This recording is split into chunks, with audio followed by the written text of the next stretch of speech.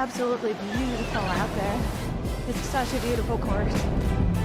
The trail running community, there's always a support for each other. Everyone in the whole crowd loves this race and loves our sport. I wanted to win. I wanted it so much. I was dreaming about it. That's the best feeling and the best result. That's why I do this sport. I'm really grateful to be at the start line surrounded by these amazing athletes. If you are a trail runner, you have to take part one time in your life.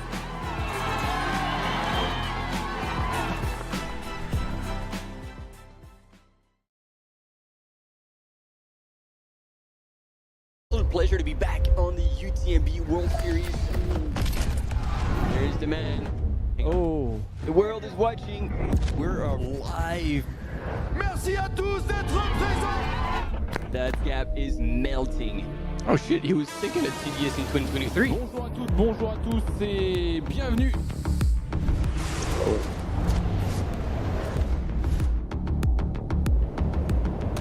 Allez, c'est parti. What a race. The mountains are calling now. Il y a de l'UTMB index au mètre carré. And it is not over. Oh no. Insane.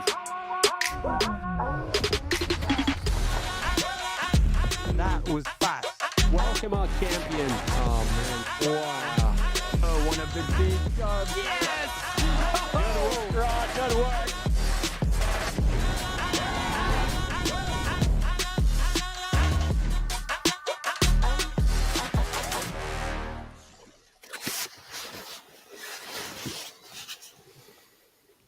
Here we go, team. Welcome to the beautiful valleys of Aosta for the Monte Rosa Trail, the 100K kicking off another weekend, 3 out of 3, ladies and gentlemen. And this time, I do have another partner in crime when it comes to the commentary. And I still cannot do it with my little thing. So, Maj, I only use your name, Maj Brackhausen. Man, do you need an introduction anymore, Maj?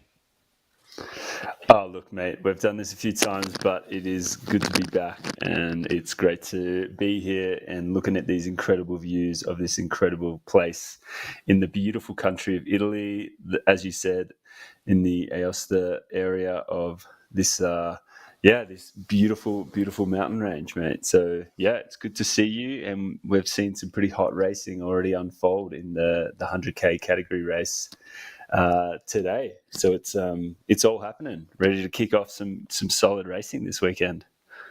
Indeed, it was pretty hot, both in terms of racing attitude as well as the weather conditions.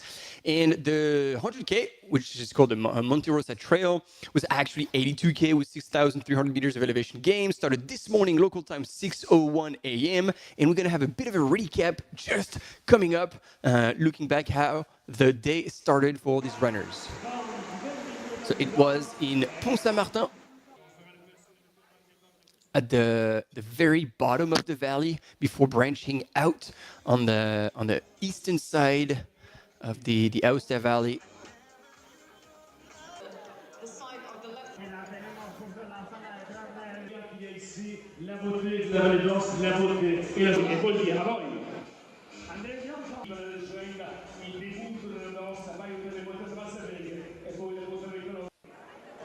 Merci beaucoup, je suis très impressionnée parce que vous allez découvrir là. Ici, d'accord, in Mont-Saint-Martin c'è immensa gioia anche nel tuo cuore, nella tua scelta, nel tuo paese. Grazie, merci a Mont-Saint-Martin.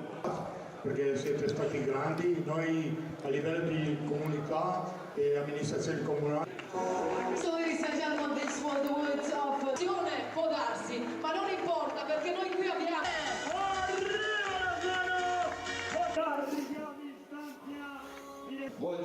And you can see all Franco Collet, the one runner that we know who's mastered ultra long distances and has reconverted into a race organizer. And there it was, the start once again, and it was already pretty bright.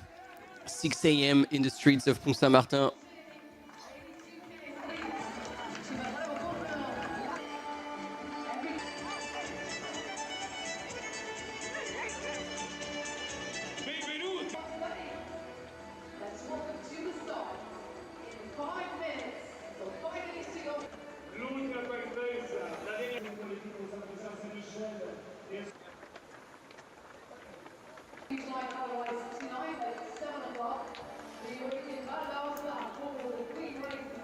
There we go. So that was just a quick recap of the start that took place this morning.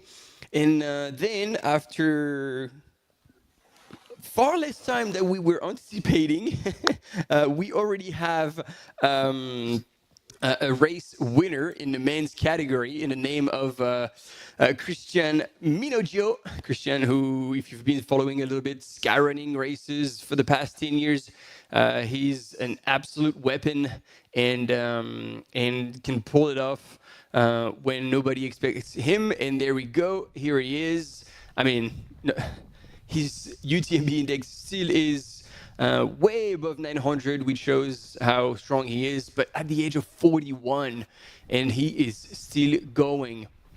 Now representing Team Fuga, and he's left no chance, Maj, no chance to the rest of the field. He goes right behind Clovis Chavot, representing Team Innovate, still a pretty solid runner, is at this point estimated to cross the finish line in 23 minutes, while Christian has already arrived for like almost 20 minutes now.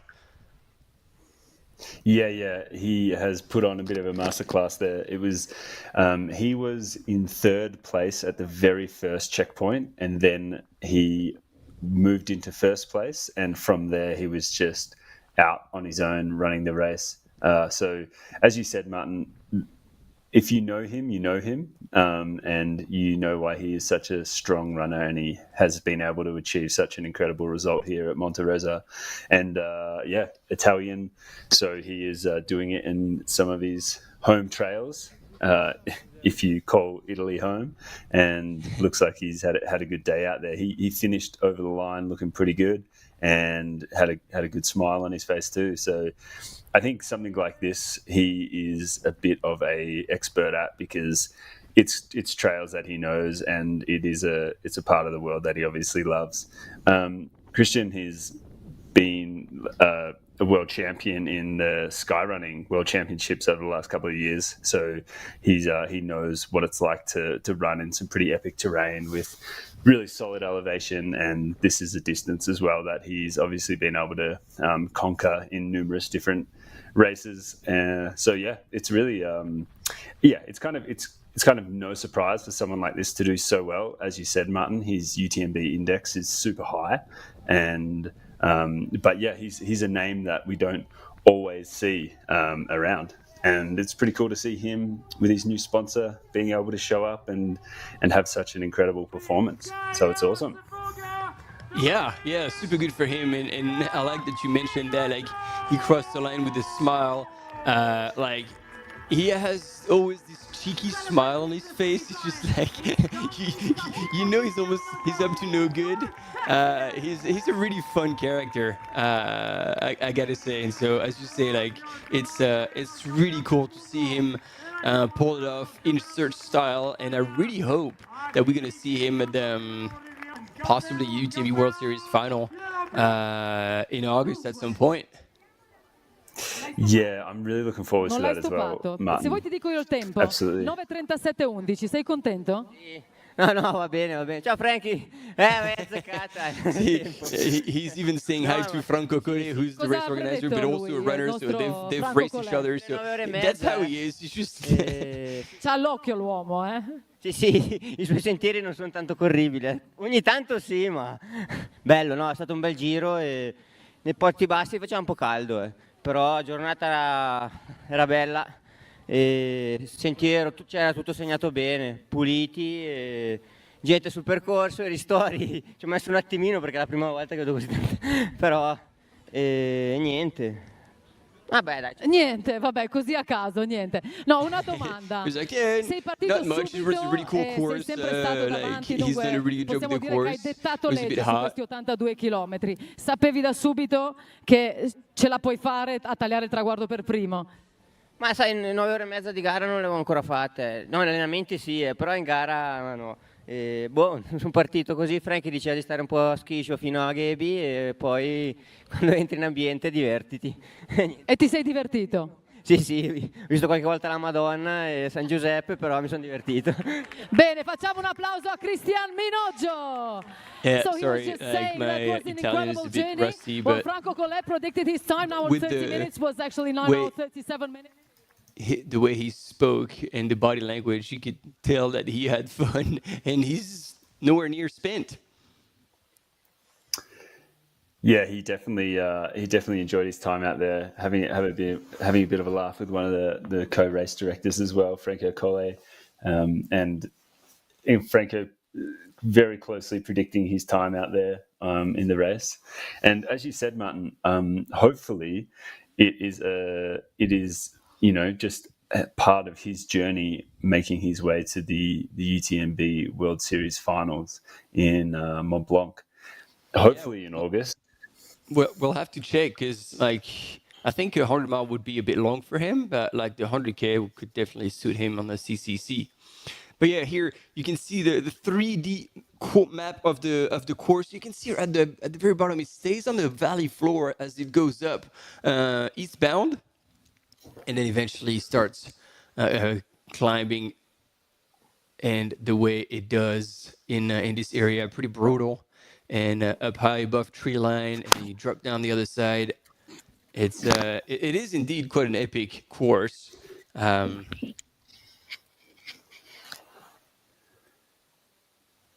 Yeah, I mean, when you look at the surrounding mountains that you are moving through, it's just stunning area.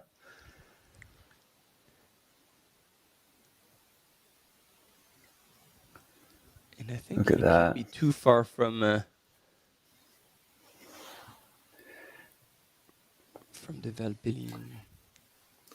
Yeah, they get quite close to the border of Switzerland, but it just entirely stays within Italy. This race, it kind of makes its way north from, as you said, Martin. It's kind of like a point to point, starting in Pont Saint, and makes its way north, and it never actually crosses over into Switzerland, but it just keeps making its way closer and closer to the border. Yeah, and it drops back down into the original valley, going south, and then Crest-sur-le-Saint-Jean, 81.4 Ks. As you said, Martin, one of Franco Collet, one of the co-race directors of this event, has been a master of the long distances. One race in particular being the Tour de France, and you can see how all of the races here this weekend they all happen in a very similar area to that very, very long, incredible race.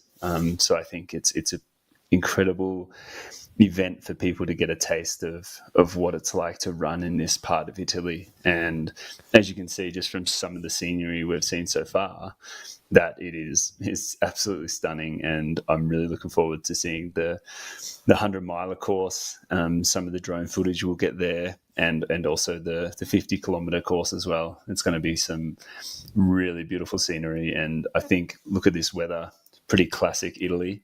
And let's hope it hangs around and allows this to be the scene for everyone to enjoy as the race unfolds. Yeah, and so as we're talking about the weather, I think they were allowed to leave with the most minimal mandatory kit. There was no bad weather forecasted, at least. And there you go. So Cristian Minoggio is the only one who has crossed the line at this point, 9:37.11, again for 82 Ks and 6,300 meters of climb. I mean, this is a pretty brutal ratio.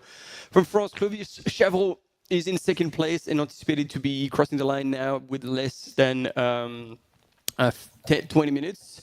And then Simon Vastlund was in third, but in Tash, and so was Andrea Postel and Benjamin Gis from Belgium. And then Mélanie Delassois.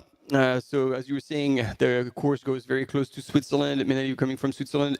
And they are all actually, I was going to say, very close to one another, but not that close. But the race is still pretty exciting in the women's race. even like while in the men's top 3 seems to be now quite settled. So there we go, our French runner in second position, Clovis Chavreau, is now running down. Oh, and actually he might be much closer than I thought from the finish line.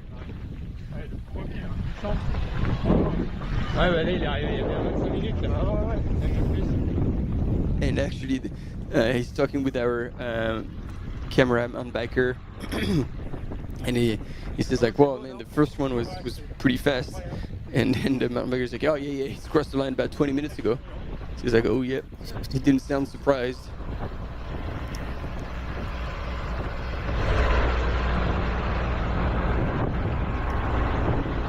And so I don't know if this is fully aligned, but the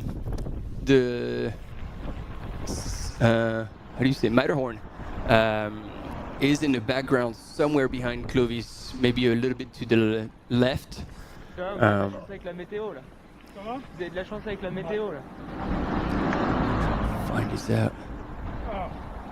C'est dur.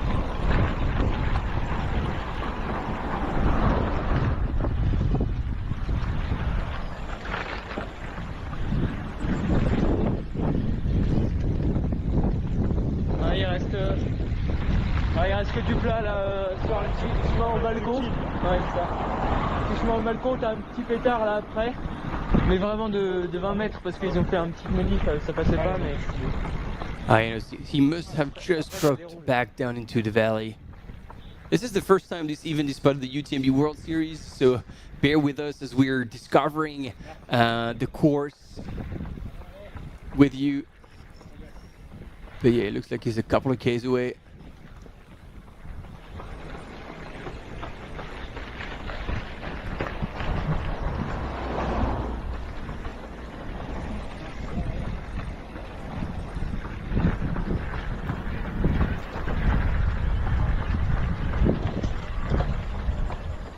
Je vais arriver au niveau du sentier dans...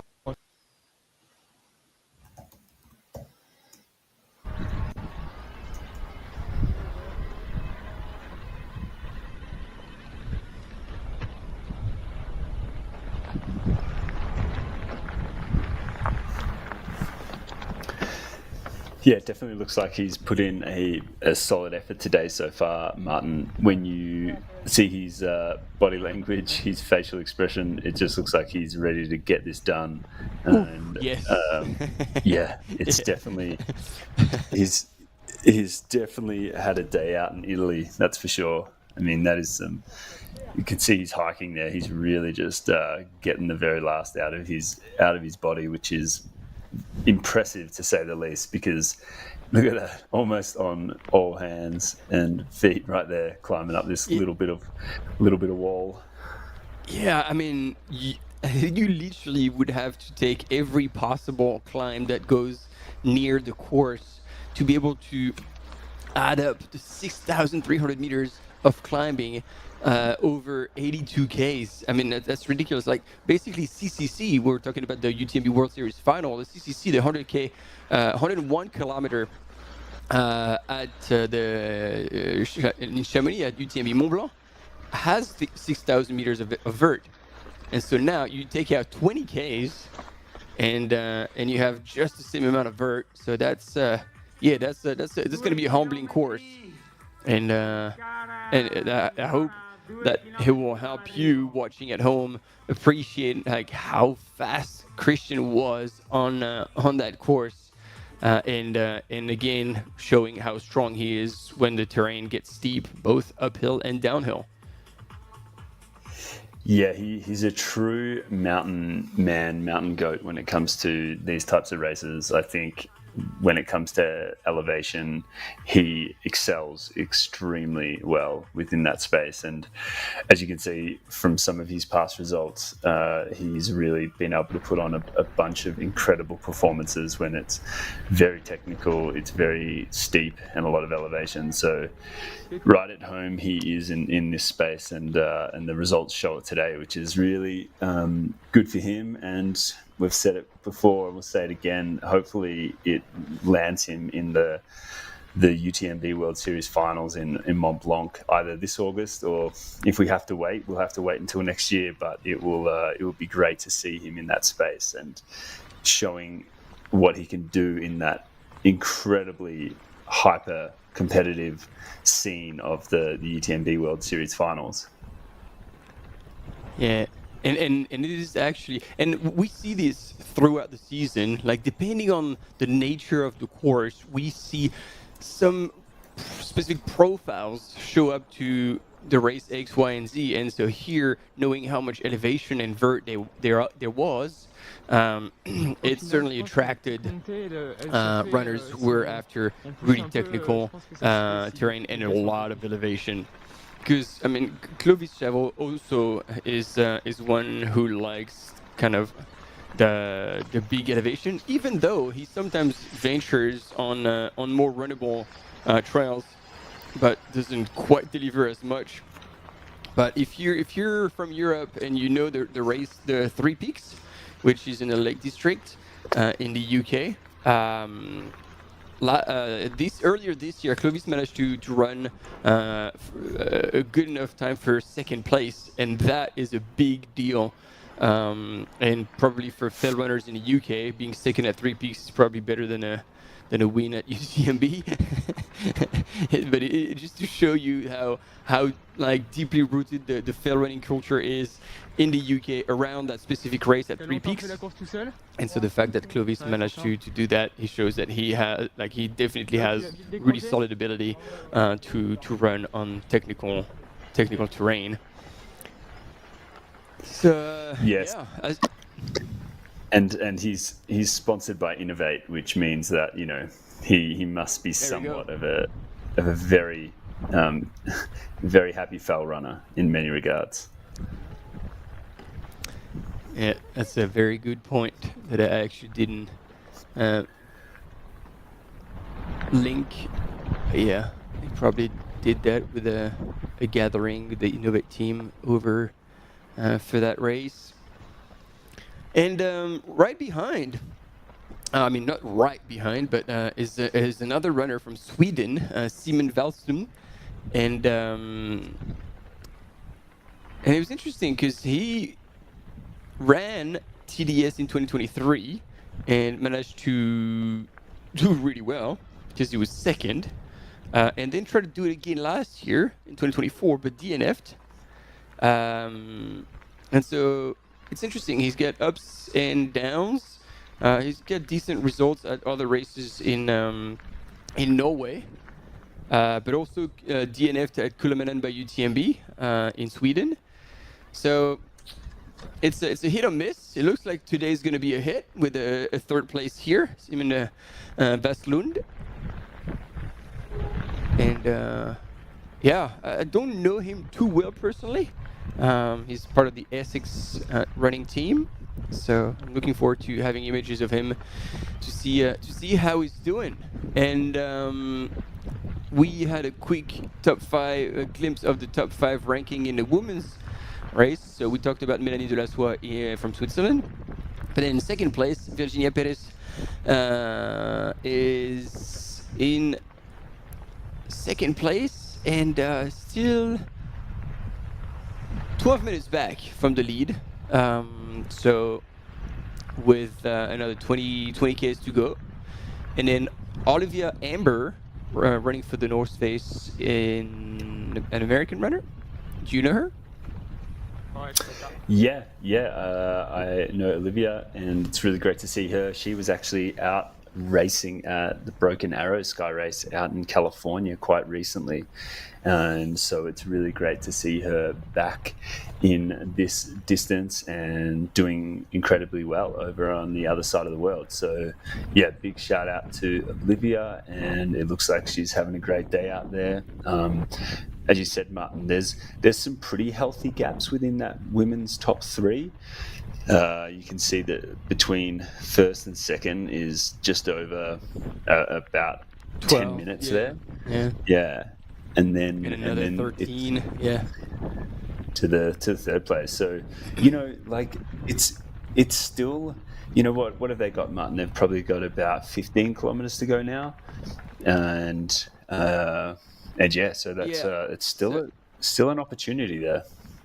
Well, that's the thing. Like, and if you look at the profile, if one of them still has her legs fresh and is really good downhill runner, they go from 2.6 down to 1.6. So there's a VK down over over 6Ks. So that's pretty honest. Then a bit of a climb. Like a 200-meter climb, and then another really steep descent down to the valley floor at 1400. So as much as 12 minutes and 13 minutes is a hard one to close, if somebody's falling apart at the front and somebody's feeling really good, this is manageable with such a race profile on the back end of that race. So, well, we're just gonna have to wait and see. And if you were with us last weekend, man, we had some thrilling, exciting, heartbreaking finishes where people were set out to take out the win and fell apart, and then some people had managed their race absolutely perfectly and then managed to come back in the last tiny climb and bring it home. So it's never done, it's never over until you cross the line. So for Clovis Chavreau here on your screen from France, it looks like the second place in this Monte Rosa trail is in the bag. But in the women's race, there's hopefully, we want to keep you guys and girls entertained and keep the action going. So we're going to be rooting for a late pass, but we'll see how that comes about. Yeah, and Martin, if you can see, like, we're following Clovis right now in his final kilometers of this race, and it is very runnable. I think Clovis is obviously tired and he's moving pretty well, but you could imagine somebody who has super fresh legs and that's managed their race incredibly well, as you've just mentioned.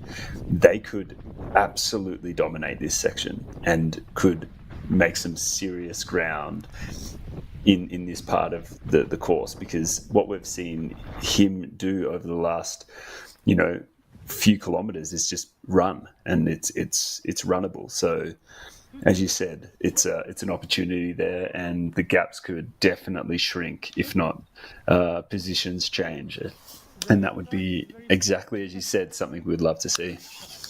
Yeah. And so here we have Sweden on the left side of your screen. We were just talking about him, Simon Vestlund.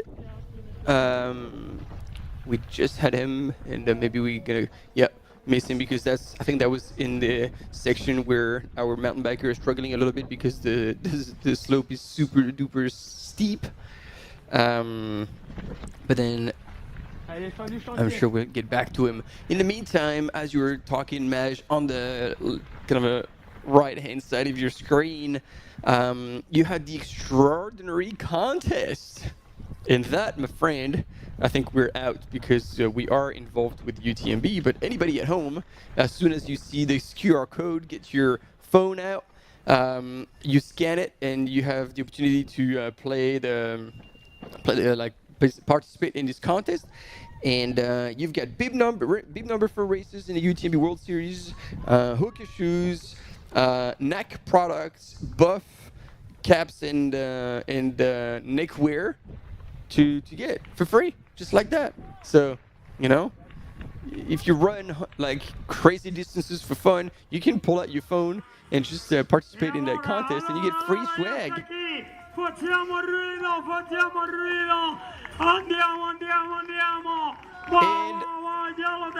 is this our friend Dippa? I was like, it sounds like Spanish.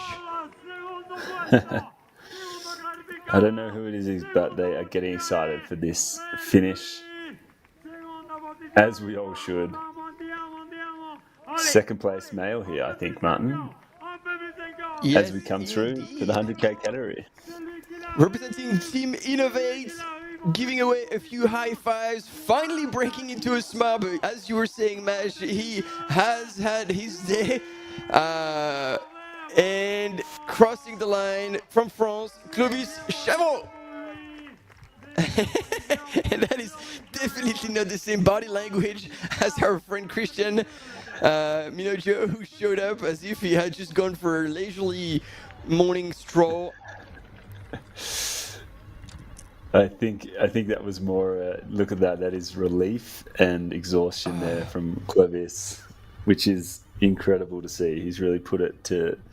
Oh, there we are. It does look like it is Depa. It is Depa. I know I would recognize that voice amongst 1,000.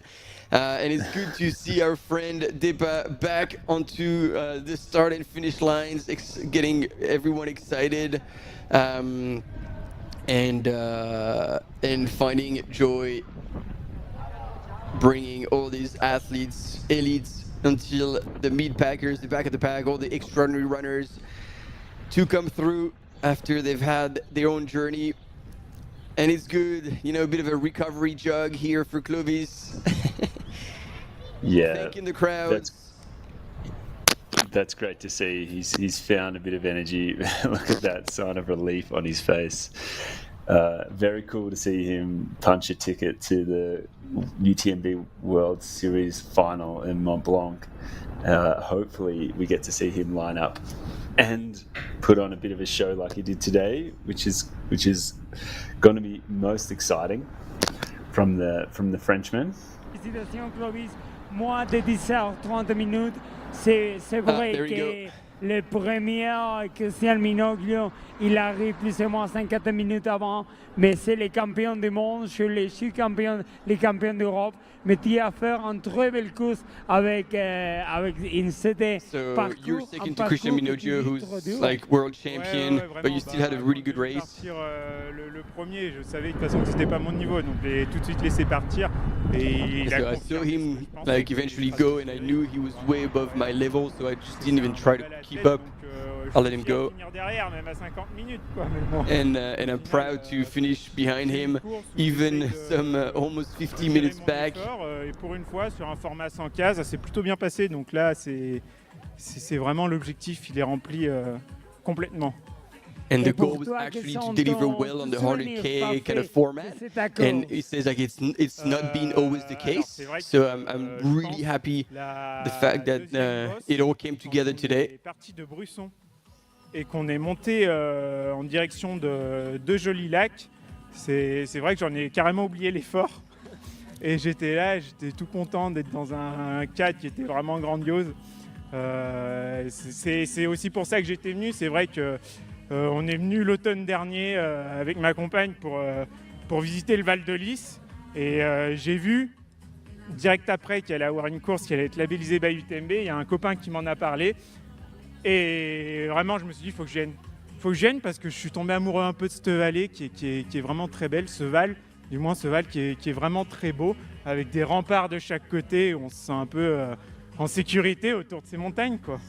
Mais tu as très bien, tu parlais beaucoup, tu parlais avec force, tu as très bien. And so he came in this region with his girlfriend last year, and he said tu as fait une très belle course. Oui, merci. He absolutely fell in love with the area, and so as soon as he heard, and actually it's a friend who told him that there was a race that was going to be part of the UTMB World Series this year in 2025, he was like, oh wow, okay, 100%, I gotta be there, I gotta participate. And so that is what brought him to this place. And Depa was asking him what's the most memorable part of the course that you can remember.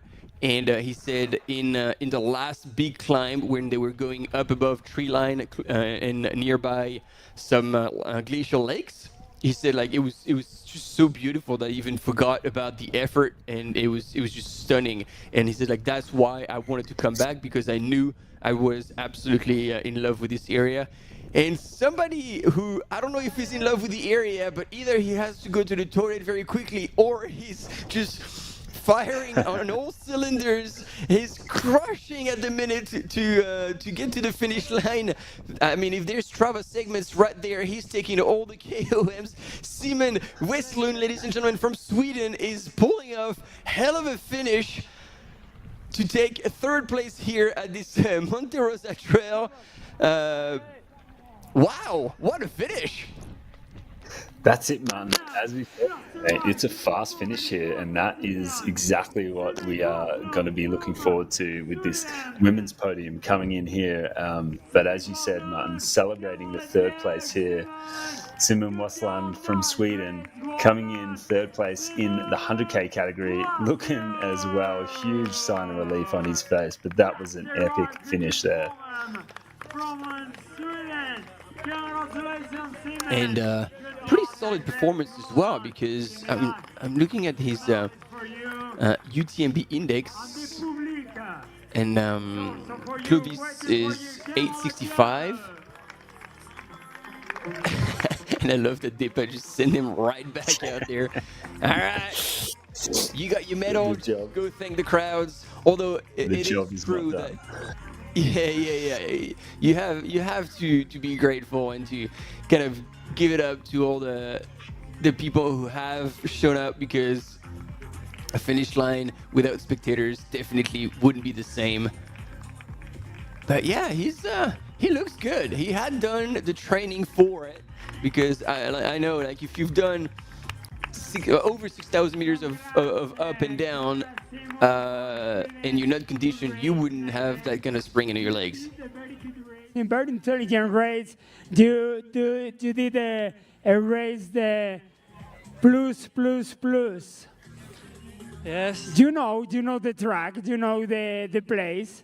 I've been here for 10 days, 12 days. Bájame un poquito la música, por favor, DJ. Música abajo. So I've been training here for 10 days, so I knew most of the track. First time I'm here, so very beautiful, very happy to be here, and yeah, amazing race route. And a great podium with the World Championship was the winner from Italy, second position for Clovis Chabrot. You third position. Good job. Are you happy with this position? Are you happy with this podium? Yes, I'm very happy with this podium. I woke up 40 minutes before the start today, not planned, so I was super stressed and I had not a good morning. So it was not a good start for the day, but I'm very happy with the end of the day. The end is perfect. Congratulations. Well, Maj, it tells us a few things. Is that, again, as an ultra runner, you got to roll with the punches, and whatever is being thrown at you, you adapt. And that, yeah, if you get up late, it doesn't necessarily affect negatively your performance for the day. That's it, Martin. That's it. And that's the case with ultra running, especially when it gets to this incredible distance and with this incredible elevation gain. You know, it really can throw some curveballs at you, and it's all about how well you can adapt to the situation, how well you can keep your cool, and how well you can just keep moving forward. You know, it's such a game of problem solving and such a game of working with the elements out there. And as you said, well, as our man Simon said, you know, you wake up 40 minutes before the start, you don't have anything ready. You just got to do what you can do and get out there, make the most of the opportunity.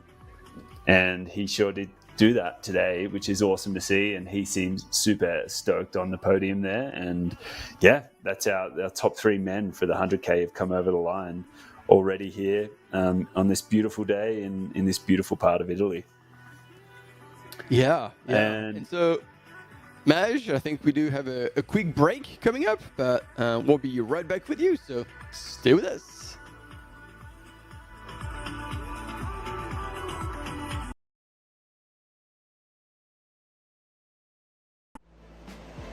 Absolutely beautiful out there. It's such a beautiful course. The trail running community, there's always a support for each other. Everyone in the whole crowd loves this race and loves our sport.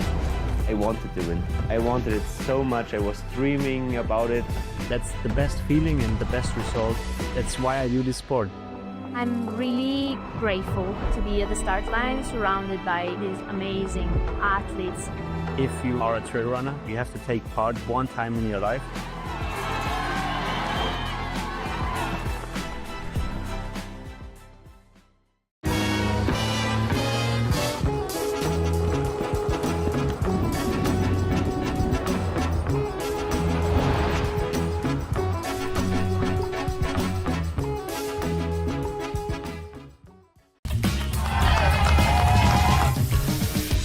We love stinky runners, but use the soap.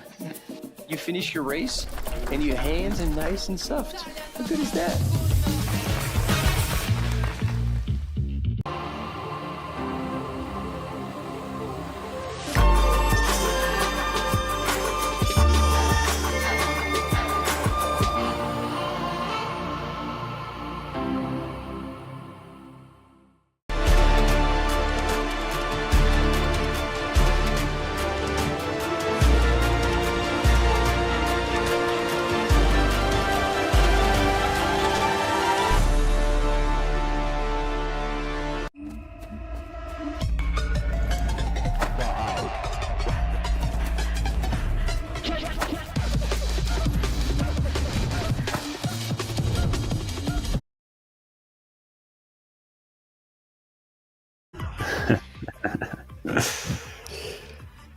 All right, team, we're back once again with this picture perfect drone shot of the valley down on the finish line in Grès-sur-les-Saint-Jean of the Monte Rosa Trail. So far, we've had, if you're only joining us now, the top 3 men who have come across the line. Christian Minogio absolutely dominated the field. About 50 minutes back, Clovis Chavreau from France, representing Team Innovate, came in second place. And in third, Simon Westlund from Sweden, and representing Team ASICS, was just 5 minutes back from second place. Yeah, it was a one-man show out there at 100K, and taking the first spot there this day. But second, third, was a little bit more exciting. And I think the body language also said the same thing, which it seemed like he was pretty fresh couple over the line there, and the two looking like it was more a sign of a relief than it was a sign of elation. But it's great to see everyone back safe and sound in the men's podium, and we are sitting tight to see the women's podium on through the last station, and we're going to get some points on that. See if any of those gaps can be closed. It is still pretty tight, and there's a lot of opportunity in that final section of the 100K category race here, and we hope that there's some racing that is going to unfold for us to have a look at and see. Yeah, Maj, and so let's take a good look at it. It is the whole race recap of the 100K that just took place. The 100K distance, once again, we go by distance. It was 82K, 6,300 meters of elevation gain. Let's watch it.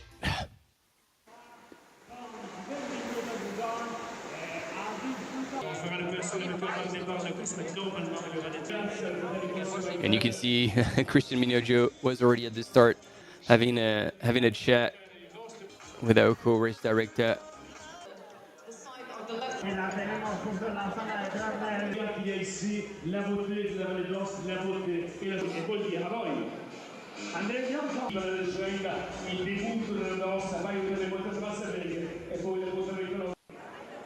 Merci beaucoup, je suis très impressionnée parce que vous allez découvrir là. E sì, d'accordo, in questo matin c'è immensa gioia anche nel concorrere nella tua scelta nel tuo paese. Grazie, merci a Monte Martin. Perché siete stati grandi, noi a livello di comunità e amministrazione comunale. So ladies and gentlemen, this was the words of Oceania, può darsi, ma non importa perché noi qui abbiamo...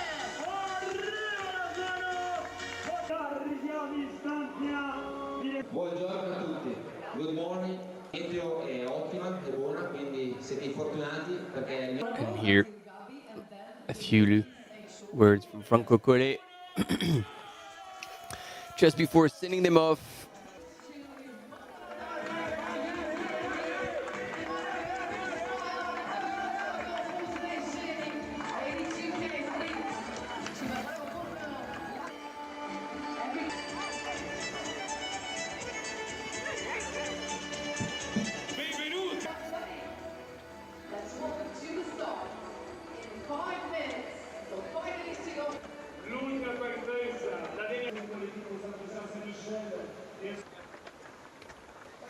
It was actually now, Martin.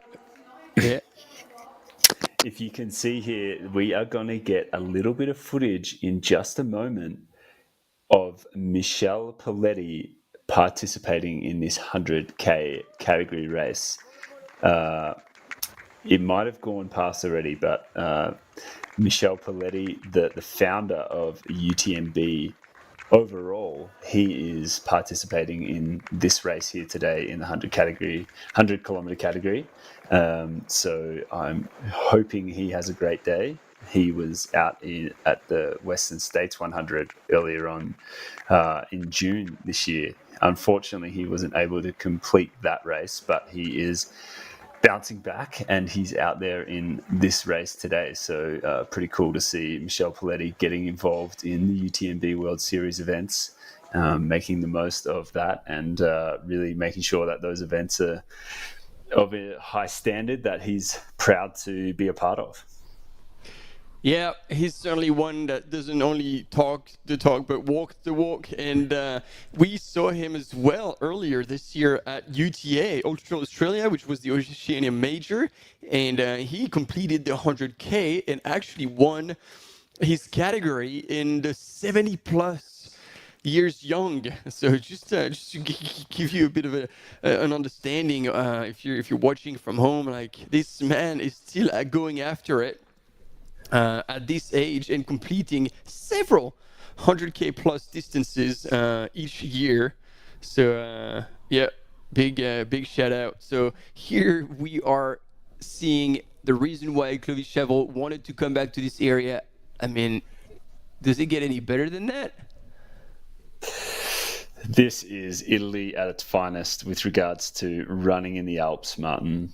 You can see it's just beautiful, beautiful scenery there, and the weather too. It must have been a pretty hot day out there when you look at the sun and the exposure of this course. And you know, those blue lakes, I bet, were very enticing for a lot of the runners, wishing they could jump in there. But yeah, looks stunning. Doesn't look like there's a breath of air either. And there's Olivia Amber running through there. She's currently in third place, so that is the race unfolding on an incredibly beautiful day.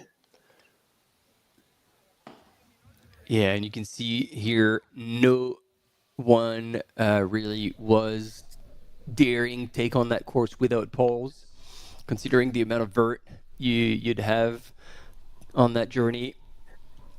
And so making good use of them is a prerequisite to be able to perform well in that race. As much as you use them for the uphill, then you would use them for the downhill to kind of lower the impact.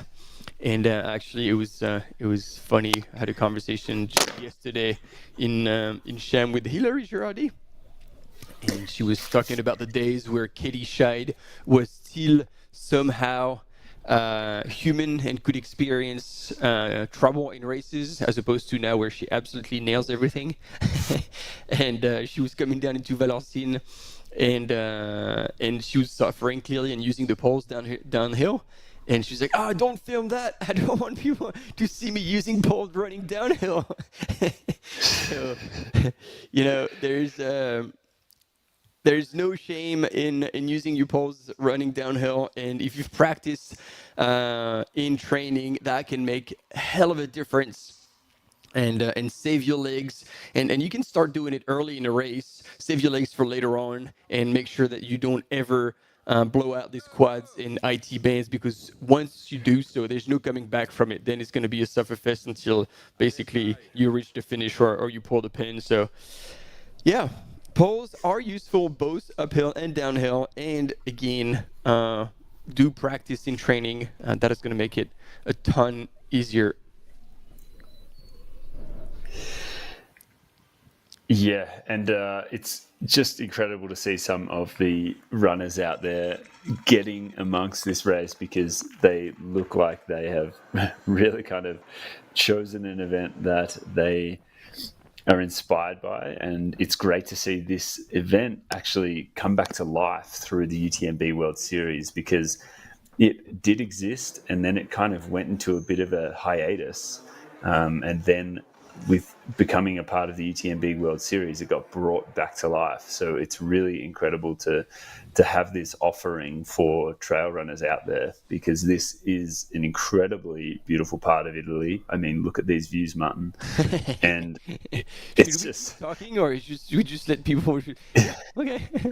Picture is worth 1,000 words, and just like that.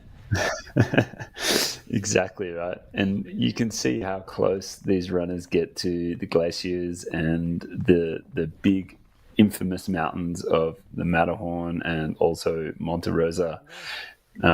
This is just classic Italian single track, and you can see why the founders of this race wanted to put this on and have created such an incredible race in this part of the world.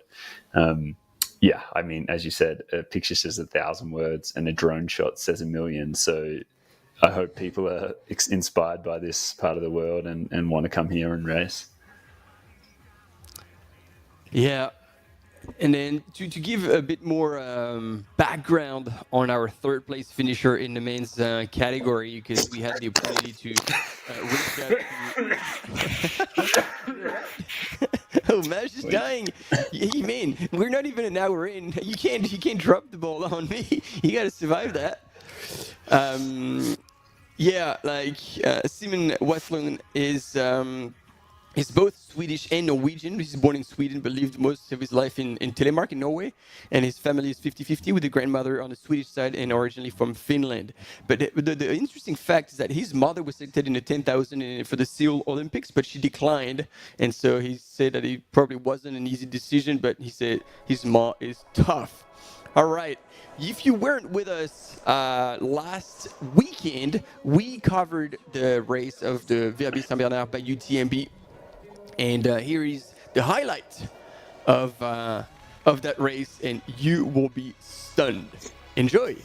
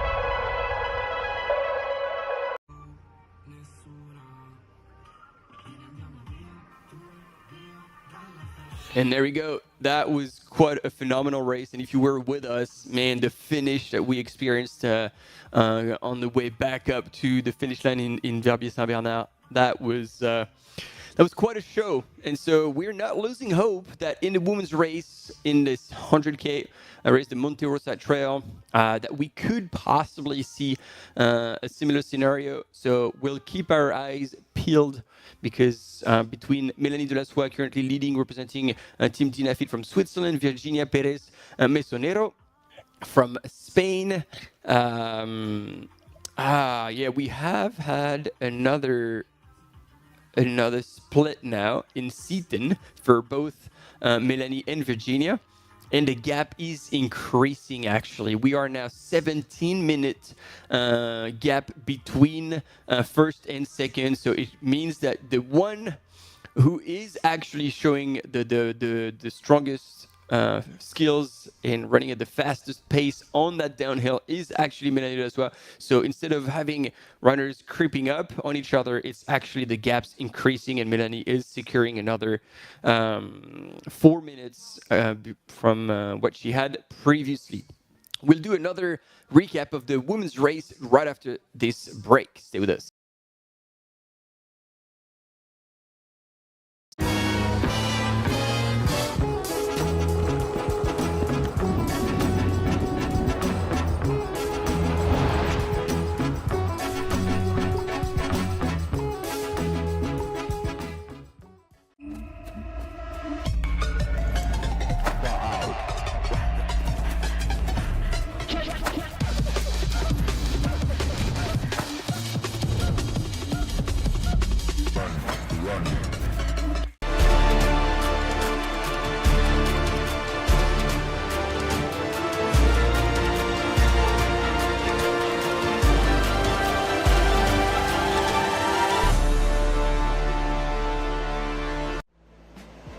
Absolutely beautiful out there.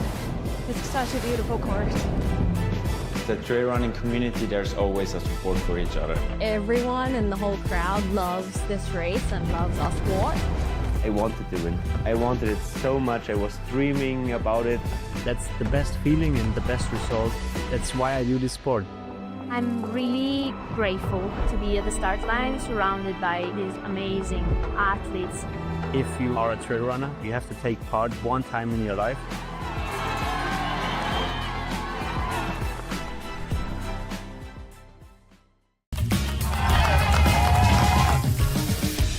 We love stinky runners, but use the soap.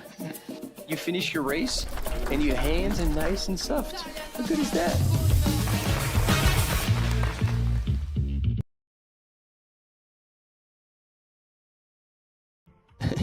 Blood. Here we go again, ladies and gentlemen. We are back once again for the coverage of the Monte Rosa Trail, and we are on the the finish line. My bad, in the little town of Gressoney-Saint-Jean, and I can hear our beloved friend Depa,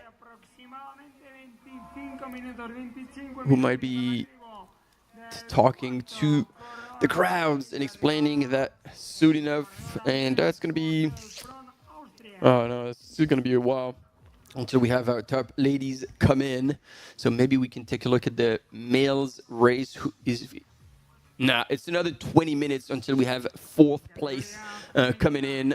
So in the meantime, we're gonna have a quick video capsule about one athlete that has made a massive difference in our sport, coming from Switzerland and representing the Team HOKA. Ladies and gentlemen, let's hear it from the one and only Judith Wieder.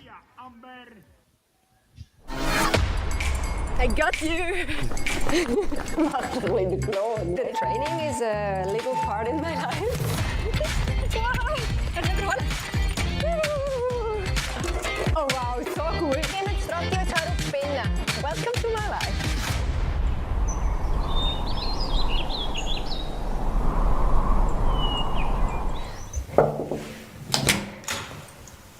Good morning all, welcome to Inside the Run. That's my place, and I need to bring these two to school, and then you can follow me along.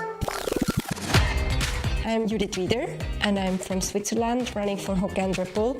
I've been an orienteer all my life, and then I swapped to trail running after giving birth to my first daughter. Then we have Lynn, 7.5. That's Jonna, she's 5 years old. Then my husband Gabriel. Happily, we are able to eat breakfast together normally, and they leave at 8 o'clock to kindergarten and school. You will probably see that training is a little part in my life. We somehow manage it. Somehow. I don't know how, but we do. It's really important to organize yourself well, to have a good communication with my husband, but also with the kids. Ja, kannst du reinschlüpfen? Lynn, bist du noch da? Ah, gut. Of course, it's probably not the easiest athlete life, but on the other hand, it gives me so much joy because it just has been so many other things going on and so many other things have been nice. Let's go for the first run. It's a 70 minutes run, easy speed, and my husband Gabriel is coming with me. If you look at training, of course, there are way better places, but I've been growing up here and it's really nice to have my parents close. And then we have a 300-meter knoll and I do kind of 95% on this knoll of all of my trainings, and it seems it works out quite well. I got you!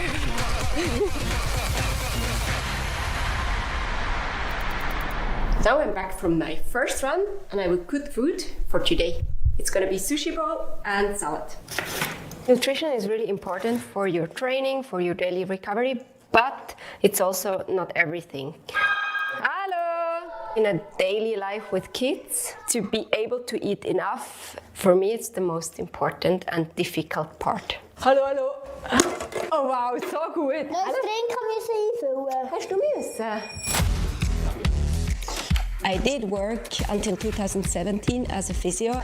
After that, it was hard to juggle like running, my first daughter, and also, of course, working. So I focused on trail running, but also on our own company, Endurance, who organizes trail running camps and coachings.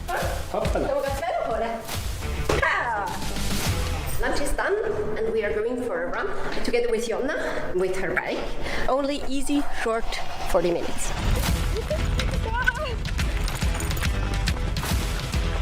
I've been a runner kind of all my life. We were like in the mountains all weekends, also hiking trips with the family. Easy run, you said? It's always a speed session with her. The second run is done. 22k today. I think it's quite okay. Jonna and Lynn are having swim class, so we're going there. As you can see, it has been a busy day. It's my daily routines and it's how it is at my place. Thanks for joining me and I'm happy to see you at OCC at the UTMB finals.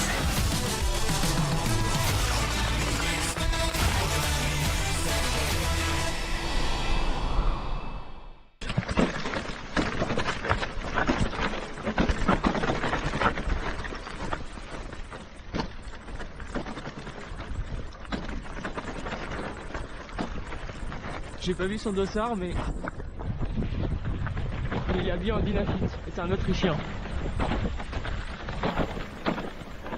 All right, we are back, and we were just talking about him in 4th place currently. Andreas Postel from Austria is on his way to the finish line, and we're anticipating him to cross the line in about a quarter of an hour.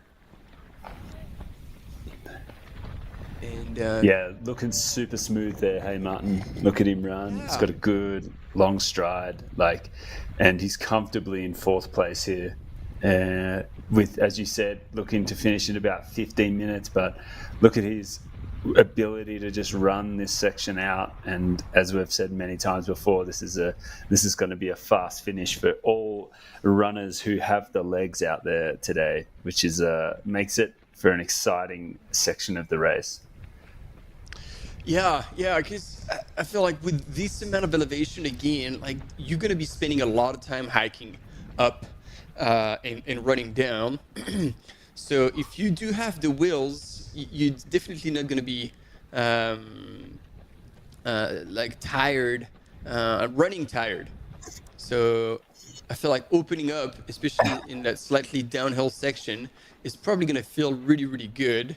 But then again, look, he probably will, more than probably, he will go through that next section that is the final kick, like a super steep, very short section on the single track. Where we've seen Clovis Chavot using his hands going up and then dropping down and then into the finish. But yeah, he's looking good. He's looking really good at that point. Yeah, he's still got a bit of energy to say hello as well. So it's just gone 5 p.m. local time, which means that, yeah, he has been running for just over 11 hours in this 100K category race, which, as you said, Martin, is 82 kilometers with 6,300 meters of elevation, which is very impressive to see someone running like this after covering so much elevation in the Italian Alps. Looking fresh and moving pretty well, Martin. But in a couple of hours' time, we are going to be tuning in here for the start of the 100-mile category race here at Monte Rosa by UTMB. And that is going to be exciting, mate. That's going to be an incredible race. And what an incredible course that these runners get to cover for 122 kilometers with 8,300 meters of elevation gain. That is so spicy, isn't it? Yes, it will indeed be a brutal course. So the name of the race, and it's going to be a nightmare for you, Maj, is called Les Sentiers des Valdotins for this 100-mile category. And it's interesting because all of these names, even the race names, as well as the names of the villages, are all in French, and it shows the French influence in the Aosta Valley and why so many runners from this area, and the one I can think of is Nadir Maguet. They speak, I mean, they're Italian, they speak obviously Italian, but their French is flawless. And so it's really cool to see like this mix of culture and languages across the line. But yes, you were seeing the stats for this race is brutal because it is the 100-mile category. But again, in terms of distance, 122 kilometers, 8,400 meters of gain. It's going to be a doozy. A doozy, but obviously it's something that, you know, when you look at a course like this, you really do hope that you get to see the best of it.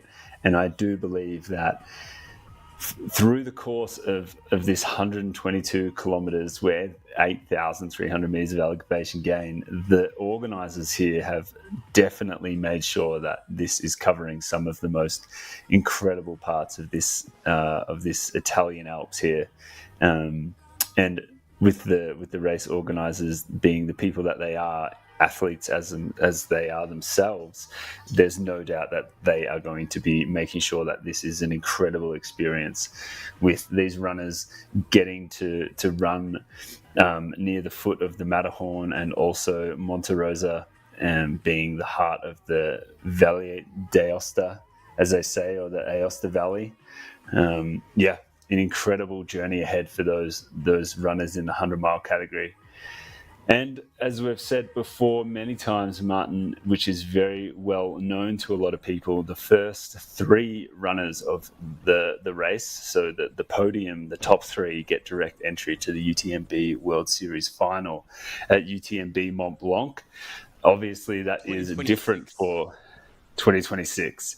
So, and that is different for the UTMB World Series majors, where the top 10 get direct entry to the UTMB World Series final. But here it is the top three in these races. And yes, that has been guaranteed for the top three men of the 100K category already today. And we are going to wait and see what happens in the females race as it unfolds. On the screen right now, we have our fourth place male who just misses out on his direct entry to that race.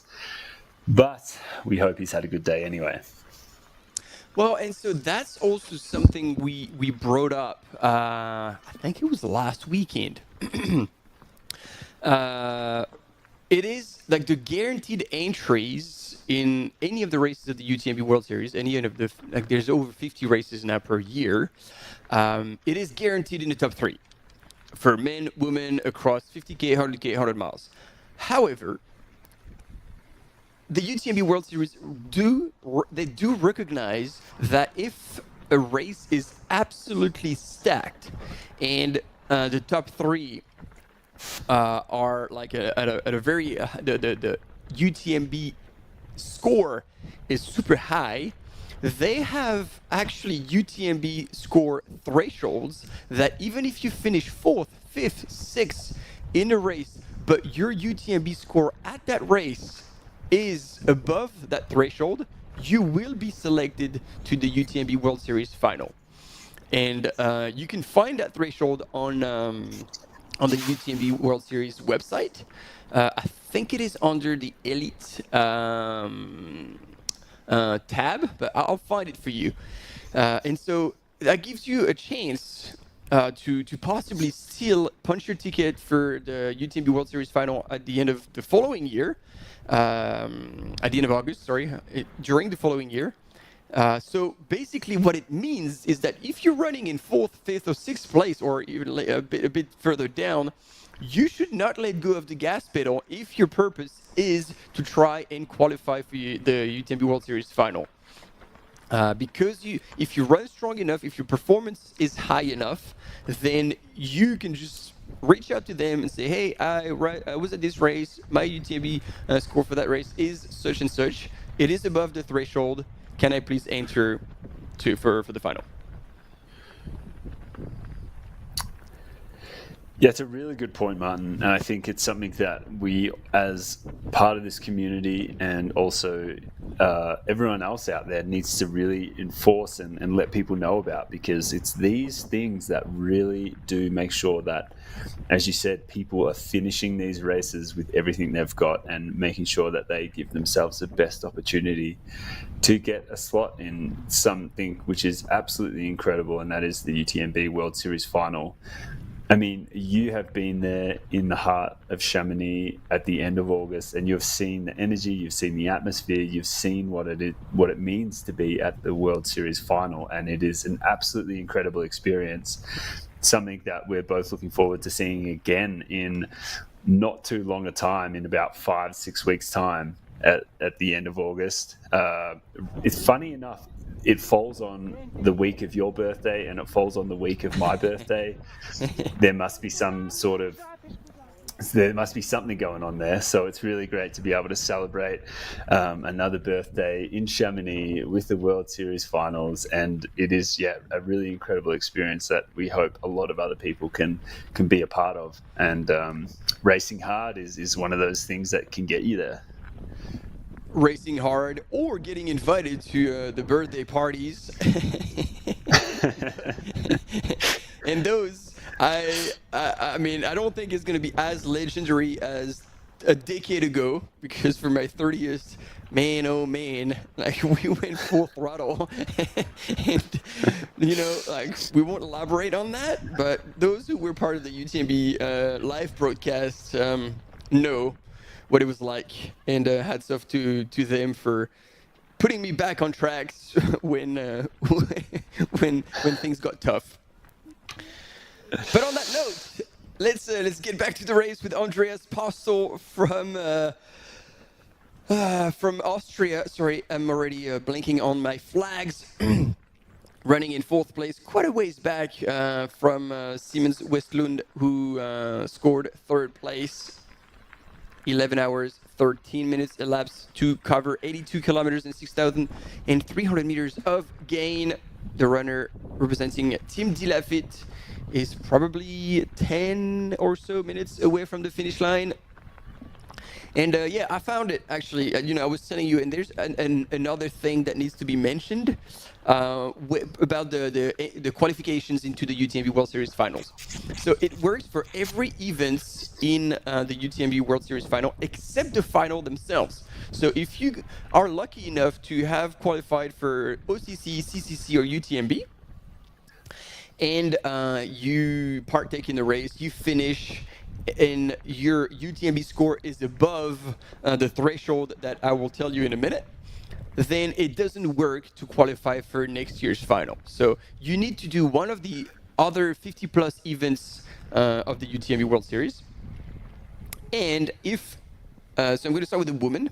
In a woman, if your UTMB score is above 680 in a 50K, you can get in. If it's above 660 in a 100K, you can get in. And if it's above 600 in a 100 mile, you can get in, regardless of your finishing position.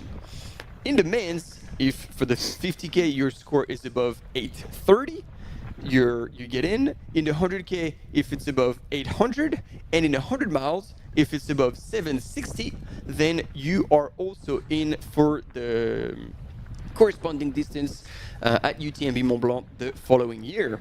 So I think it's important to know, because if you're chasing those top 3 spots, it probably means that you have what it takes to race and have a score that is above those thresholds. So it shouldn't basically keep you away from races that are extremely competitive, and you think, no, there's no way I can score top 3 in that race because it's a super stacked field. Well, it doesn't matter, because if you do score high and above these thresholds, then you do punch your ticket as well. So yeah, I think it's important to mention. Hopefully, enough people will be listening and knowing about that, so they can, not shy away from having a crack at it. Yeah, absolutely, Martin, because that's it. You want to see people finishing races at the best of their ability, and having something like that, like the carrot at the end of the stick, is really important to know, because you just don't know what getting into that World Series final and having a good day can do for someone's career in this sport. And it's really important to make sure that the competition continues to push themselves as individuals as much as they push each other.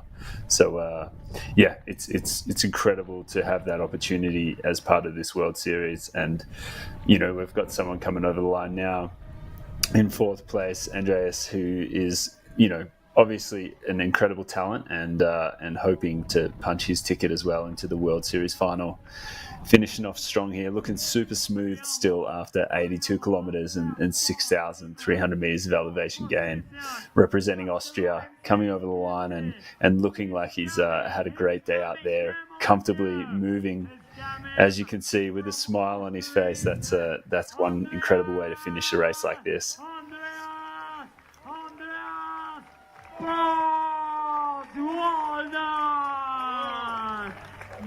Yeah, Maj, he did look really good.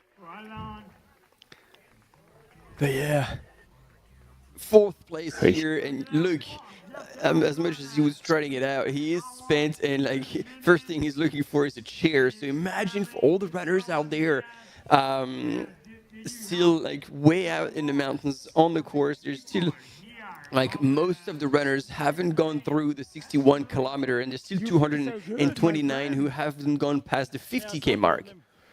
I hope the bed is not so far. But the 4th position is a good position. Not is the podium, but it's good for you.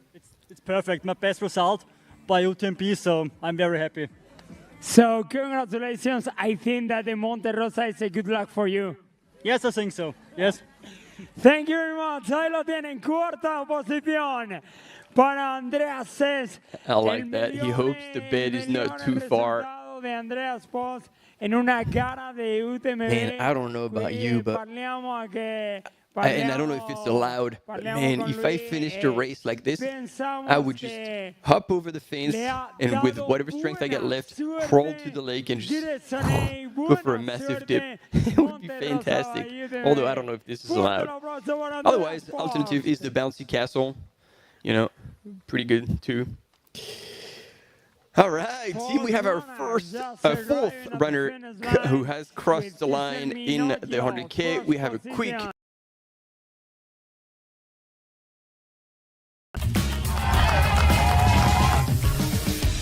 We love stinky runners, but use the soap. You finish your race, and your hands are nice and soft. How good is that?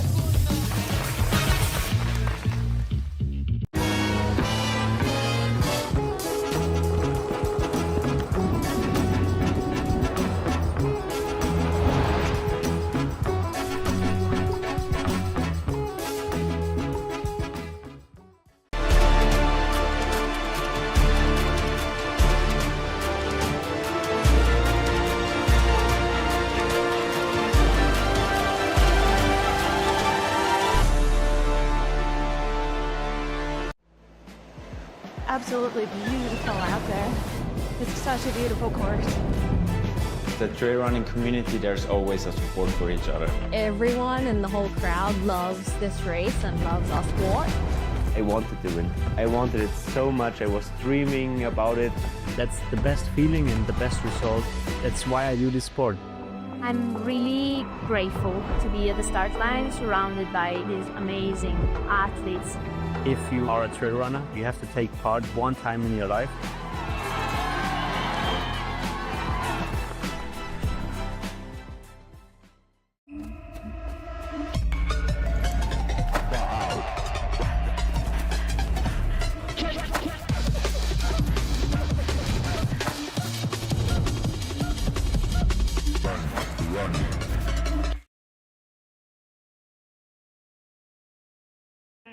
For sure.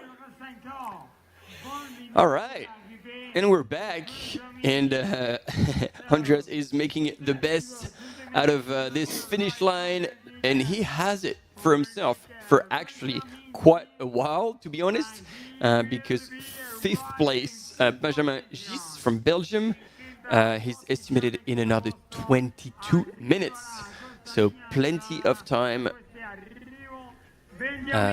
to make it. And interestingly enough, look at the flags and even the Sunto watch. It's there's a bit of a wind down in the valley. But how good is the shade provided by those massive trees? After spending a whole day in the sun. It's incredible how this finish line is just protected by these massive trees, and it's in the shade. It's like perfectly placed. I don't know if it was on purpose, but whether or not, well done, because runners coming in the shade, they can sit down. Perfect. Perfect. All right, we got quite a few of you in the chat. We appreciate you being there. The gifts of flying, that's what we like to see as well. We've got runners out there celebrating their birthday in style.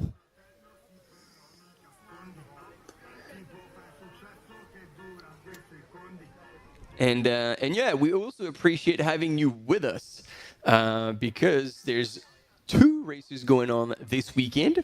And so if you landed here, you're exactly where you need to be with Maj and myself with you. So we have a quick presentation of the one and only Ludo Pommeret. On est à Cham, il fait beau, on prépare pour la petite course annuelle du Tour du Mont-Blanc, Tour de la petite montagne.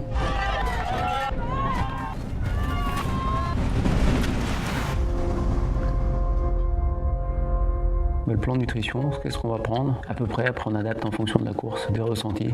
Nutrition Calculator, une version encore plus personnalisée par l'équipe de NAC. Là on a le plan de tous les ravitaillements avec ce qu'on va prendre sur chaque ravito. Il prévoit tout, donc j'ai un petit sac par ravito et je lui tends le sac le moment venu en fait. Première UTMB 2004, cette année c'est mes 20 ans de la première participation à UTMB. J'espère en tout cas faire mieux qu'en 2004.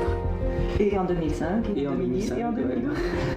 Normalement il y aura nos 2 filles, nos 2 neveux, un bon groupe. Donc on est lundi, la course est vendredi. Il y a pas mal de choses à faire avant la course. C'est une course qui met la pression, aussi bien pour le coureur que pour l'assistance. Ouais, la base c'est calculer les temps de passage, déjà pour avoir une estimation pour l'assistance, pour préparer un peu les apports qu'on va avoir besoin entre chaque point de ravitaillement. Avec un peu de marge quoi. On sait jamais. J'ai mis longtemps en fait à trouver ma diététique de course et puis je suis resté longtemps en fait sur les gels et eau. J'avais jamais vraiment calculé ce qu'il me fallait. La proposition de NAC était aussi d'avoir un suivi nutritionnel. Ils sont quand même très orientés sur l'ultra.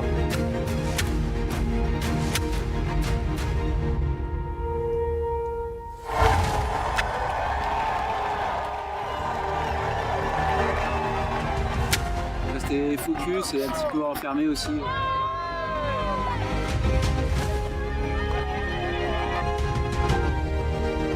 Concentré, peu bavard comme d'habitude. On sait que de toute manière il nous entend et ça nous fait du bien aussi. Pas trop mal, il est bien remonté là. Quand tu as ta plein de personnes qui te répètent tous les 10 mètres, ouais, t'es une inspiration et tout ça, bah, tu peux pas lâcher.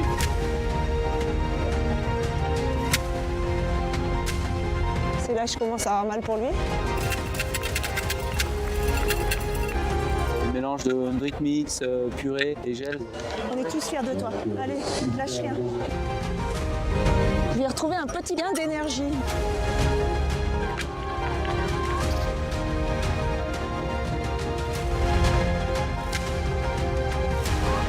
Toujours magique quand on retrouve des moments d'émotion qui sont assez intenses.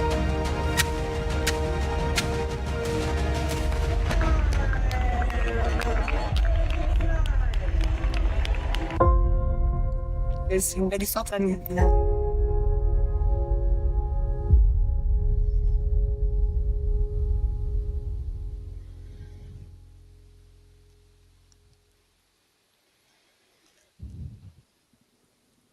What a legend. And then, yeah, 50 years young and still absolutely crushing. Recent winner of the Hard Rock 100-mile race. It's just unreal. Unreal. What's your excuse, people? Your legs don't work or something? I think...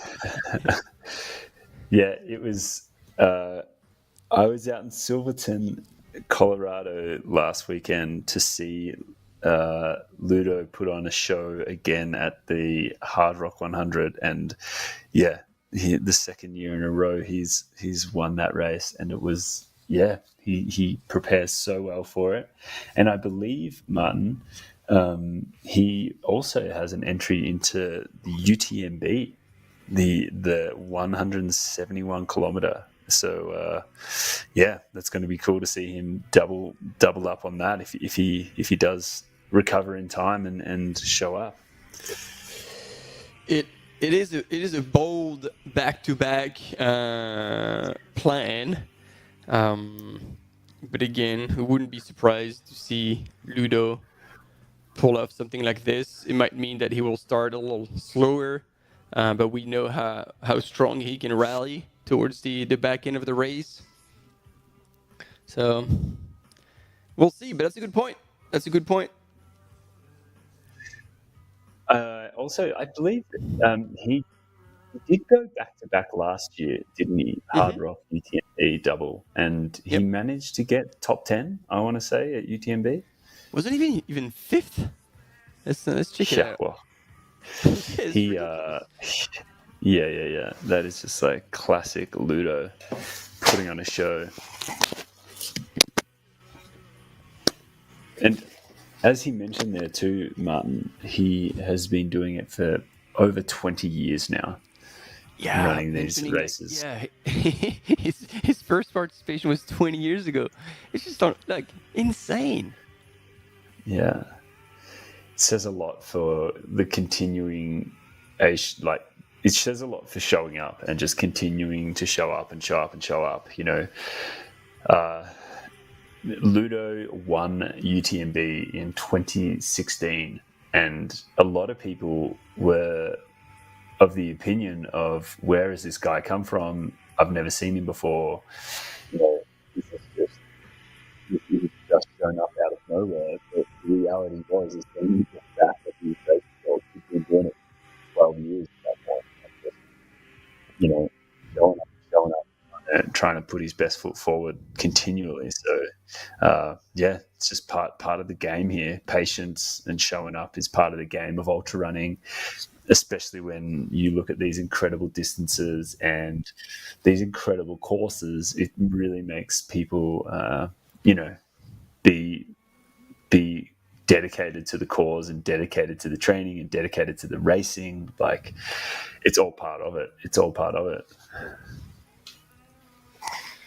It is indeed. And so he was fifth last year, and he was also fifth 2 years ago. So basically, he was able to match his performance at UTMB last year from 2 years ago, after, as you said, having run Hard Rock, and not only run but won hard rock in a course record time. Yeah, and he did that again this past weekend out at Hard Rock, and he doubled up, and just put on an absolute show. Actually, he did not get the course record this past weekend, but last year he did at Hard Rock 100. So, yeah. Yeah, and it's not like he took a random course record. That course record belonged to a little Catalan runner in the name of Kilian. Yes. Katie Scheid, though, she won Hard Rock last weekend as well for the females, and she did get the course record. She did indeed.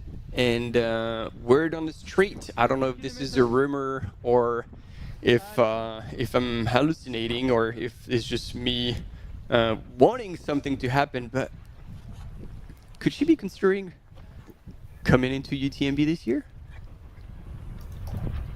Well, stranger things have happened. Actually, identical things have happened, Martin, in regards to people backing up races, and I think it's a very strong possibility.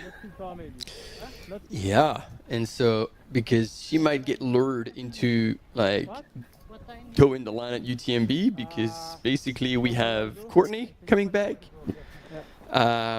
previous record holder, because Katie took it away from Courtney last year.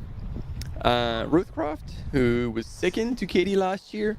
So Katie may be like, maybe that is the throwdown I want to have, because as much as, every year is different, conditions are different, like even they're small, there's slight course changes. So the only way to say I'm the best is that to actually race and go head to head with as many strong runners as you can. And so if actually Katie Scheid showed up to the start of UTMB this year, UTMB Mont-Blanc, then that is going to take away a lot of attention from the men's race, because that is where truly the massive throwdown will take place. Right. Yeah, absolutely. I mean, there's no question that a lot of people will be wanting Katie to recover well from Hard Rock and show up at the UTMB start line. I mean, as we mentioned before, Martin, it's 5 weeks away, so there's a decent bit of time, and and it's a very distinct possibility that she would do that. And as you said, Martin, there's only one way to find out who the best is, and that is showing up. But I think the other thing too to consider with that, Martin, is that I believe she has been named in the World Championship squad for the USA. So, and that was her plan. Original plan at the beginning of the year for the season was to do Hard Rock, try to do as well as she could, so she can pin that title to her Wall of Fame that we're gonna need to have a whole couloir of it, because she's just joining Courtney and a selected few to have won Western States, UTMB, Lyranian, and Hard Rock. So she was just missing Hard Rock for to have that big four title, and so she was within reason, aiming for that race, and then giving herself a lot more time to recover and focusing on World Champs at the end of September. So it made perfect sense. But then now it's that's what I've kind of heard in the grapevine. It's seeing the lineup at UTMB. She's like, maybe I'm gonna have to change plans, because you're absolutely right, Maj. She will not be able, and possibly not even be allowed, to race Worlds if she partake in UTMB, and that makes total sense, because when you do UTMB, even if the World Champs is a shorter distance, it's only 3 weeks later, so there's no way you can pull off the best possible performance for your country after racing a 170K 3 weeks prior. So decisions will have to be made. We shall see. We shall see, absolutely. If you're listening and at home, you have the slightest influence on what Katie could do, please. Now's your time. Make it happen. Send a text. Get the pressure on.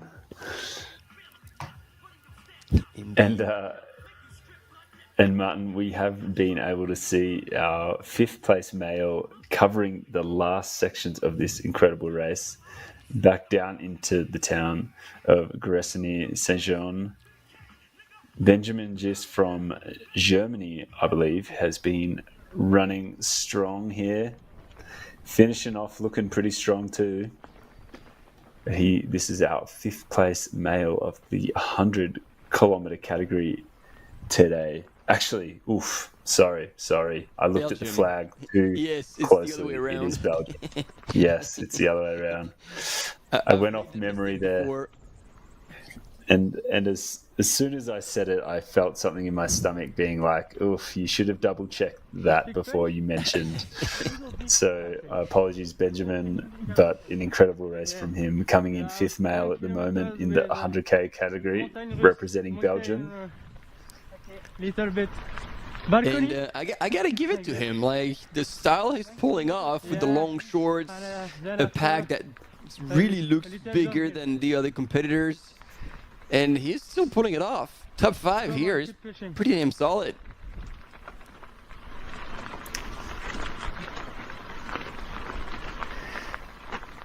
Yeah, it really is a solid effort here. Looking like he's still got a little bit of legs finishing off. Definitely not as smooth and rapid as our third place and fourth place male, but more in the style of our second place male finishing off here with just getting it done, making it count. Benjamin, no stranger to racing these distances, with some really good results in the past couple of years. So it's no surprise to see him where he is today, and especially in this distance and this category. He's had some really good results. Ultra Madeira, the 83-kilometer race there, he placed first back in 2024. The Om Trail, he placed first as well in this 100-kilometer category, a race in Belgium. And recently had a second place finish in the 45-kilometer distance, La Sault du Marquesade, another Belgian race. So he's had a pretty good year so far.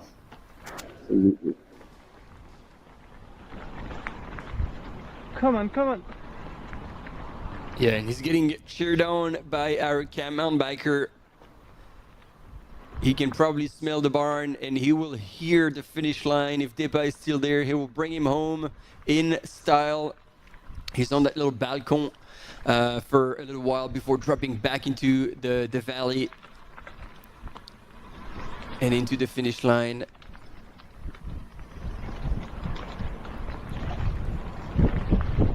Benjamin Gist, indeed, from Belgium,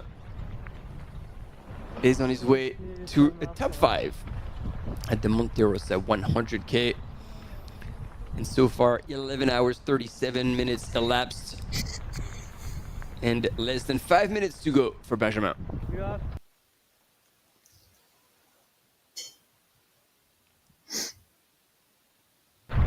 It's very cool. And he has a very comfortable gap here to sixth place male, which we expect to be coming through this same section in approximately 5 minutes or so. But he is definitely sitting in fifth place very comfortably, representing Belgium. And we don't think he is going to be challenged for this position in the race. So as long as he keeps up his movement and his style in these final few kilometers, or a couple of kilometers, he should be fine. Although we do have sixth place male on the screen right now, and he is moving very smooth and pretty rapidly, but I think the gap is probably a little bit too big between 5th place and 6th place. 6th place here is Eric Pirazan from Colombia, moving pretty well in these final kilometers. Hey, Martin? Yeah, he is. And I was just looking at the gap to see if we could possibly see a late passing. However, he is around 7 minutes back, so there's not going to be enough ground to cover for Eric to hope that he could make a move and break into the top 5. That's going to be a bit of a late effort. Maybe he will look back at the race and be like, maybe he should have pushed a little earlier.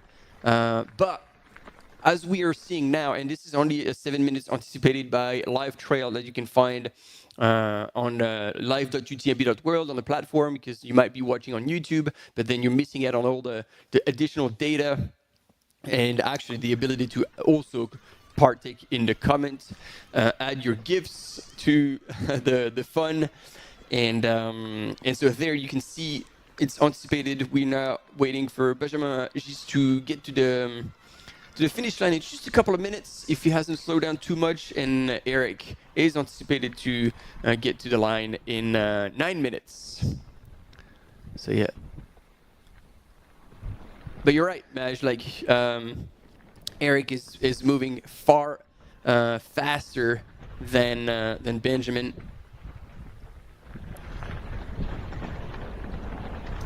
Yeah, and as you mentioned, Martin, we are looking at this live runner tracking via live.utmb.world, which you can jump onto, have a look at not only the live race tracking, you can have a look at the course profile, you can have a look at the different videos of each runner as they pass through some of the main aid stations. You can have a look at the map. You can also have a look at the amount of runners that started. In this race today, it was 753. So far, we have had 80 DNFs, and we currently have 4 finishes over the line. So there's still a big chunk of runners out there getting it done. But out of the 753 runners, we've seen just 4 of them finish, and there's a long night ahead for some of these runners, because this race, being 82 kilometers with 6,350 meters of elevation, is no walk in the park. It's definitely a tough event, and moving through some really beautiful but incredibly challenging terrain out there. As we have a cool split screen here, 5th male and 6th male on the screen as they finish off this race. They're still both moving incredibly well. With 6th place male Eric looking a little bit sharper than our Benjamin Gis on the screen right now, representing Belgium. Yeah, but there he comes. He can now see the line.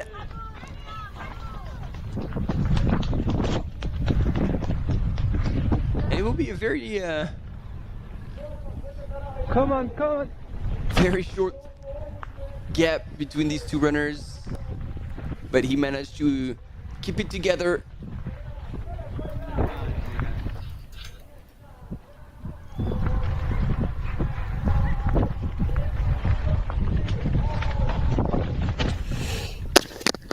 As you said, Martin, he will be hearing that finish line. He'll be hearing Depa put on a bit of a show right now, and you can see his pace has certainly picked up as he's edging closer to that finish, making sure that he gets over the line as soon as possible. And I'm sure he's going to be very relieved to get this one done.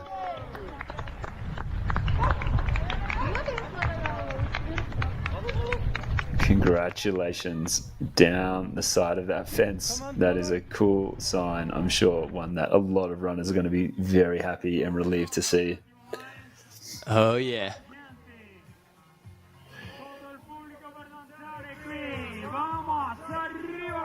Wow, look at that finish line. Look at that view there, Martin, looking up at that mountain. That's incredible. Very stoked he is. Benjamin's just from Belgium, 5th place male here in the 100-kilometer category. Big smile on his face. Yeah, it's really cool. Like see like this the genuine stoke crossing the line, like satisfied about their day, about their effort. And Deba is offering him to sit down. He's lucky because he could be sent back to the finishing chute as well. Well done. Quinta posición, 11 hours, 44 minutes, so good. A lot of different countries. Slovenia, 3rd position, 4th position for Austria, 12th position for Sweden, 2nd position for La France. Et les vainqueurs, et le vencedor, lo primo posto. And there we go, like catching his breath. What a finish.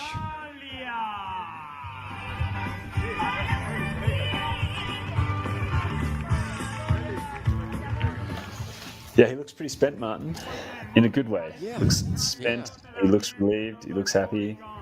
He's definitely put it all out there today. Great result, and I'm sure that sign of relief is also a sign of happiness with what he's been able to achieve out there. As Depa said, 11 hours, 44 minutes of racing. That's a long day. That's a solid day out there. It is. Yeah, like imagine that. Like you start this morning at 6 a.m. and yeah, it's nearly one full round around the clock. Big day. All right, as we have pretty good tunes playing on the finish line, we're gonna jump into a quick break, and we'll be right back with you, hopefully with images soon of the women's race.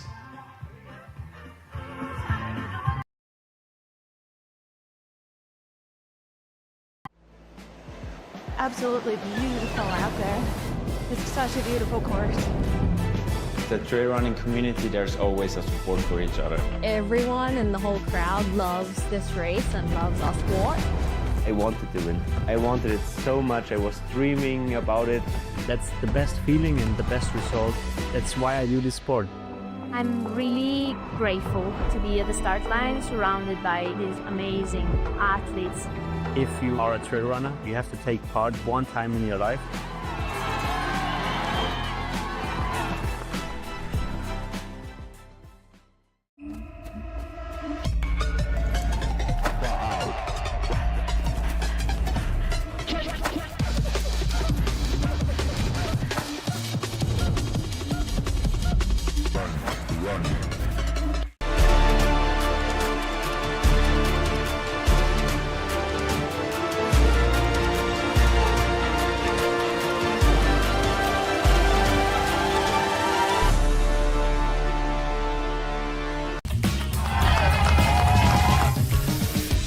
We love stinky runners, but use the soap. You finish your race and your hands are nice and soft. How good is that?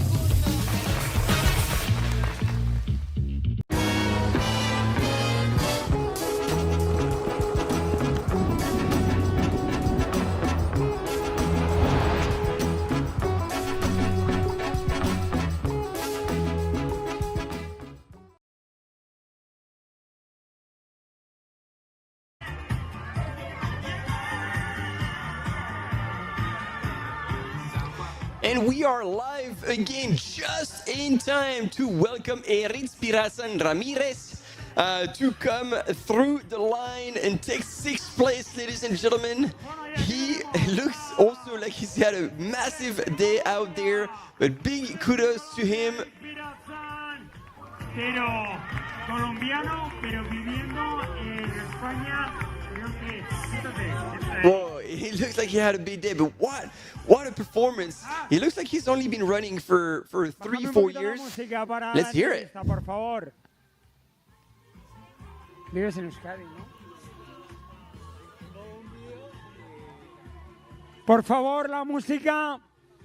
Oh, and it's good to see the runners congratulating each other. It was Benjamin Gis, sorry, from Belgium, who came and converted Eric, who just finished behind him. De la capital de Colombia, Bogotá, y viviendo en España, viviendo en Euskadi.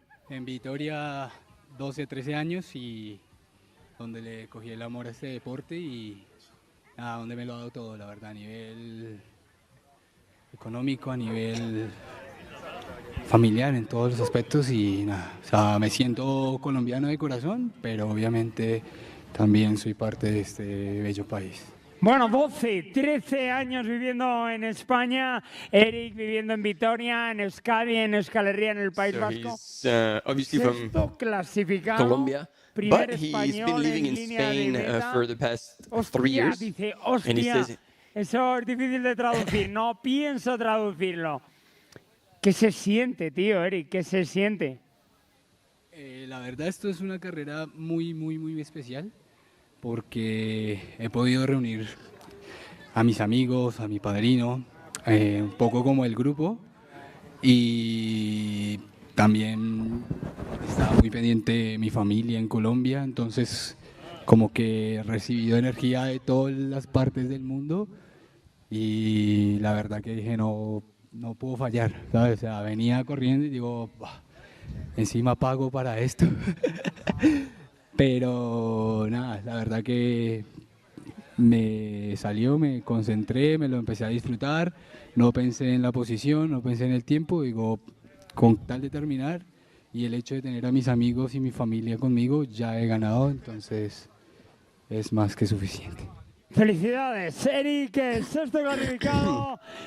So yeah, Dip asked him like how was his day and were you expecting to do so well today? And he's like, oh, absolutely not. Like I showed up here with my friends and family and we operated as a group and I went out there just to enjoy, but knowing that we had like this group of people out there supporting me on site, but also he said his friends and families following from afar from Colombia, we are cheering for him, and so he was just enjoying living, being in the moment, and there he just came out with an incredible 6th place here at this Monte Rosa Trail, and yeah, he was chuffed with that.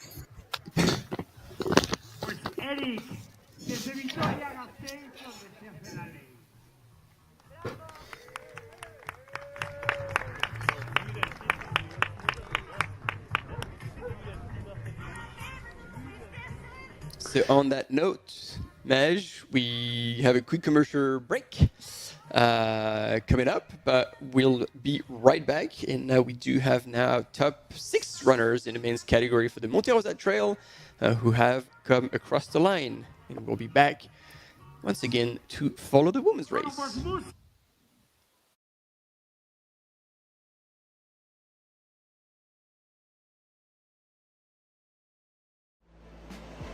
Absolutely beautiful out there. It's such a beautiful course.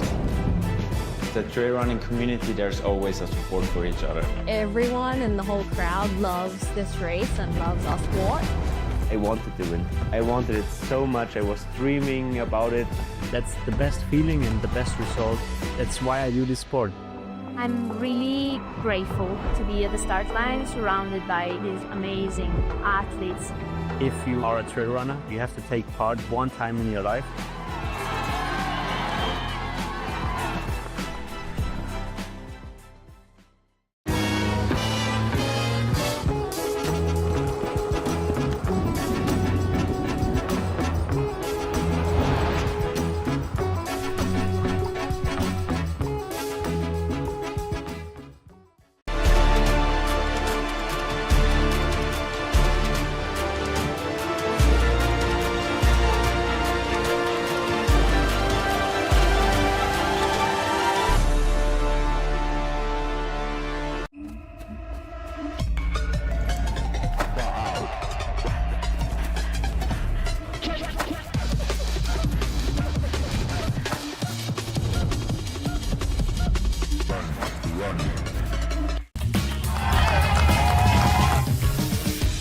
We love stinky runners, but use the soap. You finish your race and your hands are nice and soft. How good is that?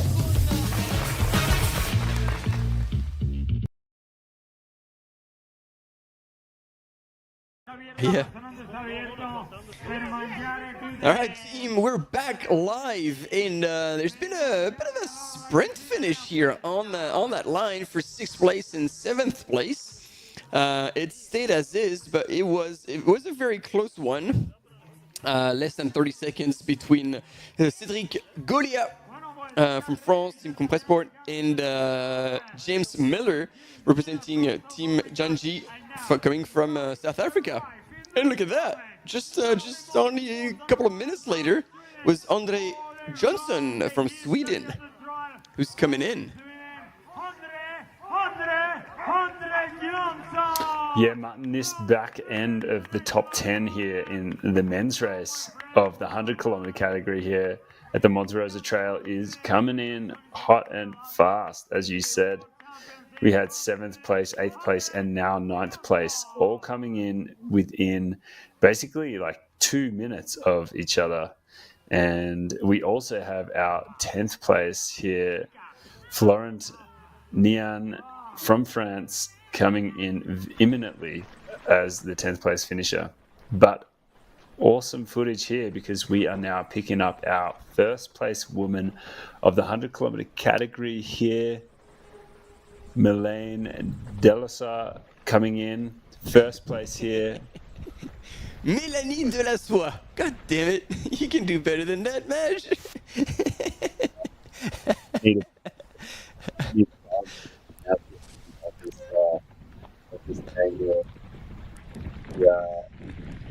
But you know what? I'm giving you shit for a good reason because I actually failed massively because I just announced Andre crossing the line as if he was a random, but I know him very well and I actually did not realize, I didn't remember his family name. Andre Johnson is a veteran of trail running and he's been doing the HOKA World Series for like over 10 years.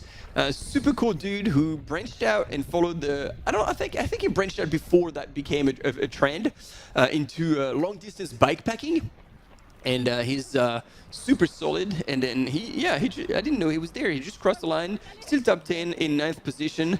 So good on him. Again, let's get back to who you were saying, Mélanie Delassois from Switzerland in the last section, and we were anticipating possible passes, but she is not going to be passed. That is a guaranteed fact, ladies and gentlemen, because she was not only running extremely well in the downhill, but look at her go on that straight flat part of the valley, and she's even chatting with our camera mountain biker. Yeah, is that a sign? Is that a smile of happiness, or is that a smile of sheer relief going on there, Martin? It's hard to tell, but she's moving, hey? Let's see if I can hear anything of the conversation. Oh yeah. Oh, c'est super beau. C'est une de mes... Okay, so we've transitioned to the finish line to see our 10th men finish, but before that, Mélanie was chatting with our mountain biker, and she was actually talking about the area. So she's talking about a completely different topic, not even about the race or anything that could be going on behind her. So that probably will answer your question. It was probably closer to a smile than a grin of suffering.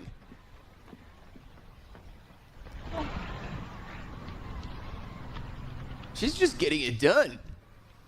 Getting it done here as we see her approach this wall, as we've now seen numerous times before following the final top 10 men come up this section. Will she break into a hike? Yes, she will. But she's still moving with a lot of purpose here. Hey, Martin, first place female here in a 100-kilometer category race. Well, yep. She's definitely as a shock. Like, these runners, I don't think anybody anticipated that there was going to be such a steep, mean climb. As you know, you start to break into a run, you're in the valley floor, you know this is the last stretch, and then all of a sudden it's like wham! They've put this cheeky wall to like just make sure you don't make it home too easily. Yeah. An incredible job for the mountain biker cameraman as he has to get off his bike and push it up this hill. But what we have seen, Martin, is it is very runnable from here. And looking at Melanie and her running ability for this last little section, I dare say she will be running every step when it does flatten out after this little wall is completed. And she's back to it now.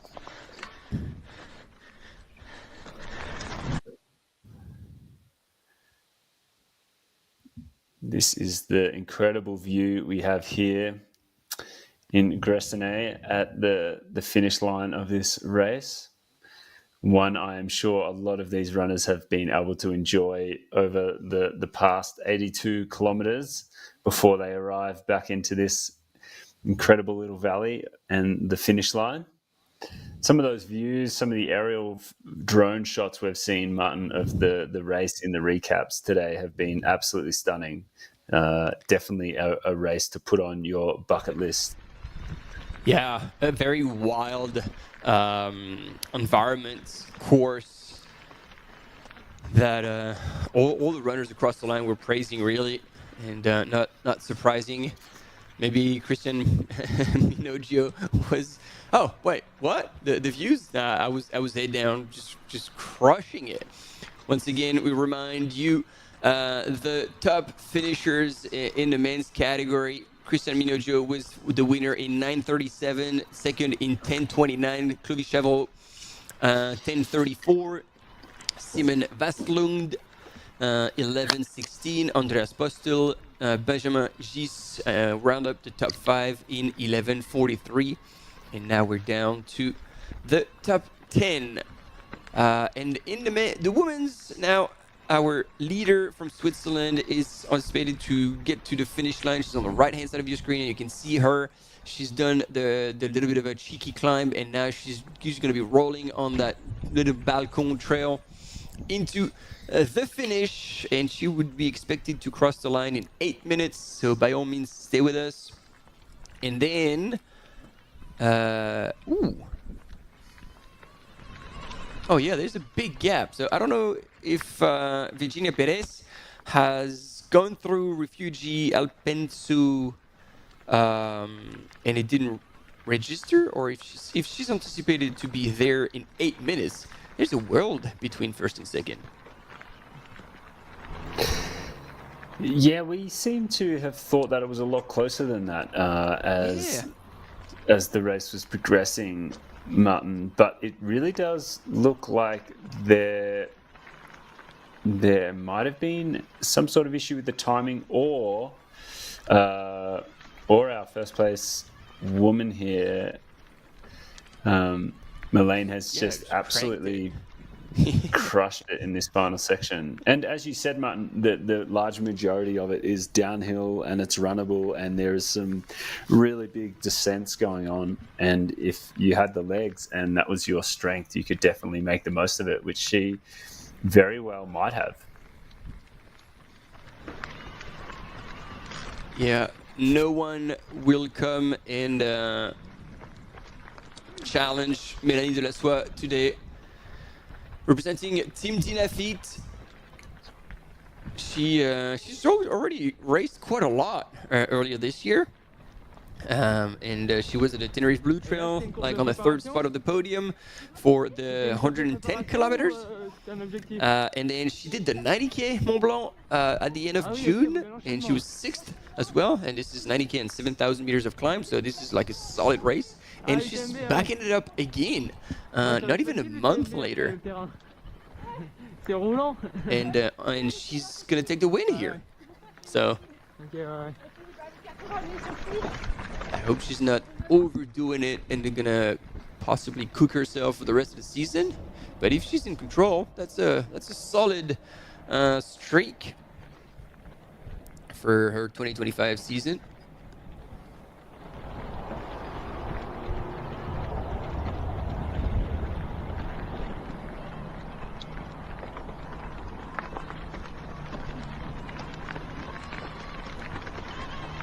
And as we were telling you, at the moment, there is also the Eiger Ultra Trail going on this weekend. And so we will be live with you tomorrow to cover the rest of the 100-mile race here at the Monte Rosa Walserwaeg.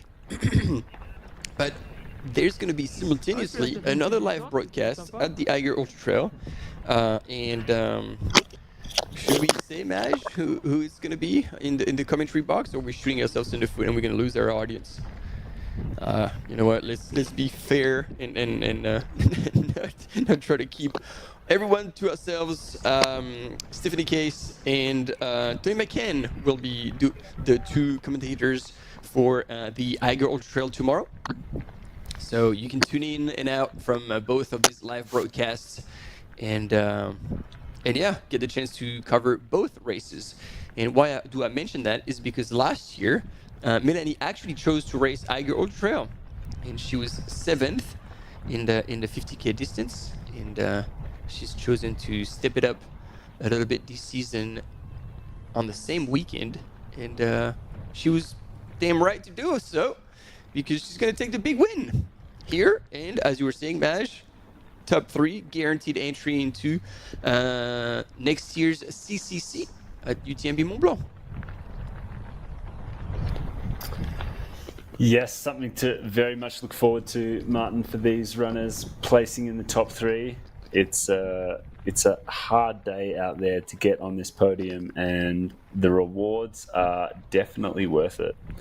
Being able to compete in that UTMB World Series Grand Final at the end of August, it would be an incredible pleasure to stand on those start lines.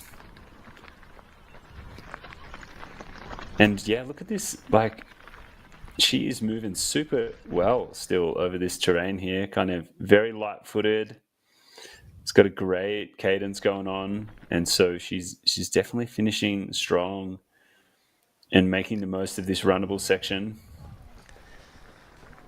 Yes, so basically she's pulling off the performance that we were hoping to see in the 3rd place or 2nd place. So we would have seen like further development, let's say, in the rankings on the back end of this race. But now she was in the lead, and she's just confirmed in that last 15 kilometers that she is the absolute best on this course today.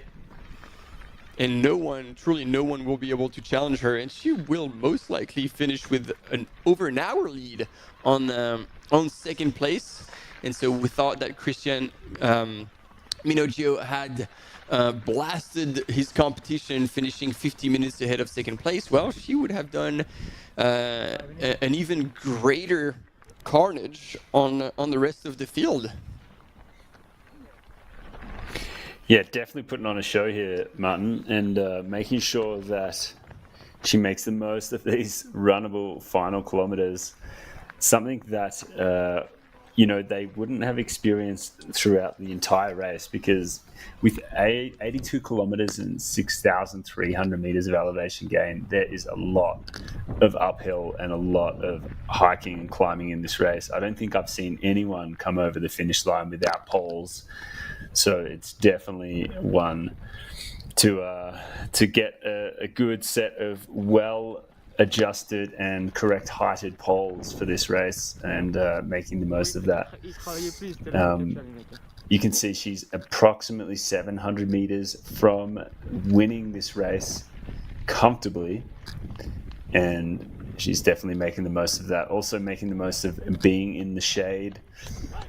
On this side of the valley, you can see that the sun is definitely out and really roasting that other side of the valley over there. So I'm sure that relief from the sun is welcomed as well. A lot of the footage we've seen from this race today has been up in the high alpine area with a lot of exposure, and it's been an incredibly sunny day out here, which I believe would be feeling very warm for these runners as they cover this terrain. So it's a nice chill finish in some regards for our podium and our top place finishes today. There is going to be a lot of finishes rolling throughout the night, though, Martin. There is still a lot of runners out there.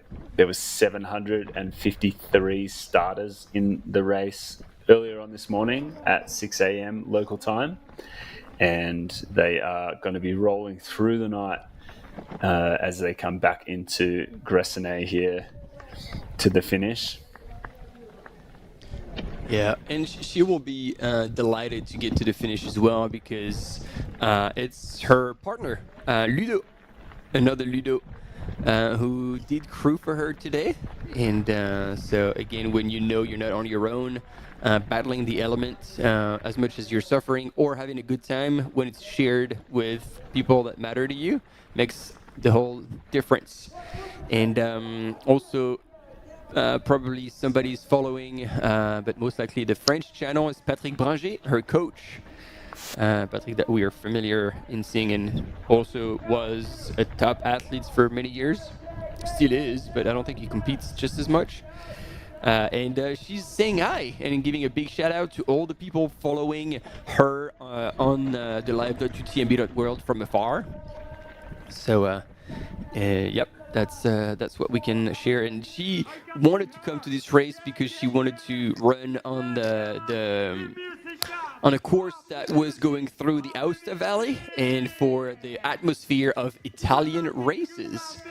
So she knows that they have it dialed, and it is no exception. There she is, and entering the finishing chute, ladies and gentlemen, your first woman in the Monte Rosa Trail, finally breaking into a smile, still chatting to our camera runner. 82K, 6,300 meters of elevation gain, 12 hours, 11 minutes and 55 seconds. Look at that. Final stretch. Let's hear it from Depa right on the finish line to welcome the runner from Switzerland, Mélanie Delassois.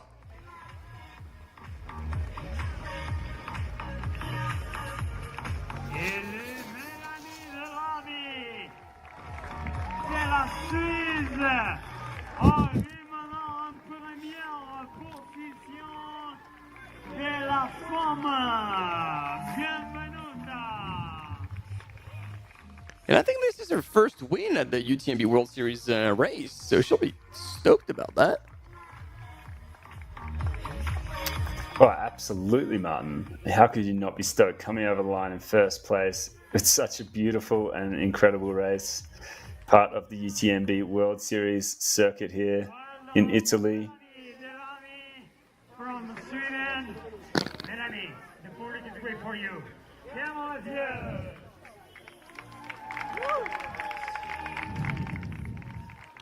And getting sent back out down the finishing chute, giving out some high fives after running for 12 hours, 11 minutes and 26 seconds to take first place here at the Monte Rosa Trail.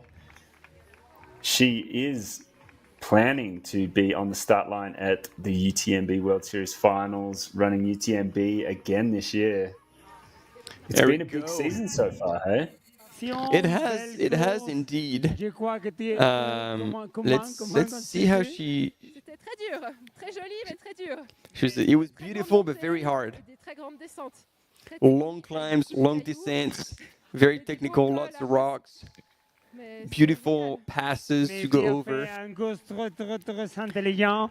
Tu marques la différence entre toi et Virginia Brennesonero, la course espagnole qui vient derrière de toi. Et tu as fait une très belle course. Tu as fait plus de douceur. C'est ton idée? Non, je pensais pas en fait arriver à battre Virginie. On était ensemble au début jusqu'à. So she was together with Virginia, and she didn't think that she could beat her. Mais je pensais toujours qu'elle allait revenir, mais elle est pas And revenue. she managed to actually pull away from her in the downhills, but she was always expecting her to come back to her. Tu habites à la France? J'habite en Suisse. Ah, oui, c'est vrai.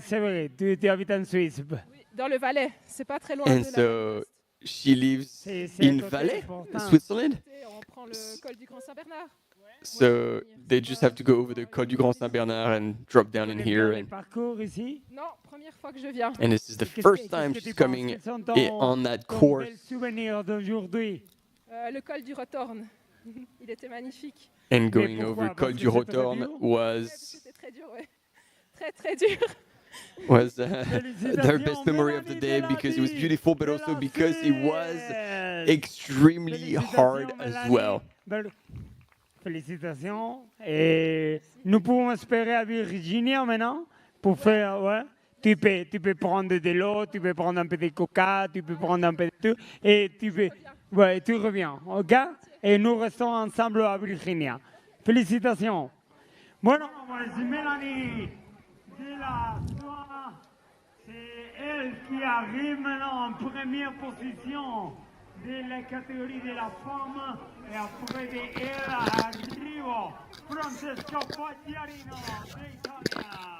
Martin, incredible effort there, and I'm sure she's absolutely pumped with that result, because any podium and a win on the UTMB World Series is an incredible achievement, hey? And we're going to have a quick commercial break, and we'll be right back after this.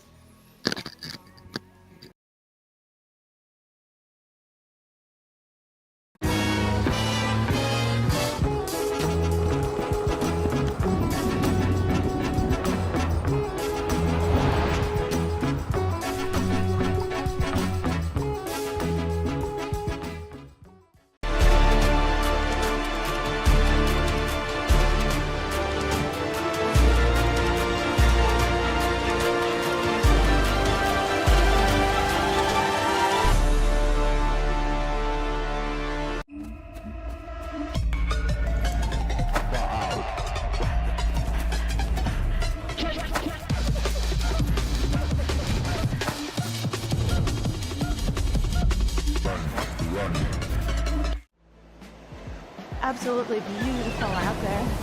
It's such a beautiful course. The trail running community, there's always a support for each other. Everyone in the whole crowd loves this race and loves our sport. I wanted to win. I wanted it so much. I was dreaming about it. That's the best feeling and the best result. That's why I do this sport. I'm really grateful to be at the start line surrounded by these amazing athletes. If you are a trail runner, you have to take part one time in your life.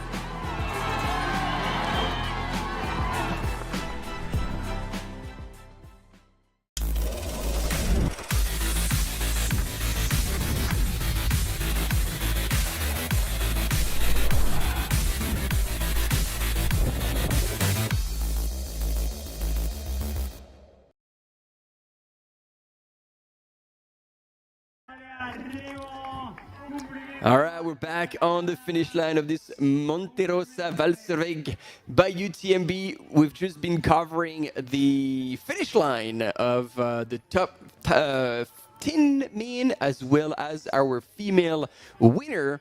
And we're waiting now for less than 15 minutes, we believe. We will see our second place finisher in the women's category, Virginia Perez Monserno. Mesonero, my bad, I read that very badly. And yeah, 15 minutes, she will be crossing the line.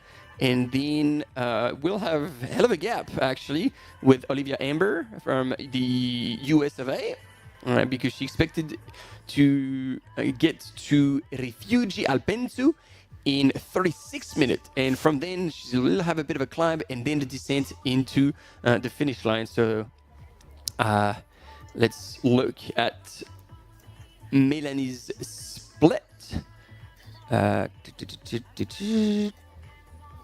For that last section.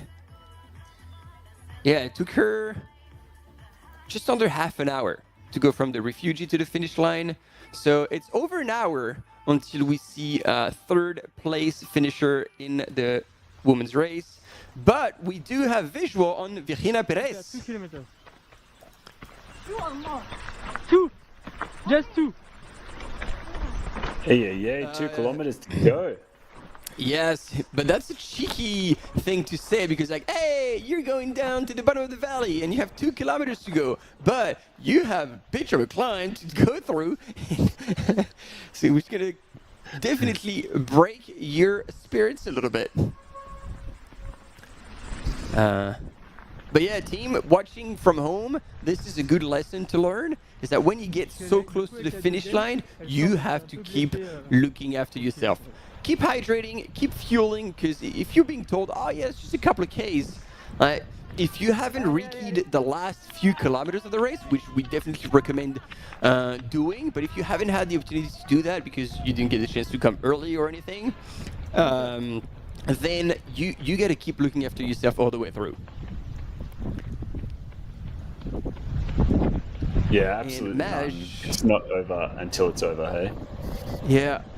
And she's looking at her watch, but Maj, do you see a bit of a limp? Yeah, she's definitely got a style of running going on here right now. But, you know, it's hard to say if it is actually just her natural way of running or if she has picked up a bit of a strain along the course of these last, 80 kilometers in the race. And she's definitely got a bit of an awkward looking stride going on right there, and yeah, definitely a bit of a limp. I don't know. Oof, Like if it's a hip flexor.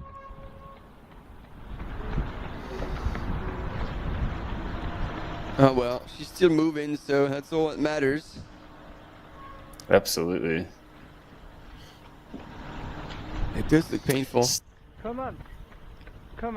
Still moving, hey? Yeah. Come on. Still moving and still smiling, Martin, so that's a good sign. That's the spirit.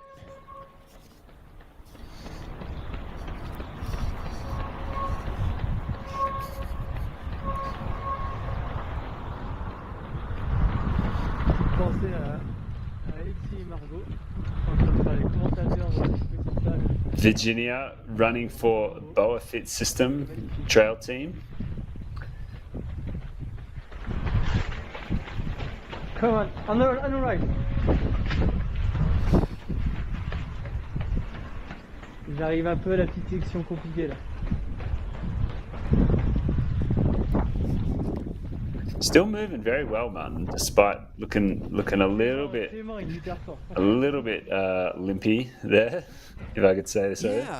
Yeah, something's happening. So maybe we can ask, see if Depa could ask the question on the finish line interview. What's happening?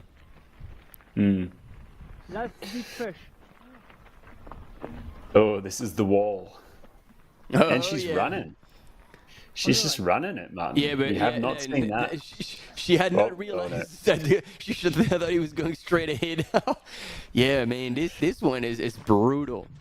But you're right. And that might actually be an indication because she's moving really well, power hiking, and there you don't see a glimpse of pain or a limp. So it might very well be either IT band or quads from all the descent that is causing her a bit of trouble. And so that would mean that only the downhill would be painful. But yeah, she's safe though. She just has to keep putting one foot in front of the other and carry on until the finish line because third place is way out. And you can see here on your screen, that was a bit of a cheeky move from the mountain biker because she is only now getting close to the 2K mark from the finish line. So that was just a little bit. And again, that is another lesson to learn, team. Do not ever believe what is being told about distances on the trail. Unless this is your crew and you know they've done their homework and they're guaranteed certain of the distances.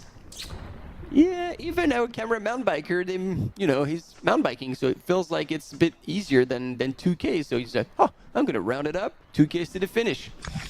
And then she's going to see 2Ks on her watch and be like, dude, I can't see the finish right now.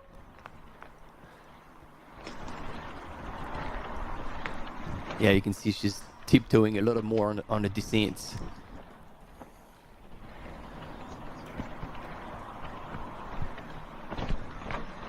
Yeah, these final kilometers, Martin, it's just like you are so close, but you are so far as well, right? You just can't lay off the gas. You can't mentally switch off. It's just so important to remain on the gas and just making sure that all of these steps count. Because it just isn't over until it's over. It's just not the case.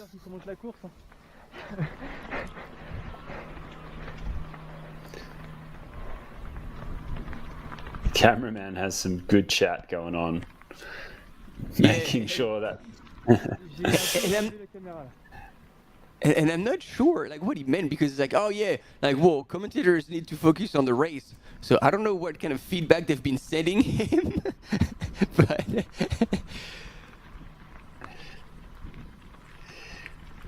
We can see here the elevation profile of the race as it finishes. We've got this runnable section moving down the valley closer and closer to the finish line. It's going to turn into a bit of a descent as well. And yeah, it's going to be a solid finish if you can move those legs and make the most of these final kilometers. But comfortably sitting in second place female here, Virginia Perez Messanera. Come on. Yeah, she's moving well, Martin. Moving very well here. Moving through the trees. It's a beautiful finish, hey? Look at it. This is so green in this valley. And in the shade as well. As we mentioned before, it looked like a very sunny day out there. A lot of exposure in the high alpine, covering this incredible course and a lot of elevation. But yeah, look at that. Still managing a shuffle, still managing a run in those slight inclines. So this is really, really strong. She's moving really, really well. Yeah, and you can see that. I mean, it's hard to show, and with the trail, like her, like stride is just a bit more fluid. It seems maybe her legs are just hurting. I mean, she's gone through 6,300 meters of descent, so yeah, that would take a toll.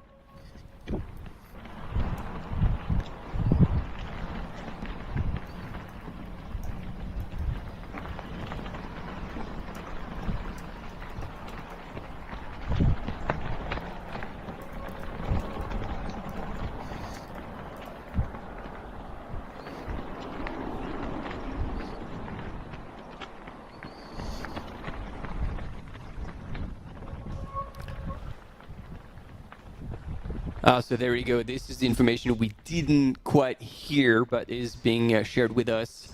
Apparently, Virginia took a fall earlier, but that was not what was causing her to run with seemingly a bit of a limp. She said, like, my legs are just trashed. So yeah, we had two assumptions, and actually one was right for once. and yeah, she's just had a long day, which, you know, it's fair enough.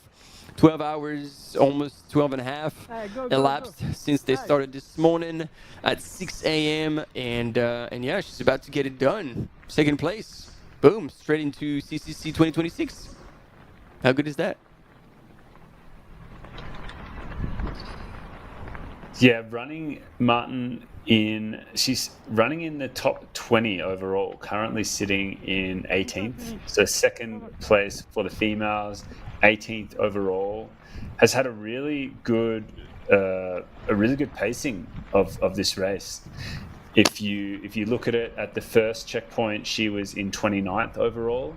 She went all the way to 43rd overall in the race, which was about 2 hours into the event, about 17.5 kilometers into the race. She was 43rd overall, and she has just chipped away at it and has come into 18th overall. So that's a really well placed, a really well paced run, really consistent in making sure that she just went higher and higher into the rankings overall as the day progressed, and that has put her second female as she gets closer and closer to the finish line. Our first place female of the race was 12th overall, Martin, so very close to the top 10. And oh, Maj, I think we're losing you a bit. Hello. There we go. We got you. So, yeah, I was just saying the top two women of the race here are going to be both in the top 20. First place female was 12th overall, and we have our second place female, Virginia Perez, here coming in 18th at the moment overall. Pretty silly day, and it looks like we've got bells ringing. I can't see the cows, although, and I'm not a bell expert, but it almost sounds like it could be sheep or goats, because the bells ring a little tone that it makes me believe they're a little smaller. You are a bit of a goat expert though, Martin, so I mean we should make that very clear. Well, and spending a bit of time in New Zealand as well, you end up spending a lot of time with sheep as well. But over there, they actually don't have bells, which is comforting considering the number of them. That would be chaotic.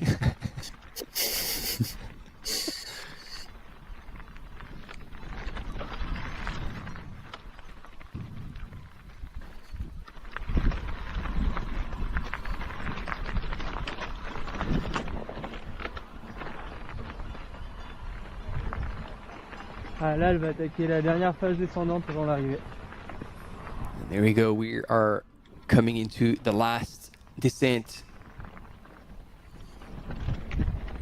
into the valley. As you can see, and you can guess on the left-hand side of your screen.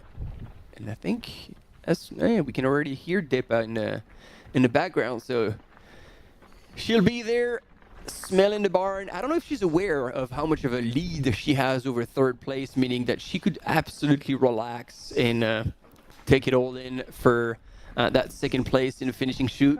Come on. Let's see if we have a bit more to share about Virginia. Yes, but the cameraman is not letting her slow down at all, giving her all the encouragement that he can in this final section, which is cool to hear. Still very light-footed, managing that terrain. That's that ability to be light on the feet and navigate that kind of technical rocky section this late into a race after 12 and a half hours of running and racing is really impressive too. Mentally, she must still be quite switched on and have the ability to finish this quite strongly.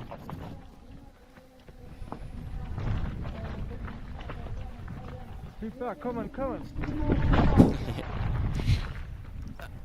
Yeah, I'm not too sure what it is, but there's definitely a bit of a limp going on.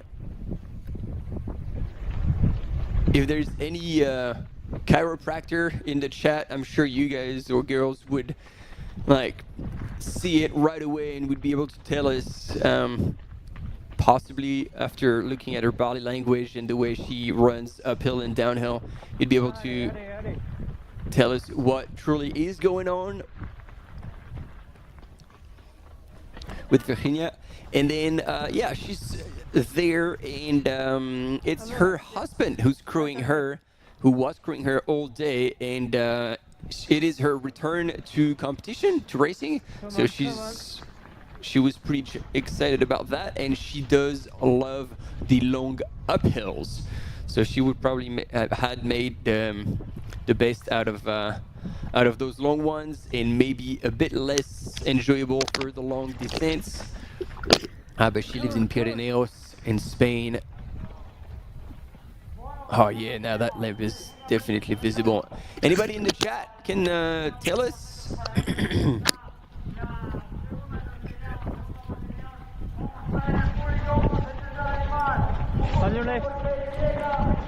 A big shout out here, Martin, because Virginia has had an incredible race, and I believe she is the second Spanish person to come over the finish line here. We've only had one ahead of her. And you can see now she's breaking into a smile, and she'll be greeted and welcomed across the line in her own language by Depa.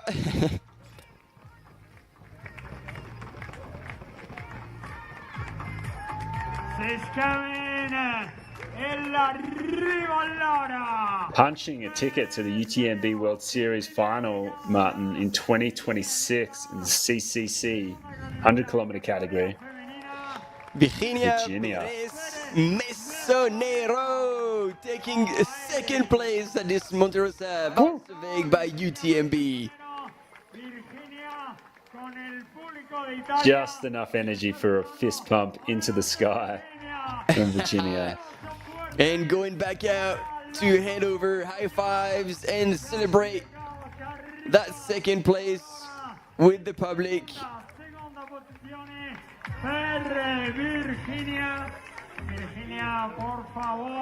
And she's going for the chair. Yep, we can certainly appreciate that you'd be wanting to sit down after such a long day out. Melanie ha dicho que habéis sido juntas en la primera parte de la carrera, luego ella ha seguido, pero muy poca la diferencia, ahora te la digo exactamente. Finalmente 23 minutos. Felicidades, enhorabuena, una segunda plaza en esta Monte Rosa. So 23 minutes un lugar espectacular. From the lead. Estoy encantada porque no sabía si iba a llegar. Venía con muchas dudas, con una molestia en... Me dio un golpe en el pie. She's super happy because she didn't know if she was going to be able to arrive. Pero he pensado que tenía que llegar a meta, que esta meta era una meta soñada. She wasn't going to see the y me hacía mucha finish ilusión line. llegar. He estado lesionada mucho tiempo este año y empiezo aquí. Y creo que he empezado muy bien, por lo menos me lo he pasado mal y bien. Pero he disfrutado de los paisajes, lo que he podido mirar, porque había que mirar mucho el suelo. Estaba bastante complejo el terreno.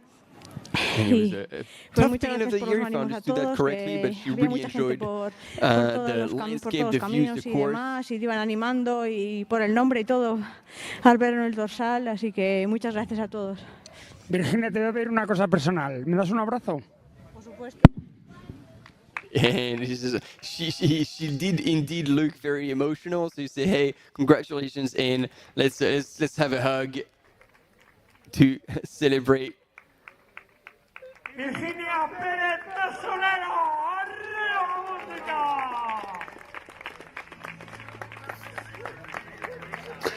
That's what we want to see, Martin. Emotion on the finish line. Look at that little fist pump. Finish the day. So, Martin, we have just gone 6:38 local time, which means we are in the countdown for our 100-mile start here at this incredible race here, Monte Rosa by UTMB. So we are going to get back after a quick commercial break, and we are going to swing to the start line energy of the 100-miler and be with us when we get back after this break.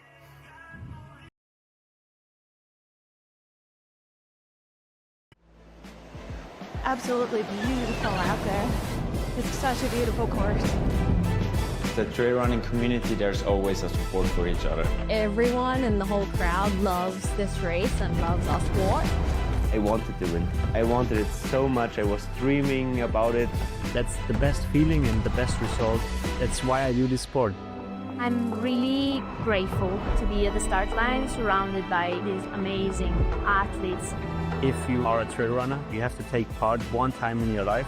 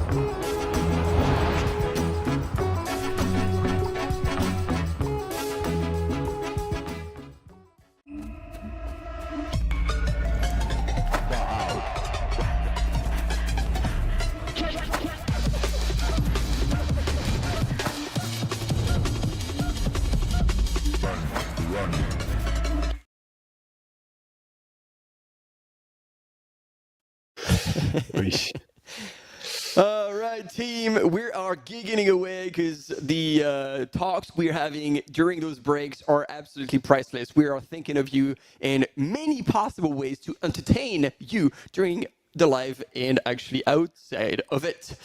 But now, as Maj was saying, we are now looking at the start line of the 100-mile race, the race that's called les Sentiers des Valdotins. Sentiers des Valdotins, which means the trails of the people who lives in the Aosta Valley. And look at that.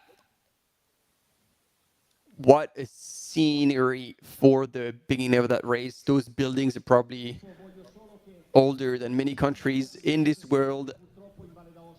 Abbiamo avuto un lutto di un ragazzo di 19 anni che venendo qui a fare dello sport ha perso la vita. Quindi vorrei che ognuno di noi ricordasse al suo interno Samuele Privitera e a lui dedichiamo un applauso.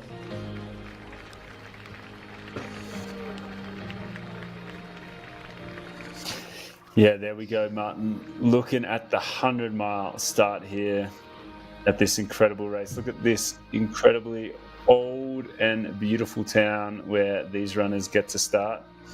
It's going to be a beautiful, beautiful evening here for these runners to start the race, and it is going to get going at 7 p.m. local time in the town of Aosta. Yep, and I mean, these two gentlemen are obviously on the live.utmb.world platform, following closely what their 100K race was about, and eventually getting ready for their own journey.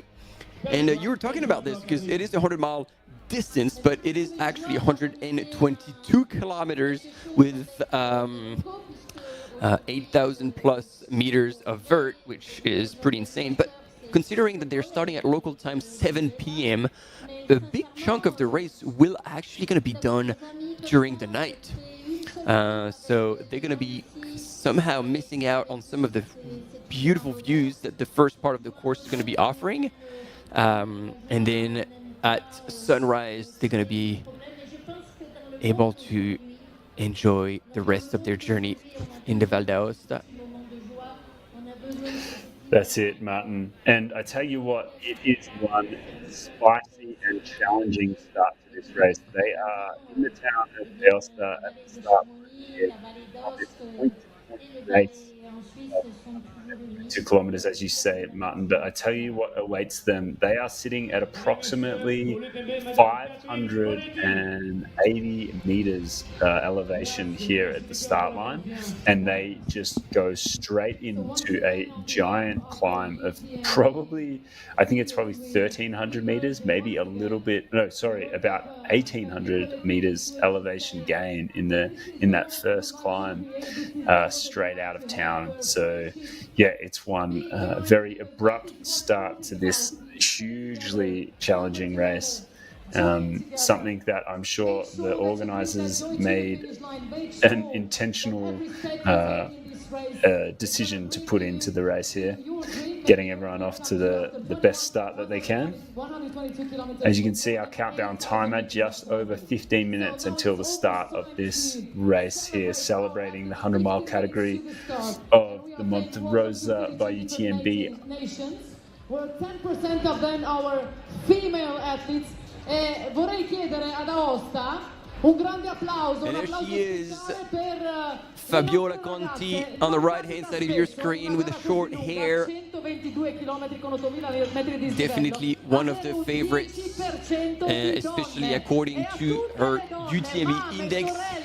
Her UTMB index is at 786, and the next one down is 674. So technically, it will be a breeze for Fabiola. She will most likely will need only to complete that race to take the win here, but you never know. Again, 122 kilometers, 8,400 meters of elevation gain. Anything can happen, especially when you're running through a night right from the get-go, and as you were saying, Maj, with a terrain that is really unforgiving.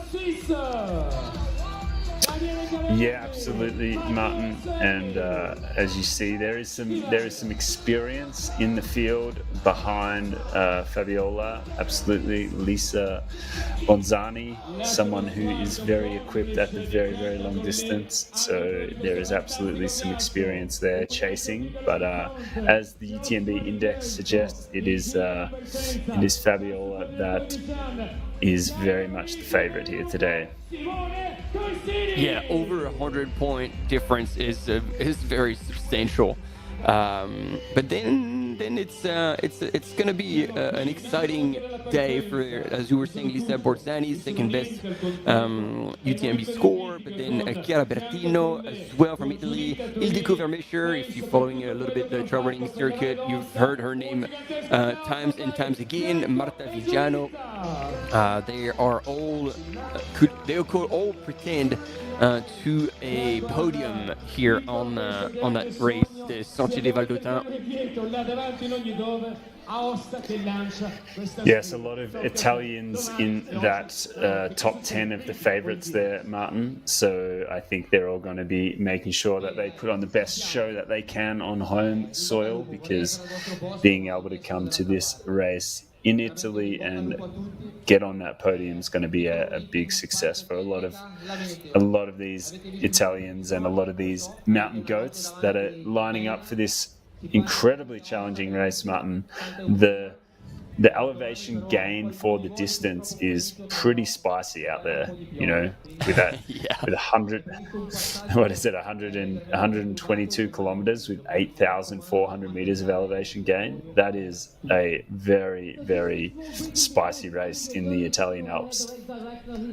And so these are the women we were telling you about, based on the UTMB index. Chiara Bertino in the a bit older category, 53 years young, and so it will be interesting to see what she can pull off. 46 years for Lisa Borzani. You were saying it better than I was, but it's just experience on the line here with great results at different races in Italy in the beginning of the 2025 season. And the one that we've seen already at Mont-Blanc Marathon, indeed, but also, and it is not listed there, at Chianti by UTMB earlier this year. She was rubbing shoulders with the world's best athletes. So Fabiola, as we know her, she races quite a lot, and so it is always a bit of a question mark about this time in the season, whether she still has a lot of gas in a tank. And here in the men's, Simone Corsini,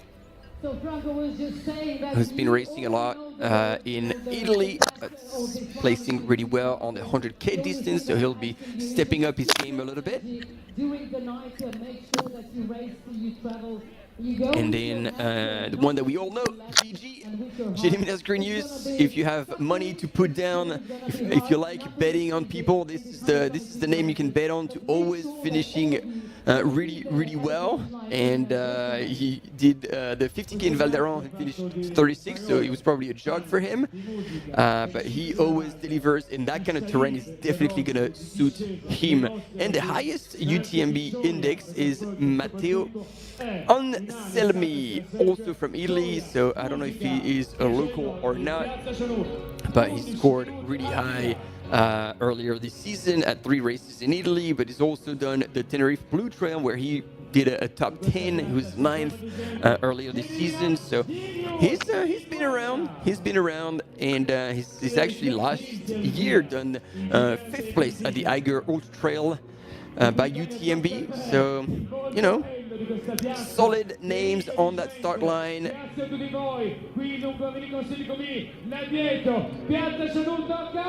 No stranger here to the UTMB World Series, Martin Gediminas Grenius here. He just keeps showing up, doesn't he? The old Lithuanian.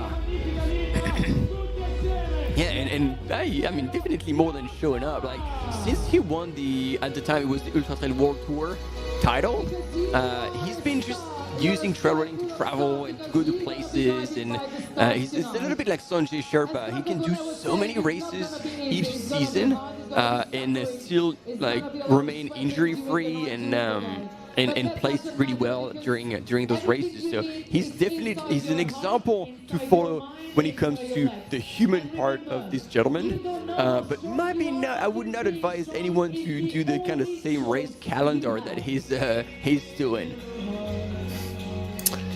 Yes, definitely not advised there, Martin. You can see Lisa Bonzani right there on the screen, getting excited to kick off another long race in Italy. I believe Lisa has had some pretty good success as well at the Tour de France, one of the big races out here in the Aosta Valley. 7 p.m. local time is go time here in the 100-mile category race. Martin, look at this. We've got a bit of a 3D overview. As I was saying, this is the first climb leading out of town, out of Aosta, and that is just uphill. I think they climb approximately just over 1,300 meters in that first climb as they get to the top. It then dips down a little bit, and then they keep climbing up and up. You can see, Martin, the different colors of this race course represent the different elevations of the gradient of the climbing and the descending in this race.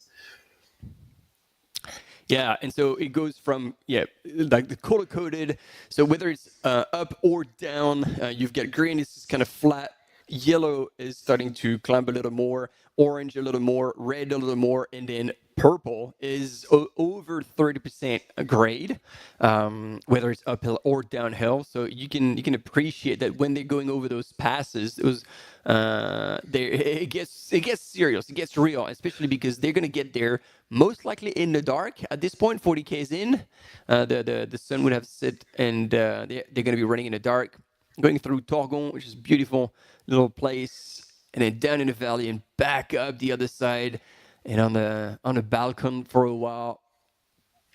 And I believe for at least the men's leader, this entire section will be done at night. So they're going to be missing out on the views over that valley. Yeah, and I'm sure they're praying for some good weather this evening, Martin. It's always a little bit more pleasant to be running through the night with some still and calm weather. You can see they do approach a lot of the snow line if it was if the snow was hanging around from the winter, which I don't think there'll be a whole lot of it, but they do get pretty high. They stay pretty high as well, and this is just an incredible course, like the alpine terrain that they cover, especially in this section right here on our screen. Like, look at that, way above tree line, just some incredible alpine terrain right there, moving past some of those beautiful peaks.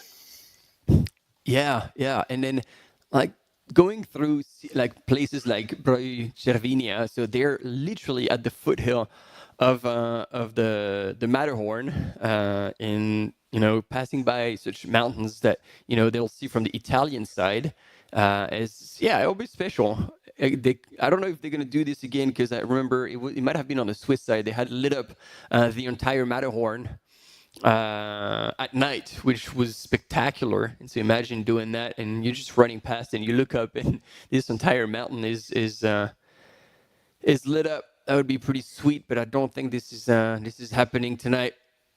We'll see if we have images of that. But in the meantime, they're dropping back down in that valley, and it seems like the back end of the race will be shared between the 100K and the 100 miles.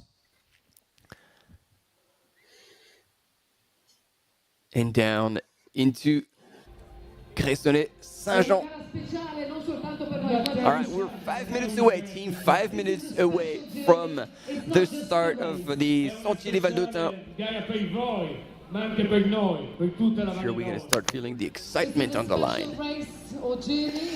Yeah, some good crowds there at the start line, and the town of Aosta here in Italy, as everyone is getting ready for a big Friday night on the town, and these runners are getting ready for a big Friday night in the mountains. It is going to be an absolute that race course, Martin, looks like one incredible day and a Friday night. Hopefully not a Saturday night. I can't imagine that any of our podium place getters in this race today are going to be going through 2 nights. We would expect them to be finishing tomorrow in the daylight, so they will only have to pass through 1 night, starting at 7 p.m. local time. Henry Jules Gabot standing there as well. He won Tour de France actually at the age of 18, I believe. He is starting there on the start line too. Look at this. Just a little snippet there on the right of our screen. 3rd place woman, Olivia Amber. In the 100-kilometer race, we have got some footage of her coming into that final couple of kilometers in that event. We will be able to cut back to that footage as soon as we get this 100-miler kicked off and get these 100-mile adventurers on their way. It's all happening, Martin. With everything going on. It's all happening indeed, and yeah, it was interesting that you pointed out, like Jules Gabot indeed has tremendous experience, usually with his brother at the PTL. The PTL, thank you. Wow, I blanked pretty hard. At the PTL that they've won several times, but in incredible fashion, way ahead of their competition. It is a distance that they have nailed together, and they've really changed the perspective on that race, because it used to be La Petite Route à Lyon, the one that you take on for the entire week with 1 or 2 other people. It could be a team of 2 or 3. And yeah, it's a journey, it's an adventure, and they approached it as a full-blown race, not sleeping much at all, like just a small 15-minute breaks to get a bit of sleep, and optimizing their gear and the way they raced it, and they have scored now insane times to cover this distance on very brutal terrain. So. Considering the distance versus elevation ratio, I think we could see Jean-Henri actually pull off top three, I would say. I wouldn't be surprised. Yep.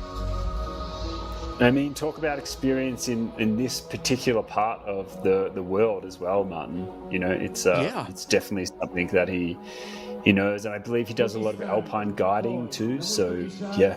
No stranger to the big hills and the tough terrain that we saw in that elevation and course flyover just earlier on.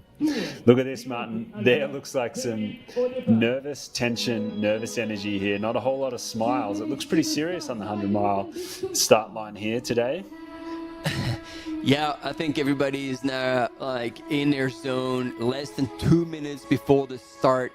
And yeah, they're about to take on a big journey. And when you know you're going to be spending the whole night out there, luckily the weather is good. So let's hear it. And as you say, right now we have the body language, but let's see if we can hear it a little more from that start line. Get the vibes.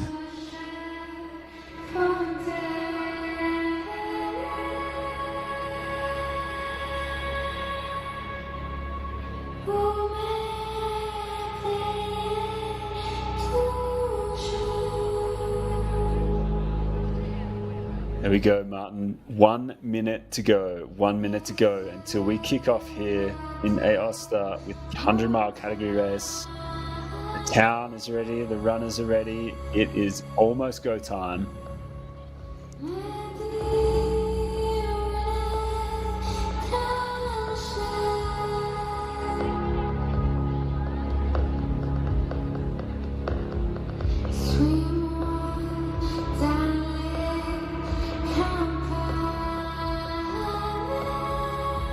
Wow, that is one song that would give you the chills.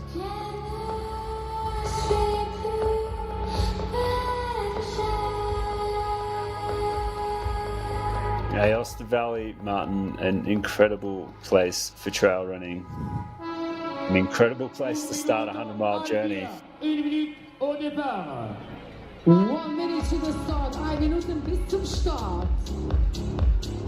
There we go. The beat is dropping. They're starting to move a little more. 1 minute before the start, ladies and gentlemen. It is now on like Donkey Kong. Everybody's just getting ready to go. It's going to be hard to hold them back. Yeah, I reckon it's going to be a fast start, Martin, and they are going to make their way straight into a big uphill that's going to take them into the night as well. Yeah, at least that is very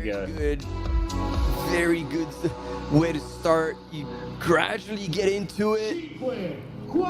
There we go, ladies and gentlemen. And Silvano is launching all these elite athletes, and as predicted, it is a pretty hot start in the streets of Aosta.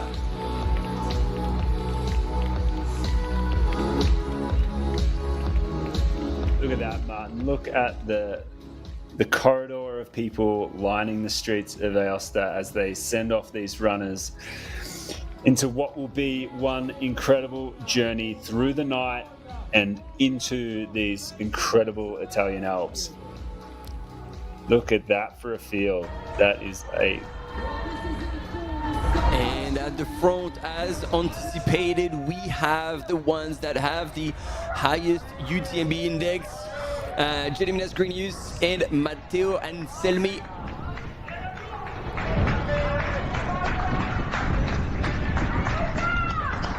And just like during the UTMB Mont-Blanc, if you can find partners to run with during the night, that makes a whole lot of difference in terms of mental fatigue, that you have another pair of eyes on the trails. You don't need to worry about getting lost or anything. And it's just like yeah, you can unplug and you know you're safe as well. Because believe it or not, but in this area, there are wolves. Not that we ever recorded any attack.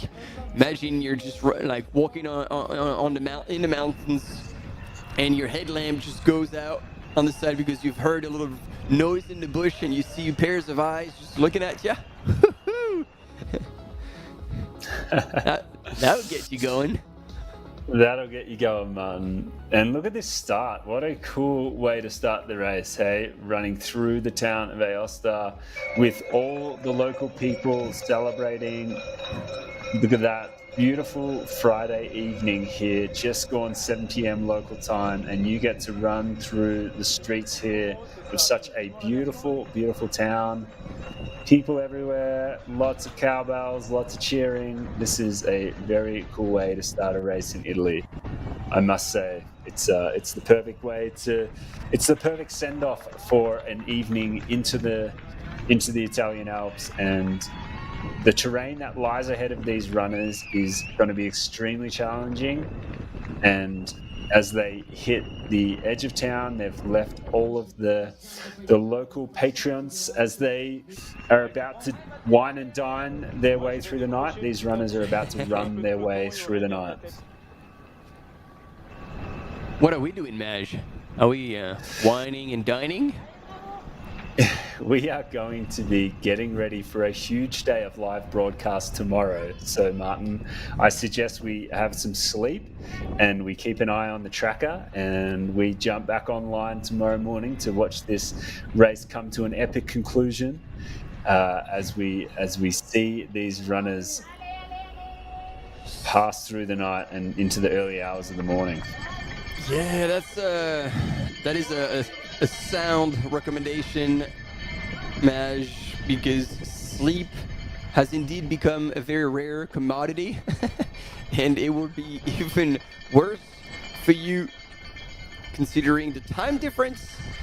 But again, spirits will remain high, and the stoke would be at the highest.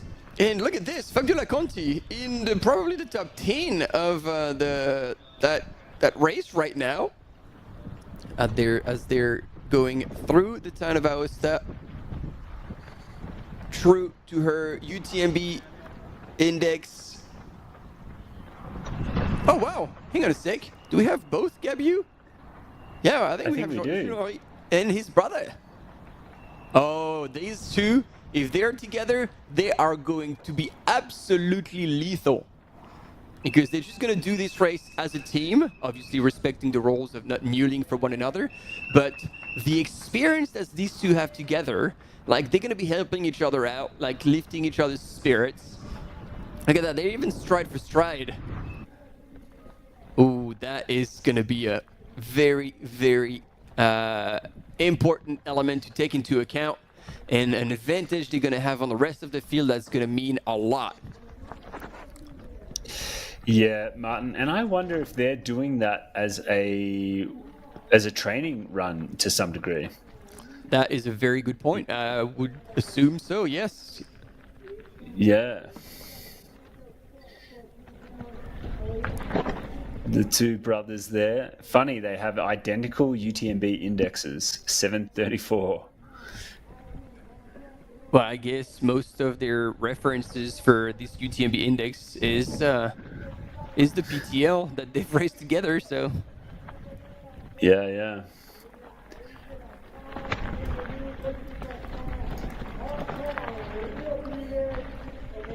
And here, Martin, as you can see on the right of the screen, third woman in the 100-kilometer category, Olivia Amber is coming in hot to the finish, poles in hand. She's not going to need them for this last section because it is very runnable and the finish line is not far off at all.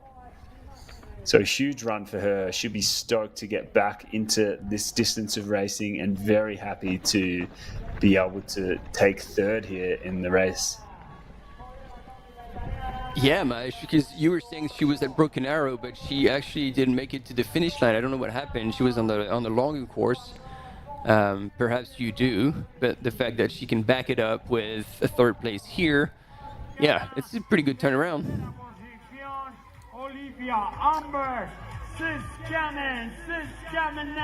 Olivia Amber from the USA, running for the North Face, coming through here in third place. She'll be very happy with this. I bet she'll have a huge smile on her face.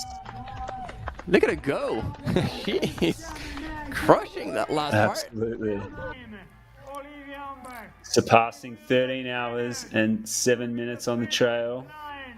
Covering this 6,300 meters of elevation. Look at her. Relief, stoke, the smile that she's known for, coming over the line here. Looking strong there. That's an incredible run. Congratulations, Olivia. That's, very happy. Yeah. And there we go, Martin, punching an entry and a ticket into the UTMB World Series final in Mont-Blanc, CCC in 2026. There we go, back with the Sentier des Vals d'Autun, 122 kilometers, 8,400 meters of elevation gain, which is therefore representing the 100-mile category.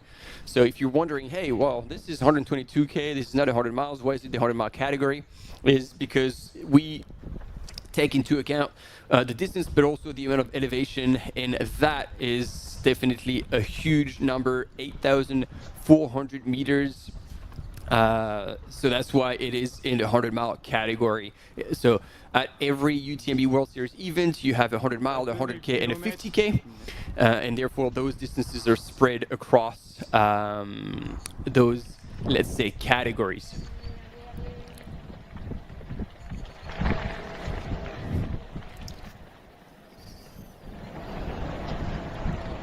And so here we are with Matteo Anselmi, still leading but closely followed by Gili Menas-Grenius. And Matteo is actually a local, like he trains in the Aosta Valley, and his coach is Simona Morbelli. And she also manages his brain, using his own words. She's probably physical and mental coach. So it's always good to have this kind of support from your coach, and he has a 9-year-old daughter. We have a quick break coming up, but we'll be back with the race, so stay with us.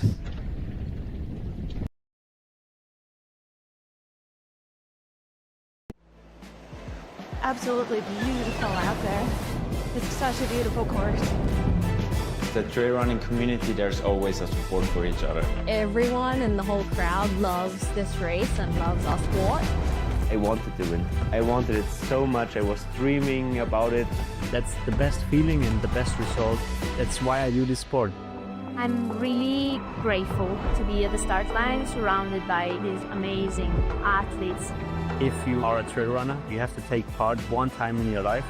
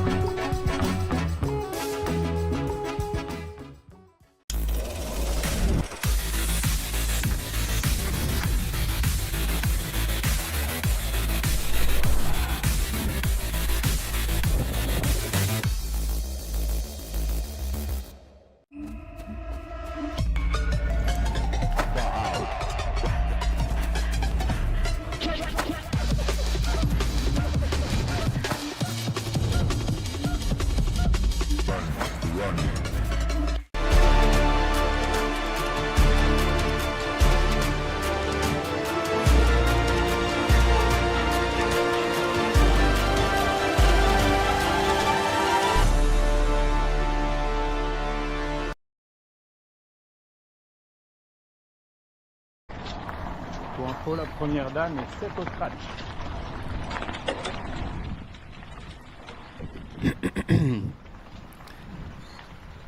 Yes, they and are. This is. Oh, sorry, Maj. We went at it. I was head down to some lists to try and dig out the information that you were rightfully asking about. And indeed, Candide and Jules-Henri Gabiou will be at the start of the 2025 PTL once again. So your assumption that they are training for it together might very well be accurate. And as we were talking about this, we had our first woman on the screen, Fabiola Conti, and at the time, right now, she's running in 7th place overall. So we know her as being pretty aggressive runner right from the start. And she is sticking to that attitude, let's say, even though she really has not as much challenge as she could have in other races, because again, we talked about her UTMB index being over 100 points higher than her competition, her closest competition. So yeah, she's just gonna have to complete it, and technically she should take away the win.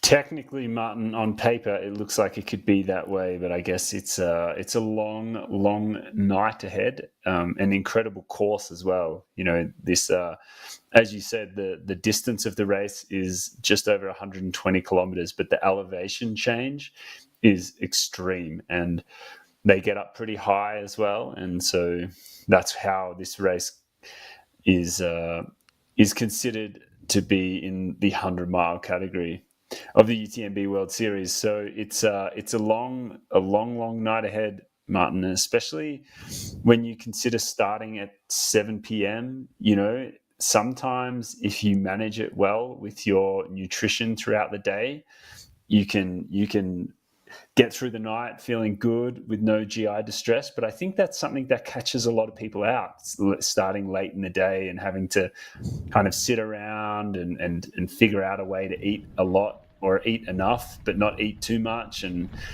all of that. I mean, you would have some great advice for people out there with regards to that, I believe. I mean, that is for sure that, you know, you have to take into account the fact that you're gonna be, as you said, running at night. Your body's not used to it. So exercising, but also eating, unless you get up during the night with the munchies and you go through the fridge to try and find some random stuff to eat. Normally you're not eating at night, so the fact that you're going to be not only exercising, staying up and eating, that's going to put a massive dent in your circadian rhythm, and that is to be taken into account. Ideally in training, not that you need to do all your training at night, but to experience that, to see how you're reacting, and you would be fueling less at night, to kind of try to stick with your usual rhythm. But also taking into account the fact that you were talking about that first long climb. So right off the gate, that climb is going to take out a lot of calories, especially when it's going to get steeper and they're going to use their poles. So they're going to be slower, but the energy expenditure is going to be just as much if they're efficient with the poles. If they're not, it could possibly increase even the energy expenditure. So yeah, you gotta take a lot of factors into account, and the best way to do this is to do this in training, to just practice and be familiar with what works for you in terms of nutrition during exercising, but also what works better at night. And you were saying something as well, like very relevant, is that at night the weather conditions can change, and even if it remains clear skies, then the temperatures, you're in the mountain, you're above 2000, the temperature will drop significantly. And if you keep your guts exposed and you haven't had the chance to go through like an aid station where you get the chance to take you off your t-shirt, now they're leaving and it's like probably 25 degrees. I don't know if we have the precise temperature down in the valley at the start, and they're going to be climbing for over an hour. So you can be sure that that t-shirt is going to be wet. And so if you keep that t-shirt to go into the night and you have a wet t-shirt on your gut and then the cold air goes through it, even if you have nailed your nutrition, that could wreck your guts and create GI distress. So again, and this is the fun part about ultra running, is that it's not only like your physical ability to run fast, it's problem solving. It's just looking at all the different parameters and removing the question marks by practicing, doing it in training. And it's just race experience as well. Like sometimes you just have to do a race, experience something, maybe something goes wrong, you learn something, you go on to the next race. And that's why, there's not many people who are newcomers into ultra running and deliver the very first attempt.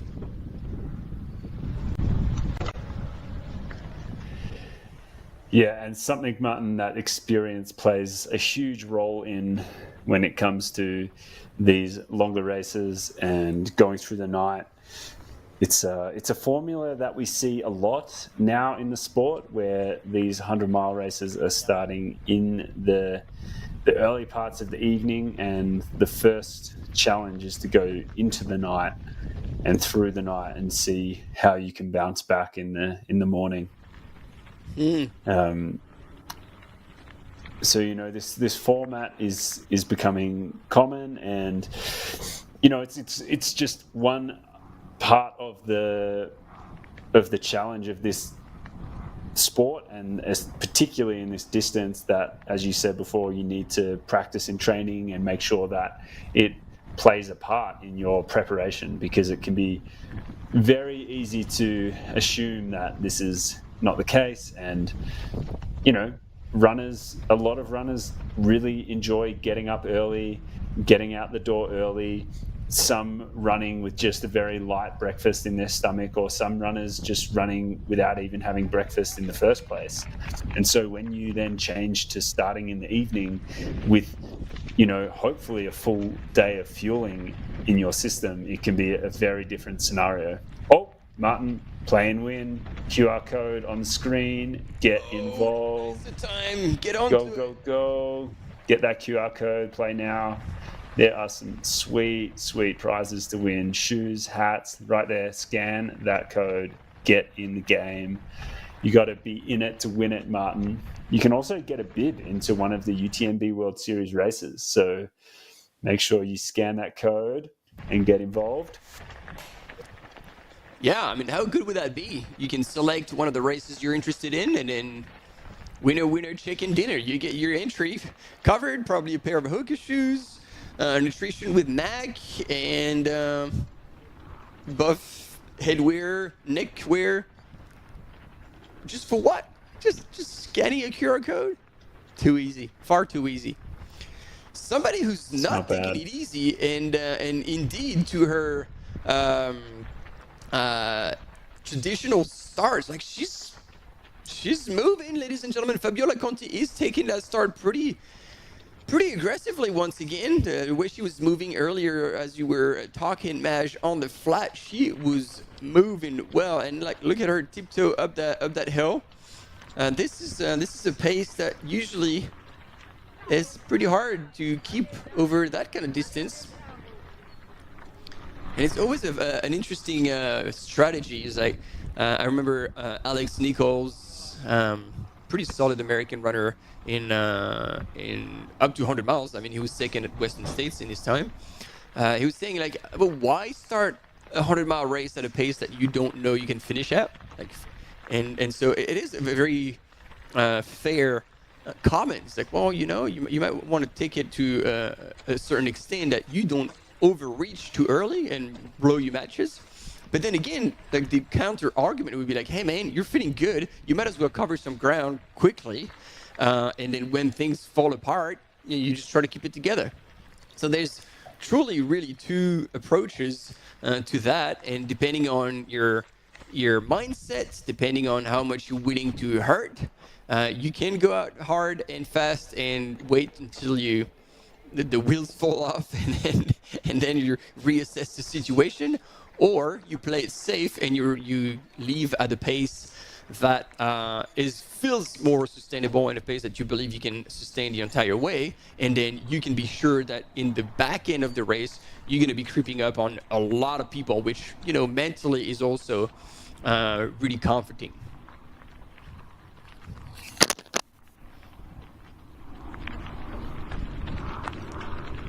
Yeah, a number of different ways to go about it out here, Martin. There is a risky strategy and there is a more conservative strategy, and it's very exciting to see those risky strategies get put into play, and it doesn't always translate to the best result, but it is also really cool to see a conservative, well-paced strategy pull off the results that they are after. You can see here's a pretty cool shot with the drone. I wonder how about these runners. How the golfers are going to feel about like those runners going through their course with poles. Let's not worry too much about the golfers right now. This is a weekend of trail running in the Aosta Valley. Golfers can have it every other day. Yes, would be awesome if there's a bit of a pitch option, and if you put it in a hole, you get to take a shortcut.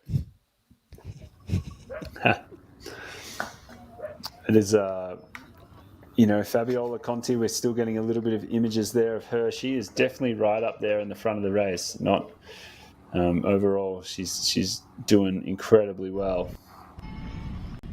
I don't know what happened with the fence there. They're all down on the ground, and it doesn't look like it is a windy evening over Aosta. This is good. Look at her reacting to the public, the spectators cheering her on with the bells. Look at that.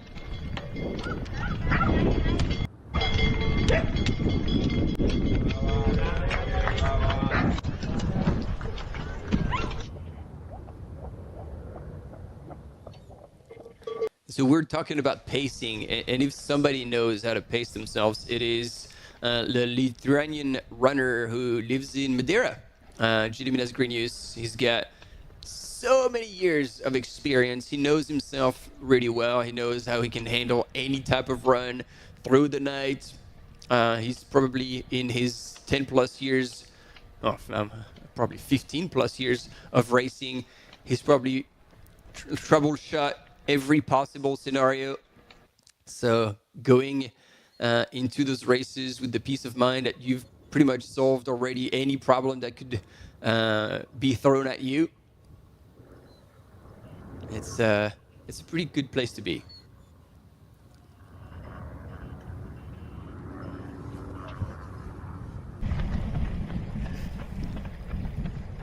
Yeah, as they still make their way out of Aosta here, Martin, they are continually climbing this really good start to a 100-mile race. They're going to be moving up and up and up into the mountains here, where they will spend the rest of the night. They started down at 581 meters of elevation, and they're going to make their way up approximately 1,300 to 1,400 meters in this first section, this first bit of climb. So it's it's really getting to business early on.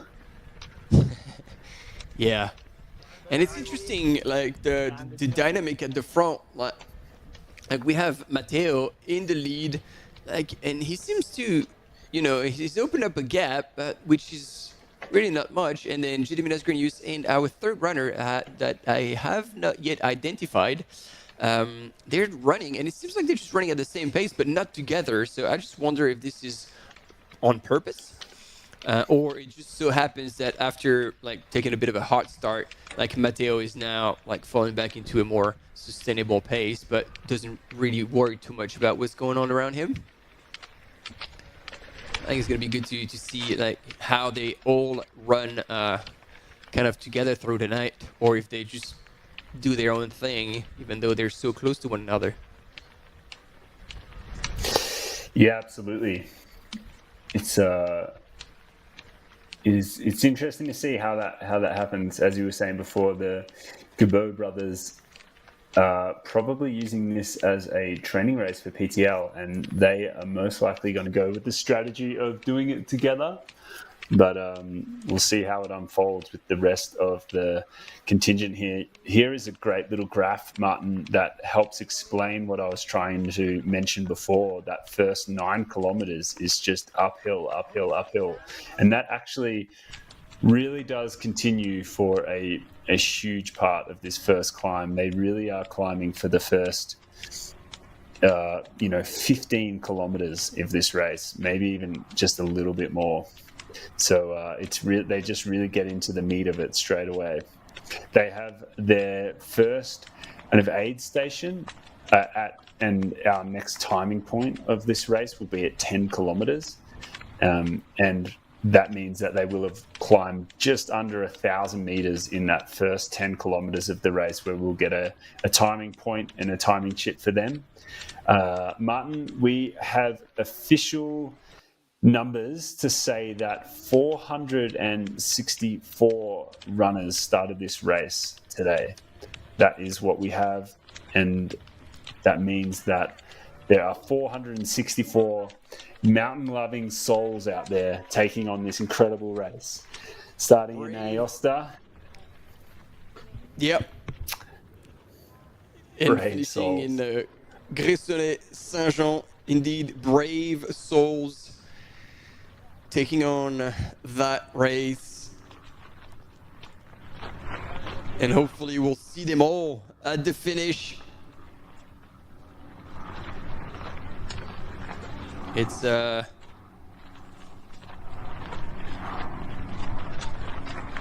was just checking. Well, I can't quite find it. How long they have? I used to see that there. Up to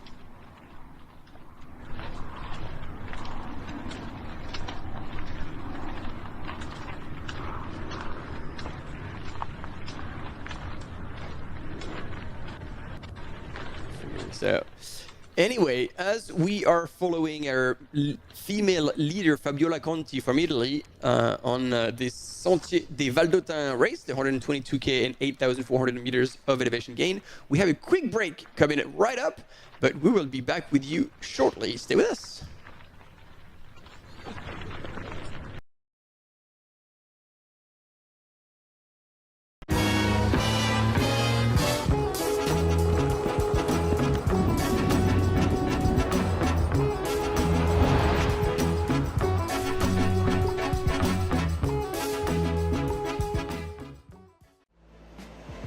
absolutely beautiful out there.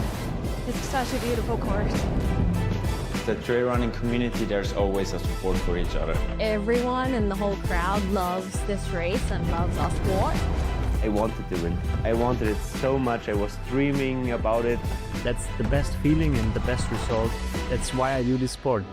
I'm really grateful to be at the start line surrounded by these amazing athletes. If you are a trail runner, you have to take part one time in your life.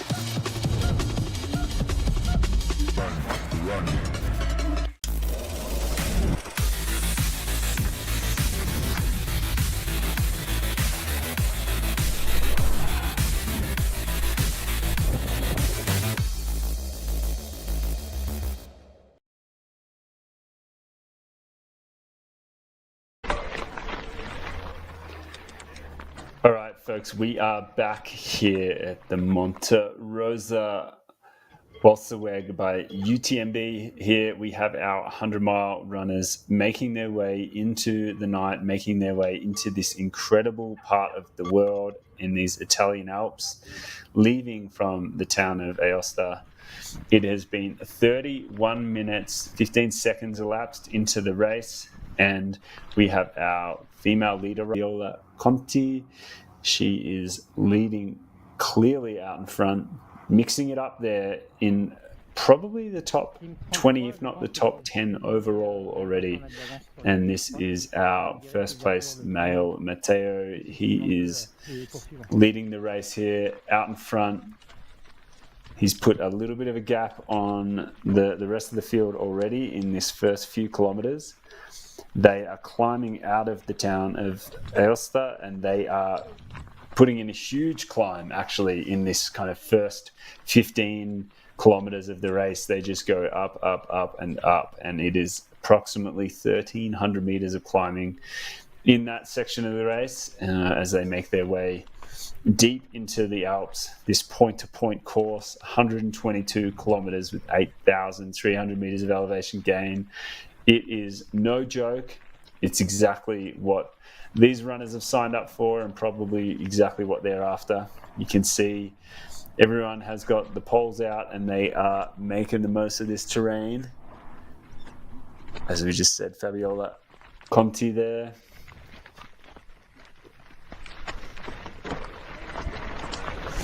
Yeah, we're going back and forth between the men's and the women's, and it seems like really in both categories they've taken it out hard. J'ai fait exprès pour lisser la difficulté du terrain. Yeah, they're just getting straight into it. I think, you know, it does seem like they are somewhat running their own race. Matteo Anselmi is here on the screen, still running these sections of the climb, making the most of these moments where he can get a jog on. Yeah, which, I mean, you were talking about it. It's about 1,000-meter climb over 10K, so it's like 10% average, which, considering the first few kilometers were in town, it would be above, it would be more than 10%. And the fact that he's still running like that, I got to say, it's pretty solid right now. And both are doing it. Fabiola as well. Italy, 2 for 2 in the men's and women's. Yeah, when you look at the favorites of the race, there is a lot of Italians mixing it up at the front. So that is that says a lot about this event and the people that want to be involved in this race, trying to book their way into the UTMB World Series finals at the end of August in Chamonix. Coming up to 35 minutes elapsed in the early parts of this race, and you can see it is just up and up and up. But Matteo leading the race, still jogging. Yeah, it will be interesting to see the gap at the first checkpoint, 10Ks into that race in Blavi, and see if like how much distance Matteo would have put on Gediminas Grenius. Because as I was saying, Gediminas, like, he'll know his pace, he will go at a pace that is just sustainable, like rather conservative, and so the bigger the gap, it would most likely mean the bigger the risk of taking it out too hard will be for Matteo Anselmi, even though Matteo has a higher UTMB index than Gediminas, so he's where he should be.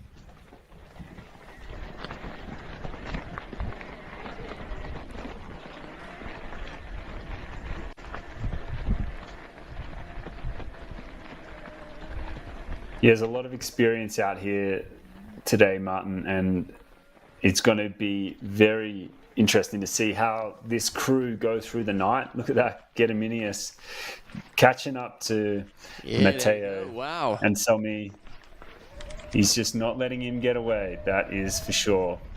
Gediminas putting in a bit of a charge, making sure that he is right up there at the front with Matteo as they lead out this race and they work their way into the night. Gediminas, an incredibly experienced runner in this type of racing and someone who has been a huge part of the sport over the last decade and longer, really. He's still showing up, which is incredible. Yeah, pretty damn solid.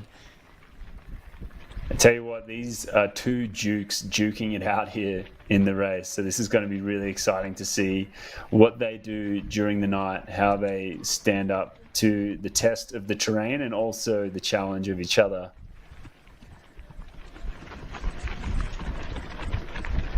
Stride for stride, it's good signs early on. Competition is going to be on tonight. Yeah, and as opposed to we saw Candice and Jean-Henri Gabiou like purposely going into the race together, and they know that this is going to be a mutual experience, like a shared experience. It didn't look like Matteo was keen on doing a team race or anything. He just went out the gate pretty hard, and as you said, like Gediminas chose to close that gap and just remind Matteo that he was going to be here. And but who knows, that could turn into like, okay, I'm doing my own race, to, hey, well, you here, we're running the same pace, let's just run overnight together, and that would make a big difference.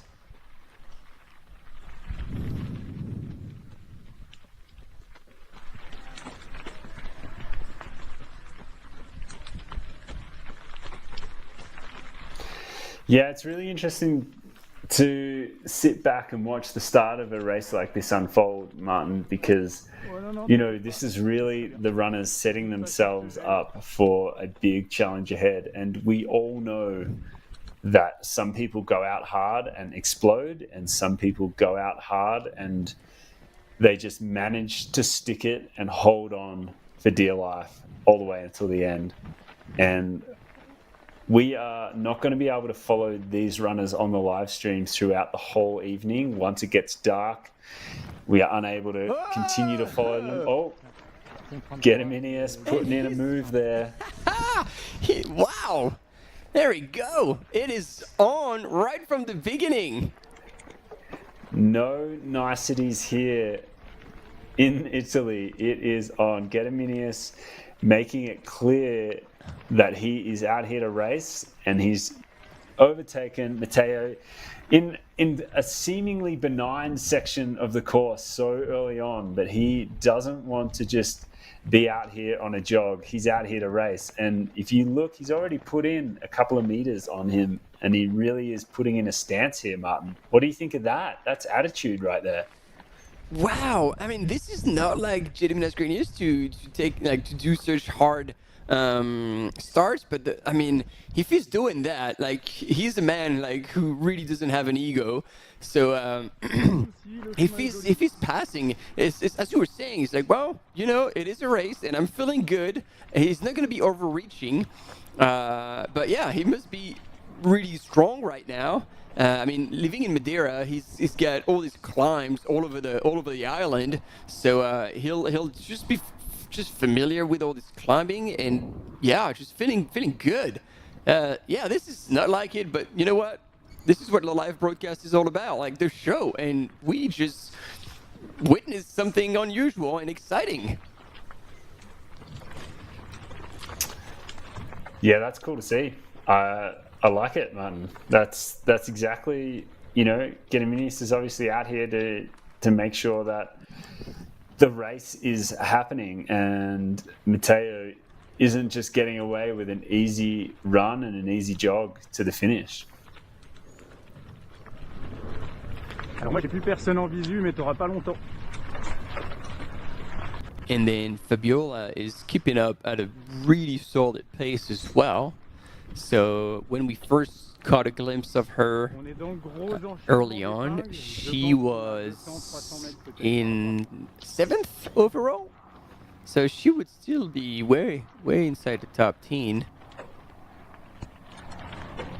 And I mean, again, on paper, she's way above her competition based on her UTMB index, but she is her biggest enemy in that kind of race. And if she's overreaching too early, like she's DNF'd at a few races, including Chianti earlier this year. Yeah, she's gonna have to look after herself. And there we go. He's made the move, and look at him climb.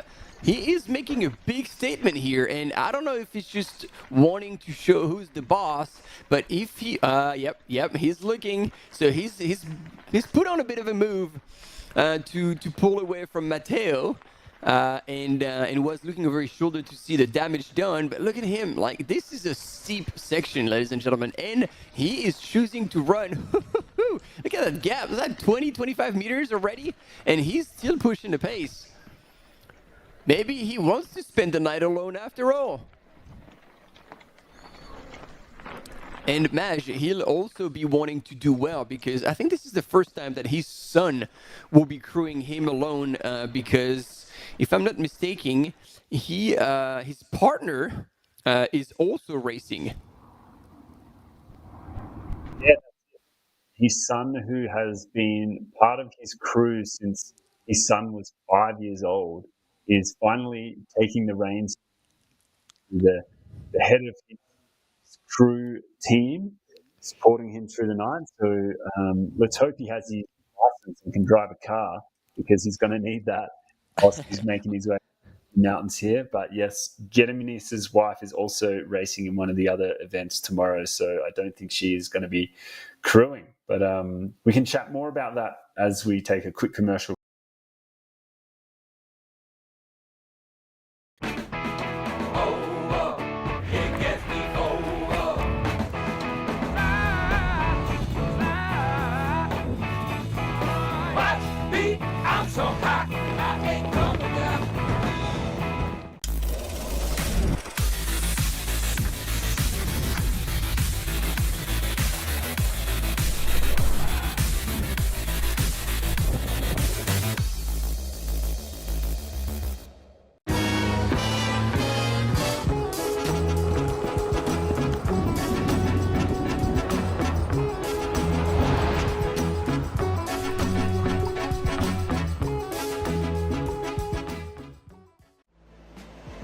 Absolutely beautiful out there. It's such a beautiful course. The trail running community, there's always a support for each other. Everyone in the whole crowd loves this race and loves our sport. I wanted to win. I wanted it so much. I was dreaming about it. That's the best feeling and the best result. That's why I do this sport. I'm really grateful to be at the start line surrounded by these amazing athletes. If you are a trail runner, you have to take part one time in your life.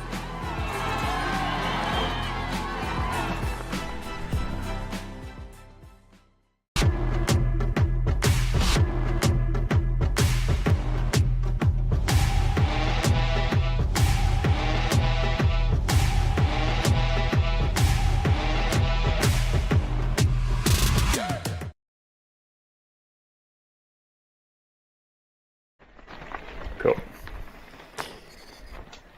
And there we go, back with the start of this 100-mile category race, 122K, 8,400 meters of elevation gain, point-to-point race, starting in Aosta to Cressonay-Saint-Jean, going through the high country of the Aosta Valley, including Cervinia.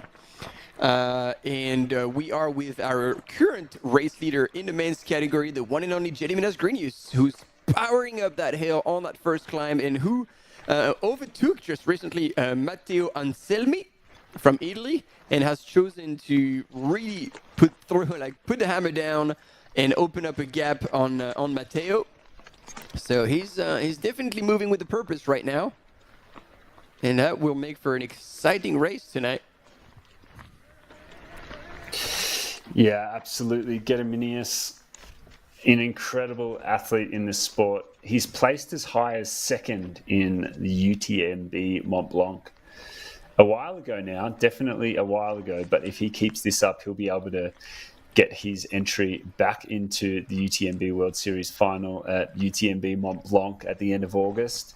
The top three runners of this race in the male and female categories will get automatic entry into the UTMB World Series final.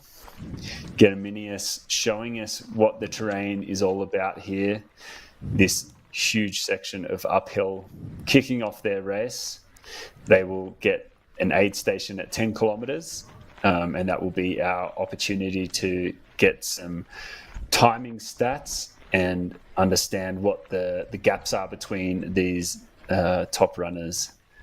Is already after these early sections of the race. But yeah, as you mentioned, Martin, Gediminas has really put in an effort here, put in a move to make sure that he is out in front, and there is a whole lot of daylight in between him and what we assume to be our second place, being Matteo. Yeah, and look at him, like every time it gets the grade gets a little lower, he transitions back into running. Like, he's not wasting a single second and optimizing that entire climb. Look at him double pulling, wham, like VK style on that steep section here. Man, if the wheels don't fall off and he can actually sustain that kind of rhythm all the way through, that is going to set like a serious course record on this Sentier des Val d'Autun. And yeah, exciting. This is a really cool graph on the screen right now, Martin, highlighting the first 11 kilometers of the race. And you can see that there is a whole lot of climbing in that first 11 kilometers. The orange and the red showing the different gradients and the steepness of the climbs. So it's a whole lot of uphill, and you can see Gediminas showing us in this masterclass of how to use poles throughout a 100-mile race.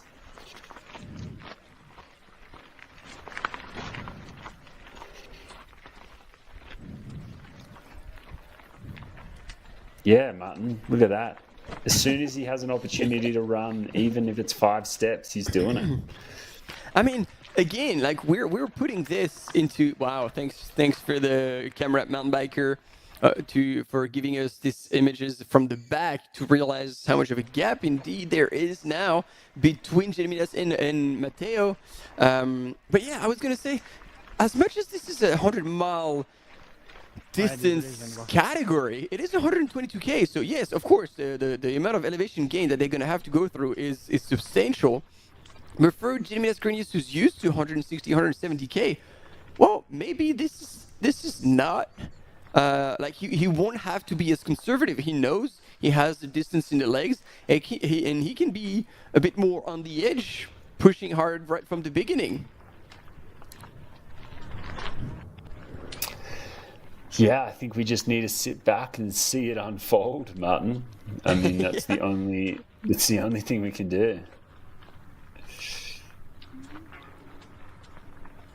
Yeah, look at that. As a comparison, you can see that the tempo of Gediminius is definitely a notch or two higher than the first place female, Fabiola.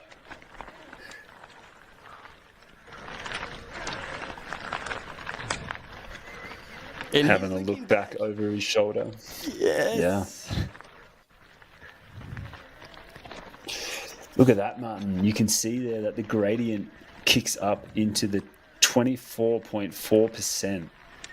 Just after 10 kilometers into this race, there is gradient pitches of 20%, 24%, again 20% at the 12-kilometer mark. Like, there are some really, really steep climbs in this first section of the race.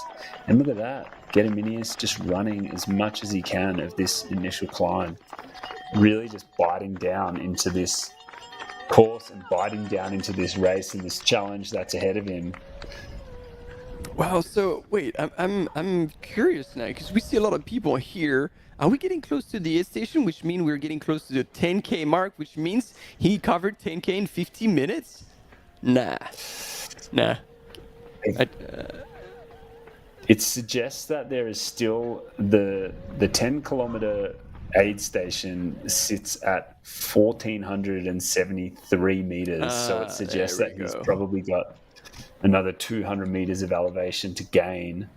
And oh yeah, so, we have a while to go. I was like, that can't be right. It doesn't add up. I know he's running hard, but not that hard. Yeah, it's a great shot of the course there and what lies ahead of Gediminius. Seems like there's a bit of green in that course map, so a bit of an opportunity for him to run as he is right now. And look at that, Maj. Like, he just pulled out his soft flasks that, okay, he's still drinking out of, but he doesn't seem to have much. So it seems like he had just planned to have only what he needed. And you know, when you're standing at the start, you're usually well hydrated, so you don't need as much in the first hour. So it looked like he also planned to go light on that first climb and then refill whenever he'd get to the next aid station. But that's going to be an hour 20 probably into the race. So if you had 2 bottles, it's just a liter. It's not that much.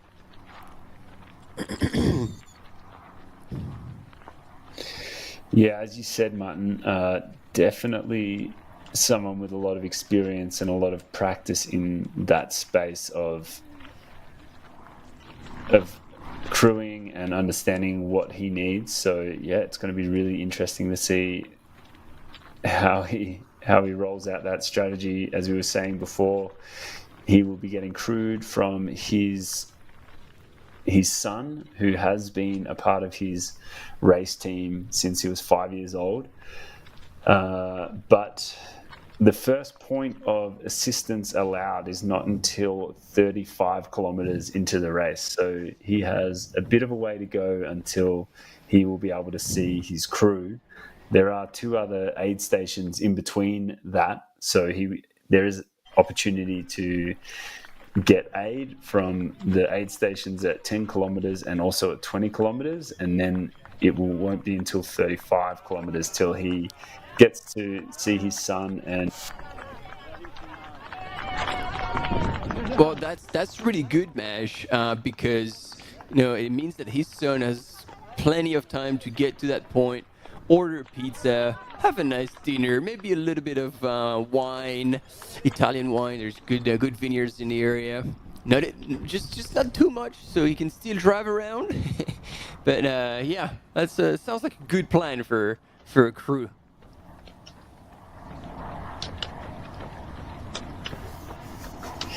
Yeah, that's it, Martin. As we make our way closer and closer to the first hour of this race unfolding at the Monte Rosa Walserwaeg by UTMB, it's the pace is on. We're seeing a lot of daylight here between the first place female and the second place female, and also we're seeing a lot of daylight between the first place male in this race. They have taken it out hard, and within the first 55 minutes of racing, they have put gaps on their competition. So for anyone joining us, we are live here in the 100-mile category race at the Monte Rosa Walserwaeg by UTMB.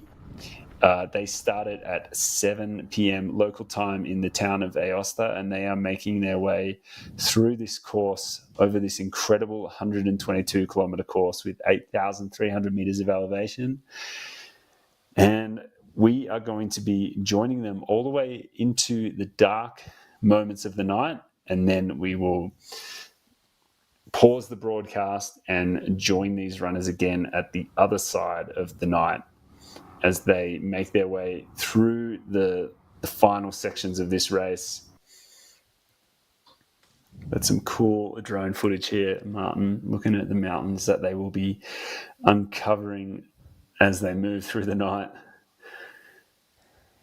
Yeah, that's a pretty ideal weather condition there. And if there's actually a cloud cover that wouldn't hurt during the night, it will prevent temperatures from dropping too low. Those temperature variation, as we were talking about just earlier, could cause GI distress if you're not looking after yourself.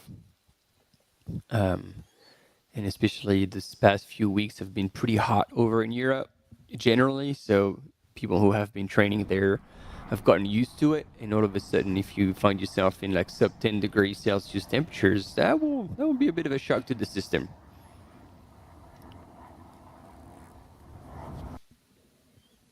And so here on the right hand side of your screen, this is actually a bit of a intel on the UTMB World Series majors. And starting this year with Ultra Trail Australia, that Maj, you did the live commentary for, and followed by Val d'Aran, that took place just 2 weekends ago in the Spanish Pyrenees, and then changing for the Americas after 2 years at Canyons. It is now Kodiak by UTMB, still in California, but a little further south around Bear Lake.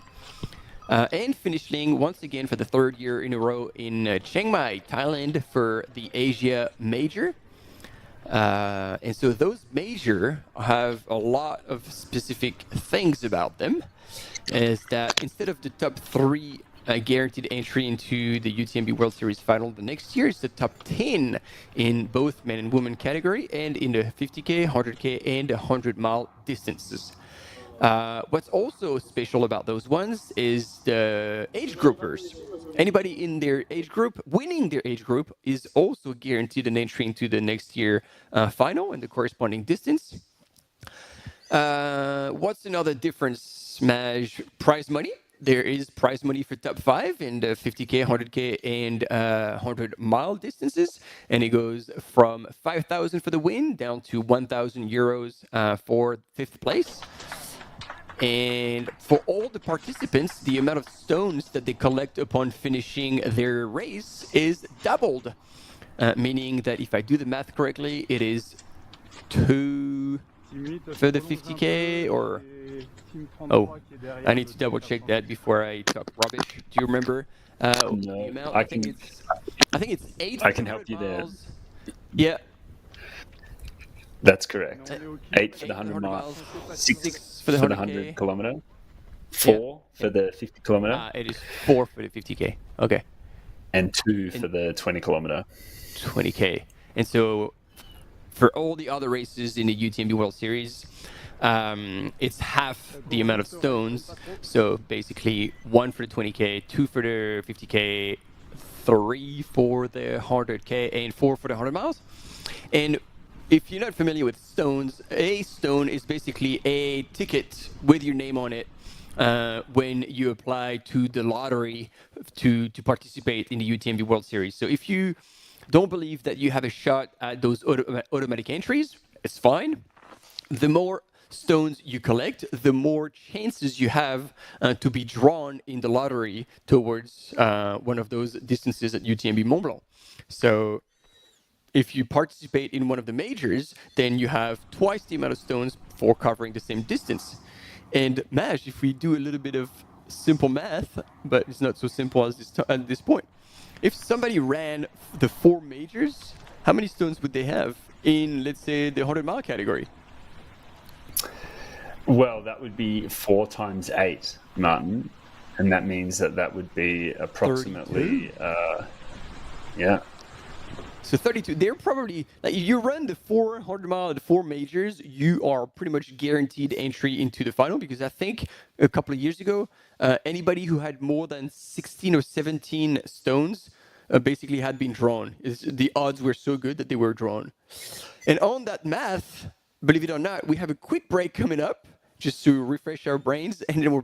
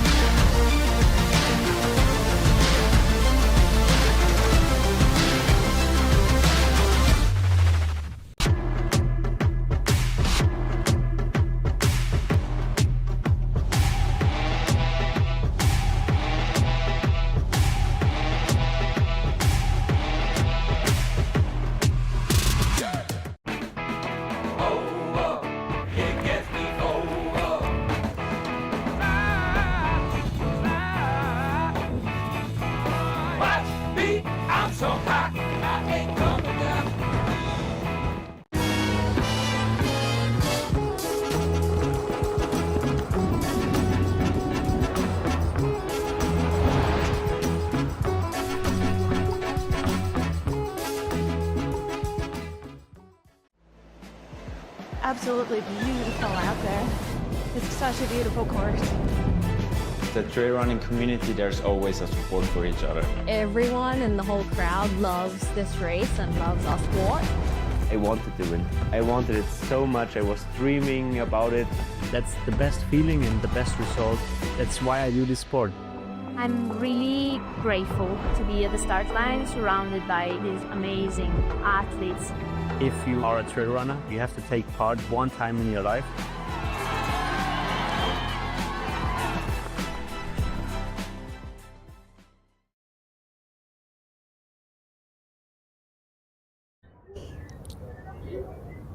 All right, we're back live, team, and we're getting closer to the first aid station into that 122 kilometers, 10Ks into the race in Blavi. And here our men's leader, ooh, who's got company. Even though he looked like he really went hard, they didn't give up. And it sounds like somebody is creeping up on Gediminas Grenius. And is it? Did Matteo had a long, like a sleeve T-shirt? Because he had a white top, but I don't know. We'll figure it out. And then there was another runner with him. So is it a cam runner? It looked like he had an Outdoor Sports Life T-shirt. Oh yeah, it is the Scarpa one. So, man. So early, an hour into the race, and there's already a big ding-dong battle at the front of the men's race between Matteo Anselmi currently sitting in second, but closing that gap, and Gediminas Grenius, who has taken the lead and put on an aggressive surge, but that was not enough to shake off Matteo. Matteo is at home, Italian on his own turf. He's not about to let it go. Yeah, we can't imagine that Matteo would have let Gediminas get away too far in these early parts of the race. The Lithuanian, very experienced at this distance, but he has been joined by what we think is second place and third place, actually, as they get closer and closer to the very first aid station at 10 kilometers. And we will be able to get a really good measure of the field when they move over the timing chips for that first 10 kilometers, where they will be able to receive some aid station assistance, but no crewing assistance. They will only get crewed for the first time at 35 kilometers into the race, which we imagine is going to be well into the darkness of the night as these runners move through the incredible course that is outlaid. It has just gone past 8:05 p.m. local time. And as you said, Martin, they have just gone through the first hour of the race here. Fabiola Conti is leading the women's race, as she has been from moving past the town borders of Aosta in the small town where they started. Really the epicenter of this beautiful mountain region, the capital of the mountain region here in Italy. Fabiola has looked like she is just on a bit of a mission, a solo mission at the moment. We have not been able to see any of the chasing females in view of her in the last hour. She's been pretty solo, unlike the men's race where it has been Gediminius, it's been Matteo, and they have been duking it out here. We have a camera runner with Matteo following him right now, and you can see Gediminius just a few yards ahead of him. Yeah, Maj, and I think, so that's the third person we were seeing in the background. So you've got actually two competitors and two cam runners. You see they're dressed the same way with the white top that fades into a black over the shoulders, and their little streaming backpack. So these are the outfits of outdoor sports lives. So we don't have a third runner here, but as you were saying, they are like running stride for stride, and they are finally getting into the aid station. And I hope we're gonna have eyes on how this transition is gonna unfold. What a beautiful looking little town here, Martin, with the vineyards there. I hope there's gonna be cured meat, the infamous Aosta jambon.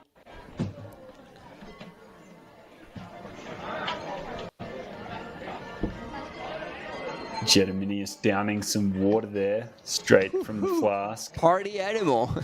he can chug. Matteo moving through. He's keeping a big eye on Matteo. He was like, oh, where is he? Where is he? And there's a bit of a transition here, putting down the powder. I think this is Morton energy drink.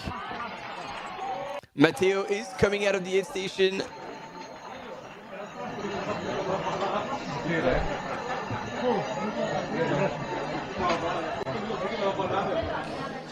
So see, this is experienced here as much as clearly Gediminas is racing, and he doesn't want to give any free second to Matteo. Like Matteo actually went much faster through the aid station, and then is actually taking it easy and taking the time to chew whatever he picked up, while Gediminas was confident enough that he needed to take whatever. Oh, this is awesome. We got traditional costumes here, accordion. There's a whole party going on. Love it. And he's throwing his poles in the air. He's like, yep, thank you, everyone. So, yeah.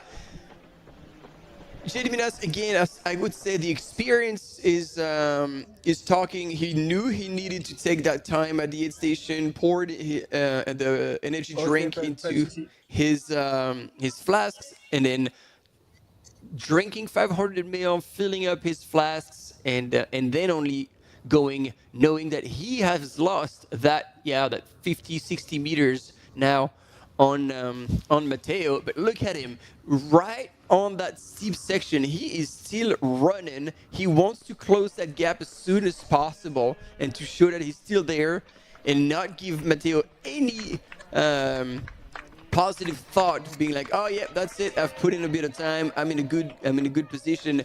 Nope, that is going to be a relentless battle, and to me as much physical as mental. Yeah, these guys are really duking it out here, Martin, and you can tell by their body language they're keeping an eye out for each other. They're constantly kind of looking over each other's shoulders. They're, as you said, Gediminius was in the aid station, and he kept a close eye on where Matteo was and when he left the aid station. So, and you could tell also by Gediminius's body language in the aid station, he looked like he was quite rushed. He wanted to get his bottles filled quickly. He wanted to get out of there, and you can see that these guys are really keeping a sharp eye on each other, and they also have, put a bit of a gap on the rest of the field here. Third place male is nowhere to be seen, so it's really interesting to see these guys just from the get-go start duking it out as they pass through that first aid station at 10 kilometers. And they move through that aid station there at the Blavi hamlet, which is a beautiful little place, a beautiful little town of houses, and it's got some churches sitting there as well. It's got about 1,000 inhabitants in that little hamlet there.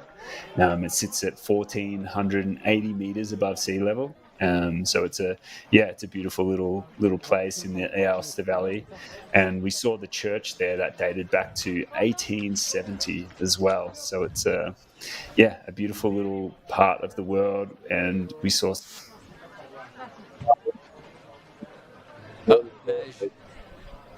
Your sound is dropped again. All right. There we go. We got you. Okay. That's first place female.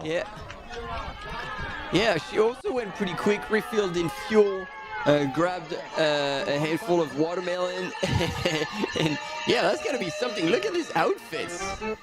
And the accordion, it is a true party in that little hamlet, and you were giving us all the stats about it.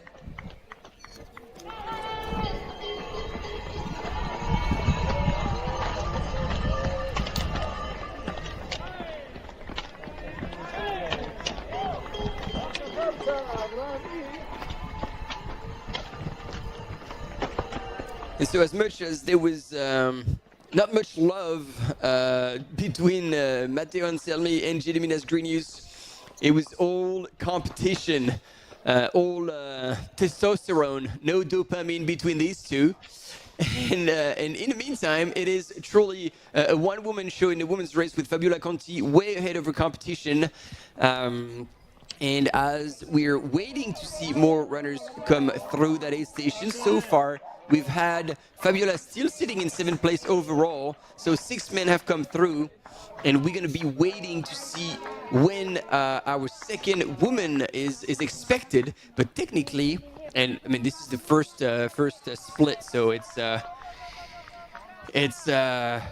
hard to predict. But Emily Vaudon would be expected to be the second woman to go through, and in 18 minutes. Imagine that, already an 18 minutes gap after 10 kilometers. So we'll see if that comes true or not. We'll keep our eyes on that ranking and that split in the Blavi aid station. And I've also taken a quick look at the chat, and you guys are rock and rolling with those gifts. Keep them coming. We're loving it. I had to go pretty far up, but Olivia Amber's win for America, there was a pretty damn solid give. I had never seen that one before, and kudos. Well played. Yes, folks, sorry we have neglected the chat a little bit over the last few moments, but it is great to see those gifts rolling in, so thank you a lot for getting involved there. Really is incredible. Make sure that you make the most of those gifts. It's definitely a fun element of this chat feature, so it's great to see. Send us any questions you have as well. We would love to be able to help out with some of our knowledge or none of our knowledge with any questions that you have about the race here or the UTMB World Series. It would be a pleasure to be able to help out with some of the knowledge that we've gained over the last couple of years here, as we see Fabiola Conti lead the women's race, getting higher and higher into the mountains, ascending out of the valley of Aosta there, which you can see just in the background. It's going to be one incredible night ahead, and it looks like it is perfect weather, really, Martin. No one is going with any other uniform outside of shorts and t-shirts here. So it looks like that the evening might get a little bit brisk, but right now it is perfect conditions to start a race of this magnitude as they work their way high into the Italian Alps, with a couple of Italian locals duking it out at the front, representing. Look at this! Matteo has taken the lead again. Oh, well, no, sorry. He had the lead. My bad. He had the lead coming out of the aid station. So he's just been reeled in by Gediminas Grenius, and Gediminas doesn't seem to be making a pass just yet. And I was pleased to see for the people. Well, I don't think there's going to be many people watching, but French people watching. There's a certain Arnaud Lejeune, who's not so jeune anymore, 45 to 49 now, and he's one also of the veterans, or one of the old timers of our sport in running and ultra running. And in 2011, he was 4th at CCC, and he's done so many races, mostly in France, but he's been top 10 at UTMB, and it's good to see him back here, like after 15 years. It's pretty impressive. Here we go, your top 5 in the men's. Gediminas Grenius, Matteo Anselmi, that we've seen a lot of, Simone Corsini, just behind Edouard Thierry, and Mathieu Esmieux, 2 Frenchies running up this top 5. And I think we're going to have a quick break before we see the women's ranking made out of only Fabiola.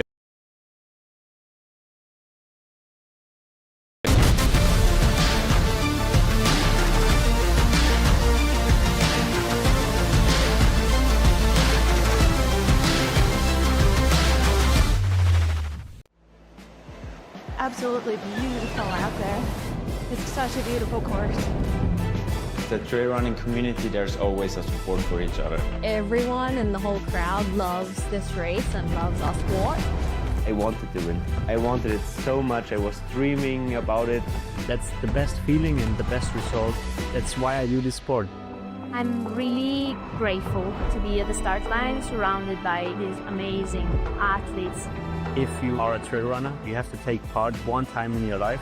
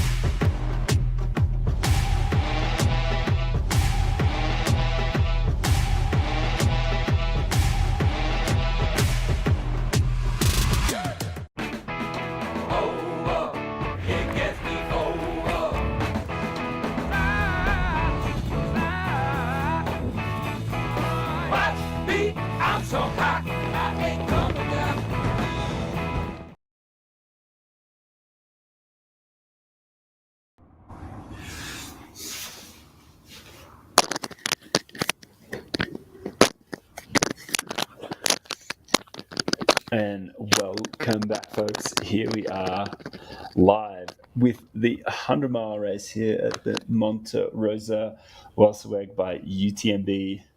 We are 1 hour, 18 minutes, 42 seconds elapsed into the race here as the runners ascend out of the town of Aosta, out of the start line here. You can see here we have our duo leading the race, Gediminas Grenius and Matteo Anselmi. They are duking it out here. Yeah, not making. Yeah, it's not a. It doesn't seem like they are working together, but it seems like they are working their way into this race very much in an aggressive style. we can see here what is most likely our second place female coming into the first aid station here at Blavi with a decent gap to first. That would be a third one. Third female. It looks like Lisa Borzani has gone through a couple of minutes ago. Oh, yes, very much correct. Yes, very recently. And so that would be Emily Vaudon from Switzerland, perhaps.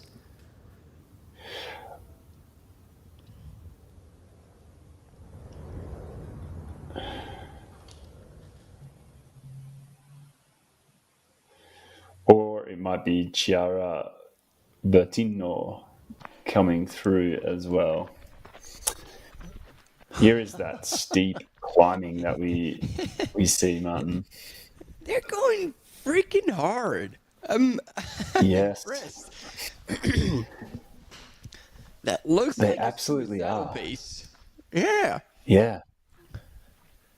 Team, I mean, this is perfect for us because we're seeing the beginning of that race, but we know that there's going to be some massive popcorn situation tomorrow at some point. The wheels are going to fall off, the chariot's going to set on fire, and we're going to have some blowouts. There's no way, if these two keep going at each other like that they're going to finish in one piece by the time they make it to the finish in Cressonnet-Saint-Jean. I don't see this happening. No chance. Here, I see it here. I might be wrong, but that is my take. You know, Martin, Fabiola Conti leading the women's race is 7th overall. And so, you know, if these two guys duke it out, blow up, she's in a good position there to get on the overall podium. She very well could. So you were right. It was Chiara Bertino from Italy. So she's gone through that aid station in 3rd place. And she is 11 minutes back from the lead, Fabiola Conti, and just 4 minutes. 4 minutes back from 2nd place, Lisa Borsani. So top 3 women are from Italy.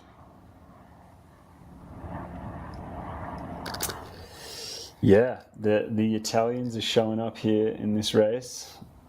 That is for sure.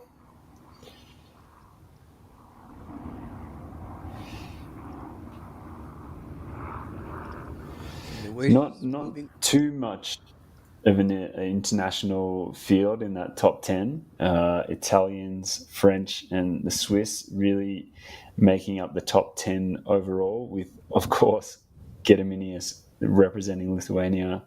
But yeah, it's not too many nationalities making up that top 10.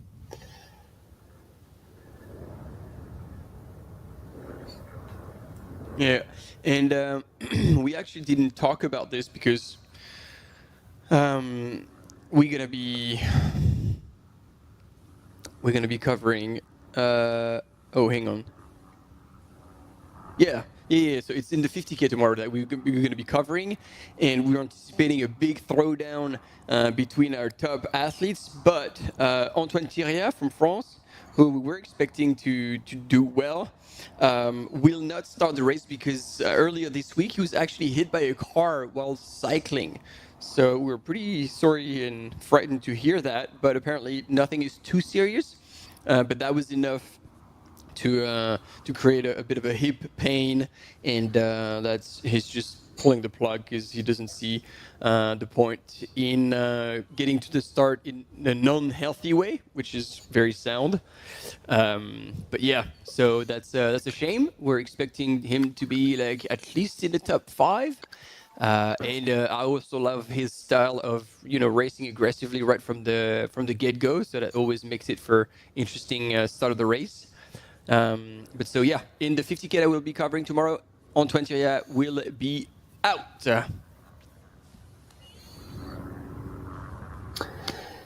Yes, nothing good about that situation, Martin. Definitely something that we don't like hearing when it comes to anyone participating in their training out there in the beautiful areas that they are. So we hope Anton has a quick and healthy recovery and he can bounce back into the form that he is known for and he would like to be ultimately. Yeah. And look again, it looks like Gediminas Grenius is pushing the pace and opening a little gap on Matteo. And so it seems that, he had opened a bit of a gap, but then coming into the air station, Matteo had closed. And look at him. Matteo must have stopped for something because he just came back onto Gediminas like in seconds. So maybe he had stopped to eat something, drink something, maybe like a quick number one, maybe not number two, otherwise there would be a bigger gap. And yeah, but wow, I did not anticipate that there would be such a big battle already in the first hour, let alone the first 30 minutes, because these two have been going at each other already for over an hour. So yeah, exciting.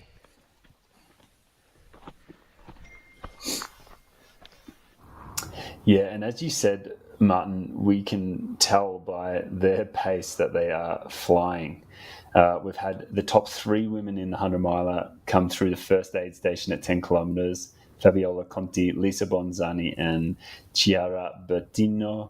They are the top 3 in the 100-mile category, just passed through 10 kilometers. And we will take a short break and be back with you after this.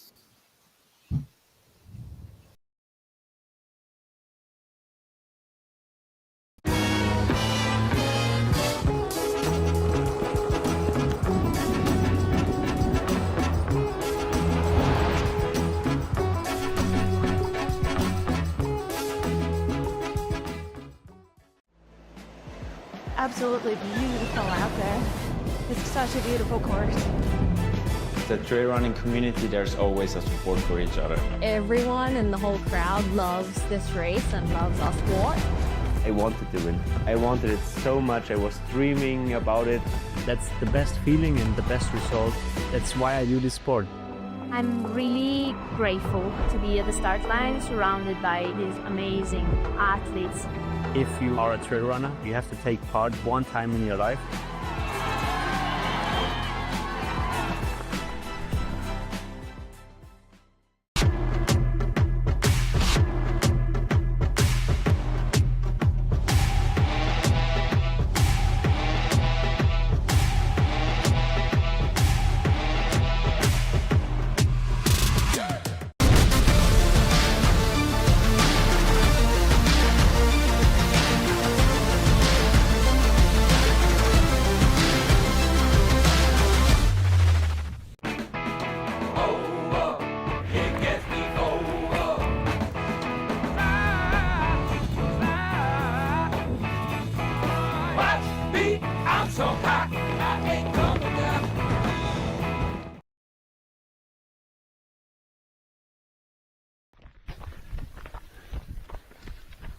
Here we go, team. We're back once again with our men's leader in the Sentier des Val d'Autun race, 122 kilometers, 8,400 meters of elevation gain for this point-to-point race in the Aosta Valley.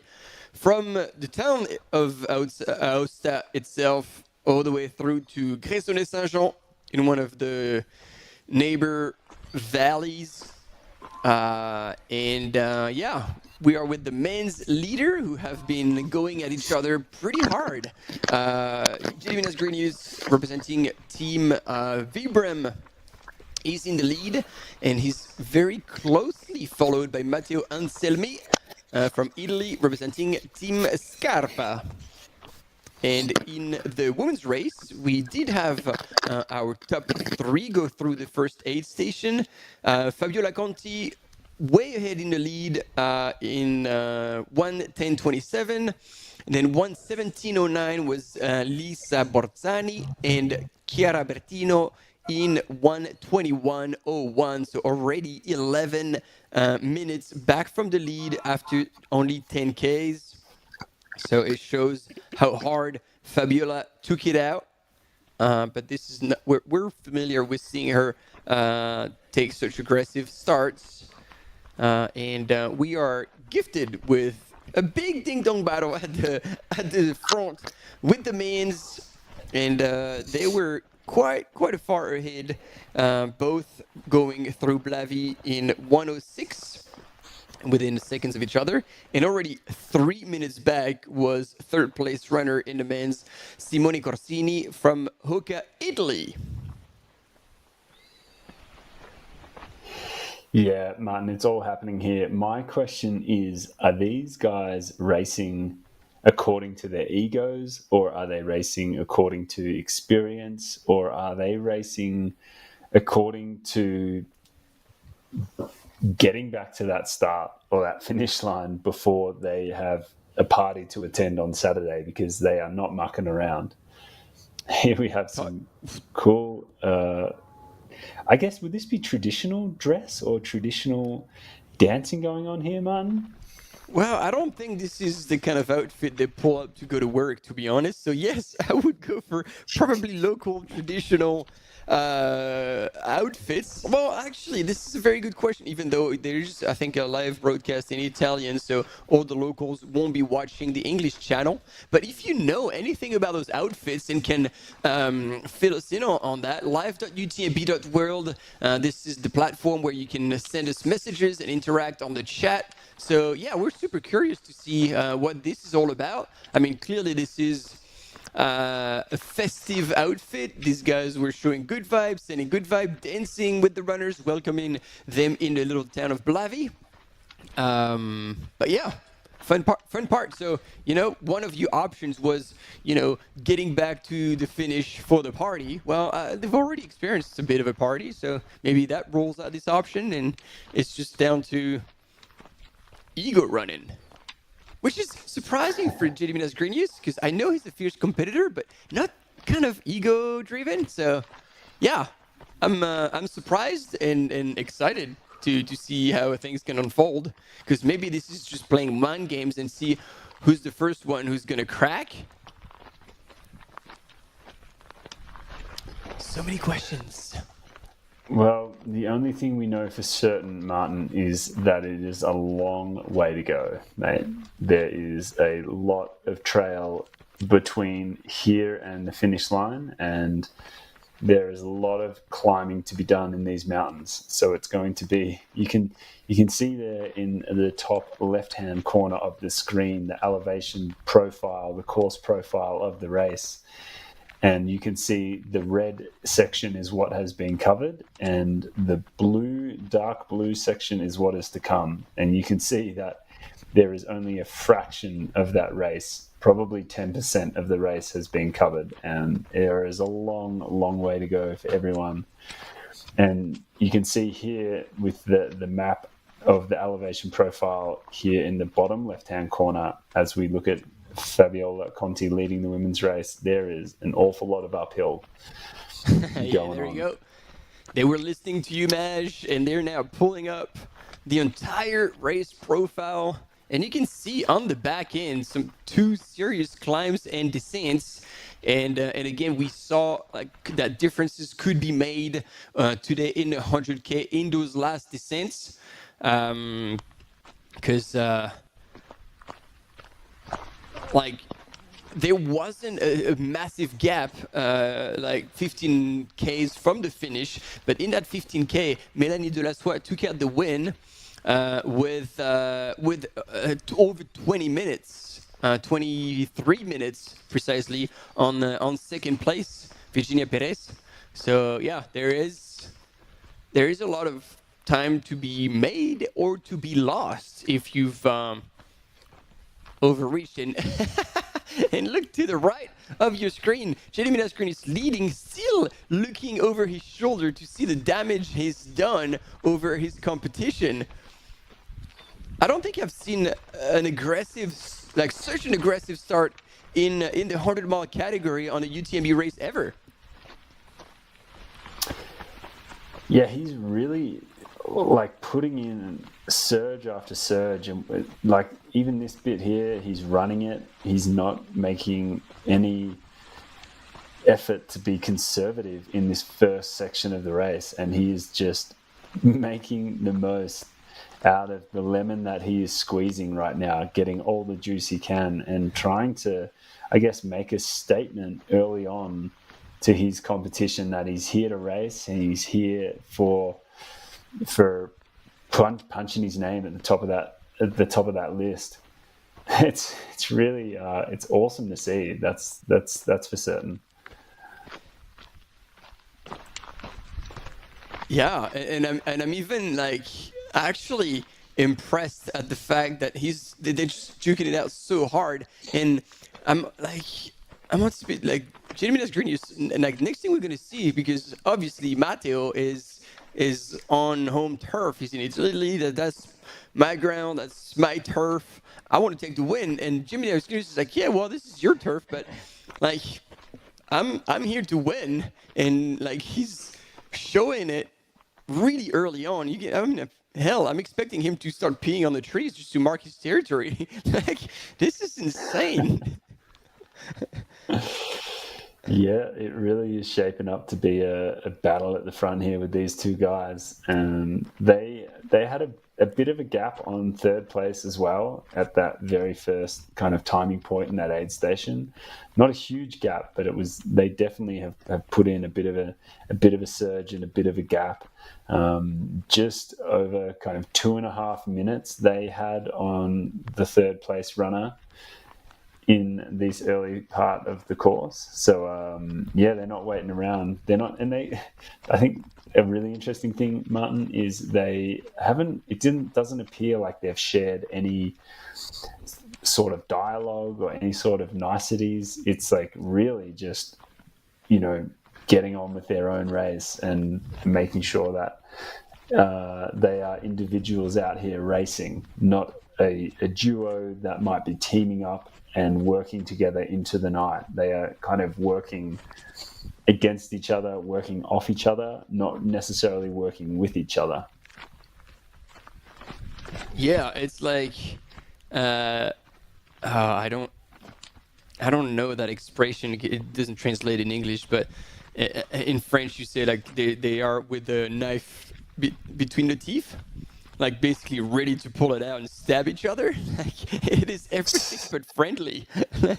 And we were talking about this off air. Like, you can feel the tension between these two gentlemen. It's just like palpable. It's there. Like, and as you were saying, no friendly word. It's just like silent, cold passes and just looking over the shoulders, trying to pull away.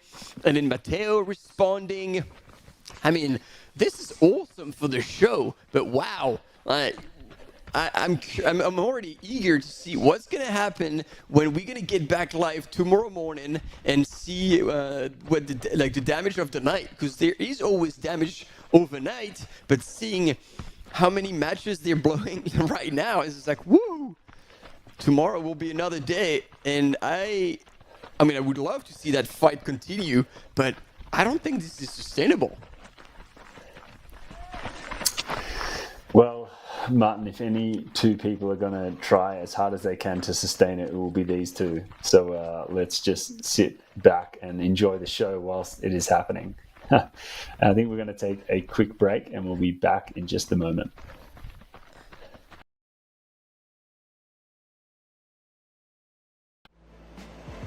Absolutely beautiful out there. It's such a beautiful course. The trail running community, there's always a support for each other. Everyone in the whole crowd loves this race and loves our sport.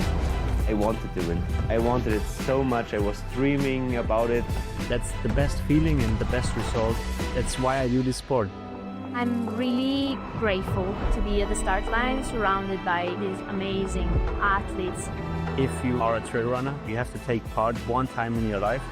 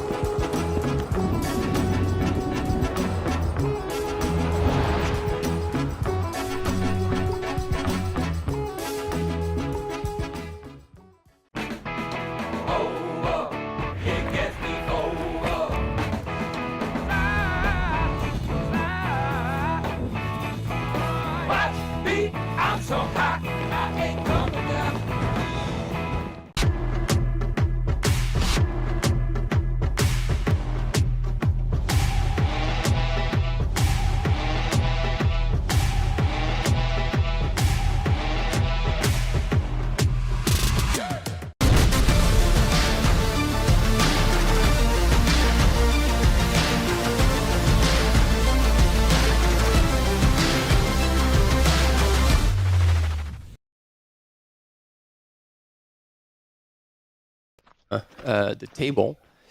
And there we go. Look at this, the golden hour going through the field. And you can see that the summer has been hot and dry already because most of the vegetation is now yellow. And the sun has set in the Aosta Valley, but something is still pretty hot. And it is the men's race and the fight between first and second here on your screen. Currently leading Gediminas Grinius, representing Team Vibram, closely followed by Matteo Anselmi, representing Team Scarpa. And both these gentlemen are throwing punches. That beginning of the race is more aggressive than a boxing match. No love has been shared between them two, and the heart is full on. The race is full on. Now, Fabiola Conti, on the other hand, took it out aggressively, but she's on her own in the lead, and she's exactly where we expect her to be. And she would have, like, she's a weathered runner. She's done so many competitions that she would have looked at the start line to gauge her competition, and she would have realized that her UTMB index is over 100 points over her next closest competitor, meaning that if she takes it out not too hard, she would still technically be able to take the win tomorrow. So the big question is she going to kind of try and look after herself and make sure that she doesn't overreach and she crosses the line in first? Or will she just consider that because she's putting a number on, that she will be racing every step of the way? Because last we checked, she was 7th overall. Martin, look at these guys duking it out. They are running this climb. It is incredible. And as you said, Martin, Fabiola Conti is, at the last timing point, she was 7th overall. So well into the top 10 of this race in the early stages. So I would suggest that she's definitely pinned on a bib and is just nestling in for the race, you know what I mean? And there were two cam runners with our men's leader, one for the first runner and then another one for whoever is chasing. But because these two are actually together, I think one of our cam runners is actually going to drop back to see where the third place runner is. And if I understood correctly, it seems like the third place male was in sight, which would be surprising because first and second are still going at each other pretty hard, and they had over 2.5 minutes on third place at the last aid station. So it would mean that third place would have made a massive effort to close that kind of gap. 2.5 minutes in over 3 Ks maybe, while Matteo and Gediminas were still keeping the pressure on. So we'll see if I misheard what they were talking about. And in the meantime, Fabiola Conti leading the women's race in style. Yeah, absolutely. And a big shout out to all the camera crew and the production crew behind the scenes here, bringing another UTMB World Series event live to everyone who is not there in person. So big shout out to the whole team behind the scenes here. There is a big crew putting this on, simultaneously putting on the Eiger Ultra Trail by UTMB as well. 2 big events on the World Series that are taking place this weekend. But don't leave this live stream for that one. This is the one that you want to watch because we have a fight going on. Well, and we get 2 days of live broadcasts, and actually Eiger will only be tomorrow. So technically, you got nowhere to go. You stuck with us. And we're going to be with you for probably another 15 minutes or so until the last light have shone on the course. And yeah, then we're all going to try and get a good night of sleep because tomorrow is going to be a big day. We're going to be with you starting, let me check just to make sure I don't talk rubbish. 8:45 a.m. local time until late afternoon for the finish of the 100 miles. And obviously we'll be covering the 50K as well, where we can expect a big fight as well. Those shorter distances are way more aggressive, and we got a big lineup both in the men's and the women's, so that's going to be pretty fun to watch.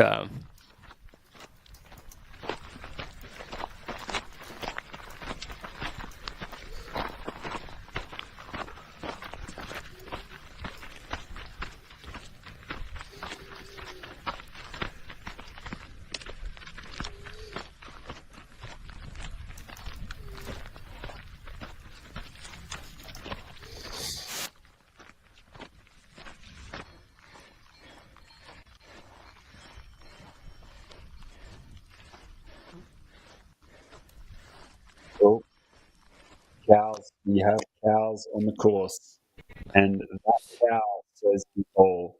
It is that cow has the expression, "What the actual bejesus is going on here? Why are you both shooting it out so early?" Well, and actually, I have I'm looking at cows now with a very different perspective, because they used to be fun, quiet, peaceful animals, just eating away in the pastures. And this is probably why there's so many flies in front of that screen, because there's probably a few cow patties sprayed out around those fields. But seeing what happened to Sarah Alonso, she got actually put to the hospital because she got attacked by a cow, and she got absolutely mauled by it, to the point where she thought she was gonna die. So, you know, whenever you're going past those cows, you are in their pastures, and I don't know, like, what the hell went through this cow's head, whether she felt territorial, threatened, or anything, but this could happen. So, you know, always bear in mind that you're not alone in the mountains, and be mindful of like them being there and being big animals. And so if they get angry, like, we're just skinny runners up there, so we don't stand a chance. And so it's it's important to like be mindful. Maybe if they're close to the trail, just break into a walk, speak calmly. That always helps with animals. But yeah, like, make sure you're staying safe out there. Yeah, it's a good point, Martin. Absolutely. It's hard to know what is happening in the mind of any animal, and so it's just important just to take a little bit more precaution than otherwise you would normally. So yeah, it's some sad news to hear about Sarah Alonso, who was planning on lining up at the start line of OCC at the UTMB World Series finals in Chamonix, and we are unsure that will be a possibility for her now. Oh, it is not. But all the best with her recovery. Yeah. Yeah, you know, she's made the call. It's far too brutal. She broke 6 ribs. Yeah. And it's a shame. So look at Cam Runner. We're gonna lose one in the team. It's okay. We got quite a few, but we got a quick break coming up, and hopefully we'll still have our camera runner after that break.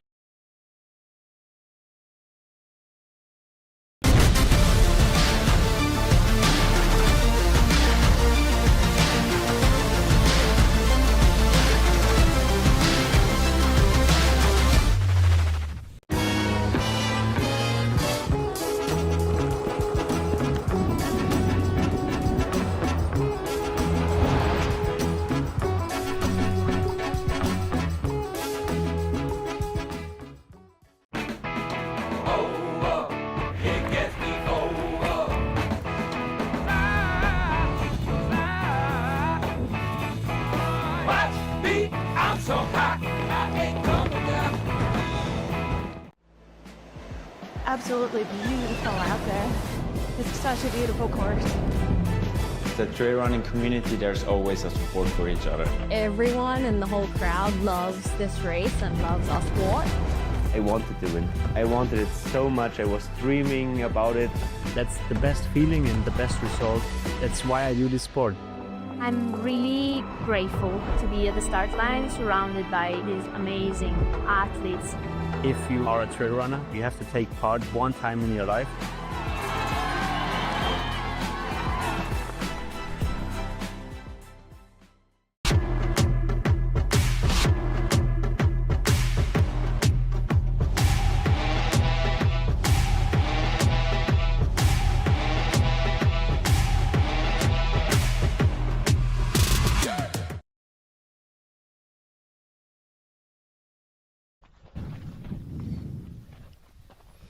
All right, team, the flies are still there, but we have a different runner on the frame, and it is Simone Corsini, the third man in the men's race, and he's also looking like he's putting on an effort, running with a purpose, maybe running away from the flies, maybe trying to close that gap, but I don't know if he's been told how far ahead Jeremy Nasrinius and Matteo Anselmi were,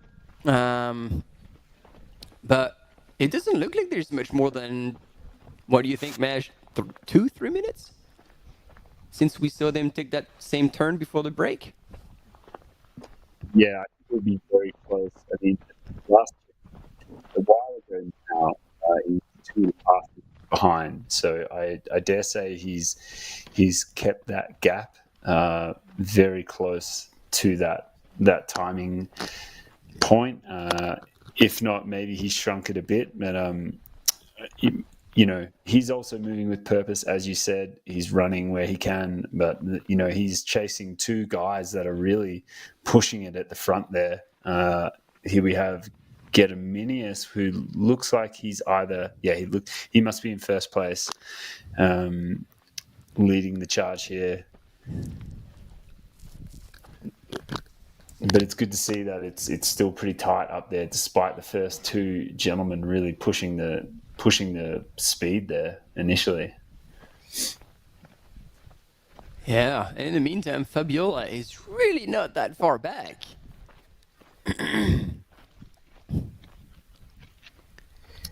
Definitely not. She was 7th overall at the last checkpoint at 10 kilometers. So yeah, she's mixing it. I mean, it's what, another couple minutes behind third place Mel? He was just there, Simone Corsini, that we had on the screen. Yeah, man, if she looks after herself, like considering how hard they're running it up at the front, it's yeah, it's gonna be an exciting race.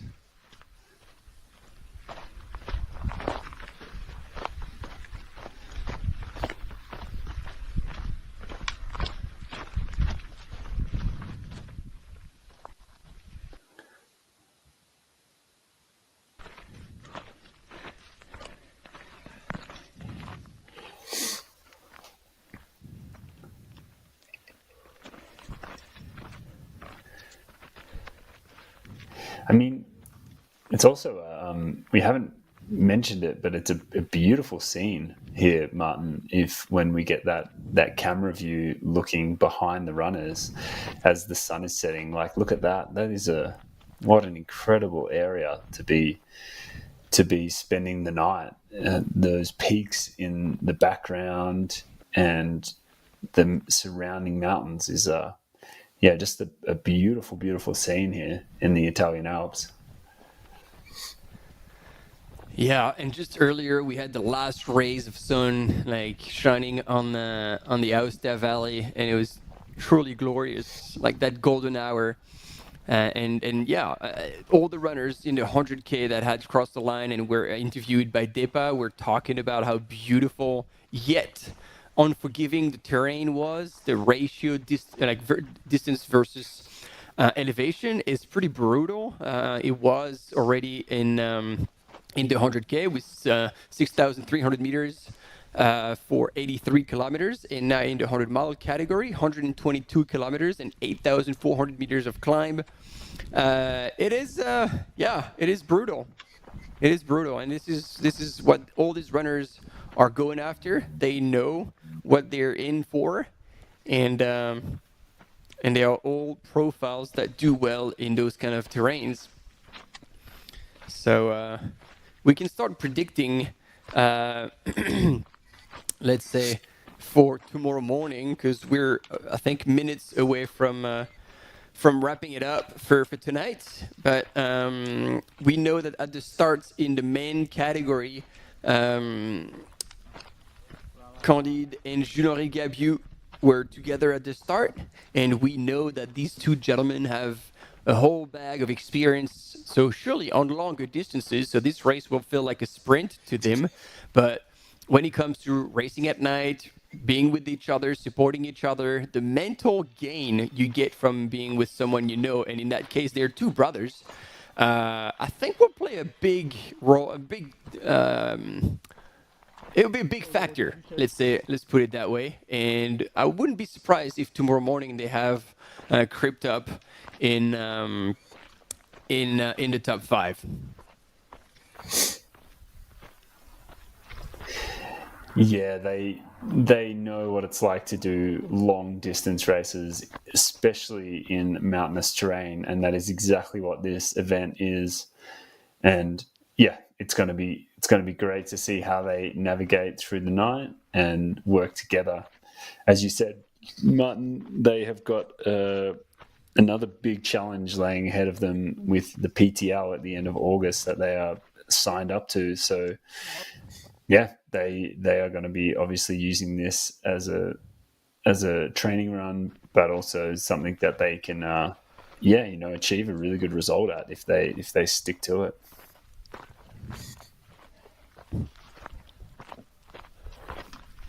Yeah, and again, back on the screen on that section, a little further back, probably 2 to 3 minutes back from the lead, currently in third place, Simone Corsini, another Italian runner.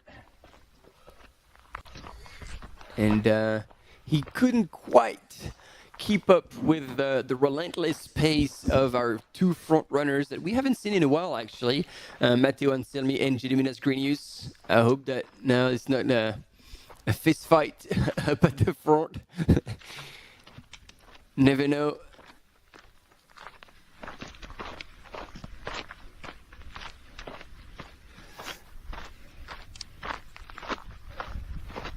And here, steadily going up that climb, Fabiola Conti.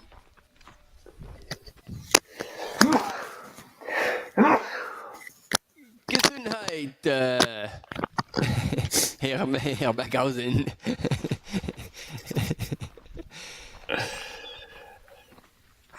It's the thin mountain air that's getting to you. Martin, I wonder if we are going to be able to see these runners hit the very next checkpoint at 20 kilometers before we time out here for the night. That is where they are going to get their next point of support, Col Cornet, at 20 kilometers into this race. But as you were pointing out, it's just going to be an aid station, and they're not going to have access to their crew just yet. But yeah, that's a good question. I don't know. We should try and figure that one out, actually. Yeah, it will be close, but I don't know if we'll get there in time.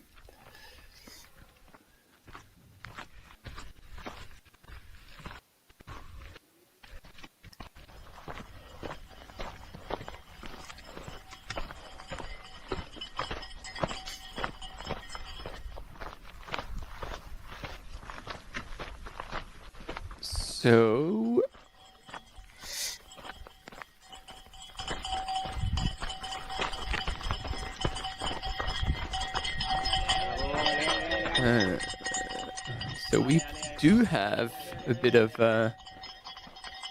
spectators out here. So does that mean we're getting close to a road section or something? Oh, look at that. It is getting a bit technical. And I think they have done most of that climb, and now they're kind of contouring that mountain on a little bit of a balcon trail.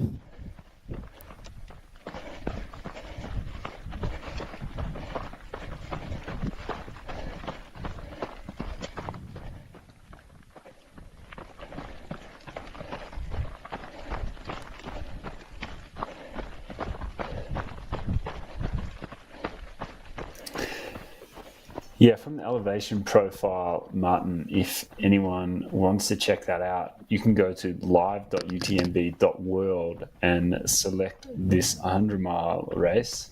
You can see that they enter into a little bit of downhill and what seems to be a little bit more flatter terrain as they make their way to a steep, short climb up to the Col Cornet aid station at 20 kilometers into the race. So we might see a little bit of running going on for the front of the pack here as they make their way to the 20 kilometer mark and the next aid station.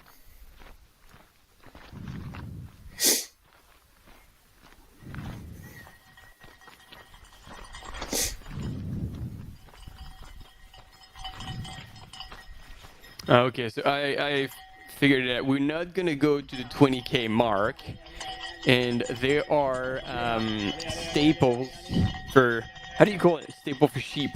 Does that have a specific name in English? A barn. A barn? Like a mountain? A barn. Little... Yep. Bergerie in French. I'm going to look this up. So basically, our shooting team was planning on going all the way to these little sheep houses, and then that was going to be the end of the live broadcast, which was about a K away from the 20K mark in the aid station. Here, it is interesting. It is getting a bit more spicy. Like, the ground is covered in rocks, and it's definitely uneven terrain. And it's going to be challenging the runners a little more. But the fight is still on, ladies and gentlemen. They are really breathing down each other's neck. And what a start of the race. At least, I got to say, we're loving this because it's putting on a show that we rarely get to see at the beginning of a 100-mile distance, 100-mile category race. Team, we do have a quick break coming up, but stay with us. We'll be right back to follow the last section of the race for tonight.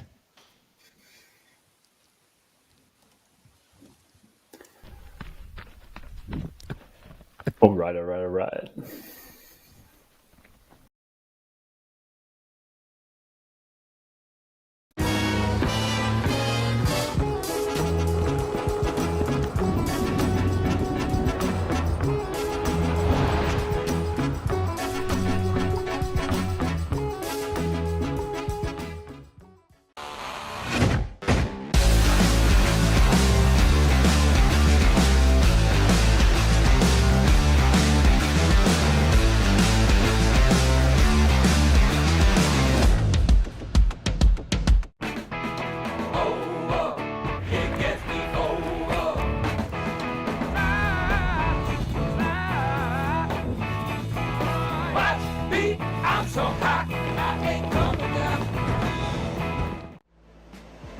Absolutely beautiful out there. It's such a beautiful course. The trail running community, there's always a support for each other. Everyone in the whole crowd loves this race and loves our sport. I wanted to win. I wanted it so much. I was dreaming about it. That's the best feeling and the best result. That's why I do this sport. I'm really grateful to be at the start line surrounded by these amazing athletes. If you are a trail runner, you have to take part one time in your life.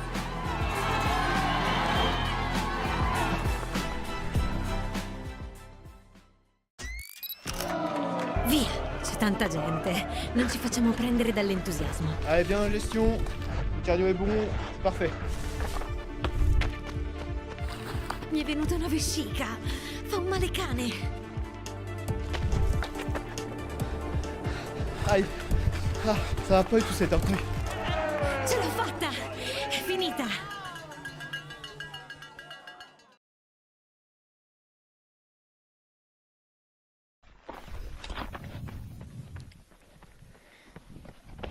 Here we go. Once again, we're back with the men's leader in the name of Jeremy Grenius and Matteo Anselmi. If you're joining us, we are covering the race Les Sentiers des Valdotins, which is the 100-mile category race, precisely 122 kilometers and 8,400 meters of climb in a point-to-point race from the very town of Aosta to the valley of Gressoney-Saint-Jean. And at the start, as you were saying, Maj, we had 464 brave souls who launched themselves into a journey of a lifetime. They're going to go through the night and through part of the day as well tomorrow. Fantastic time. And here we are getting pretty close to nighttime and to the end of this live broadcast.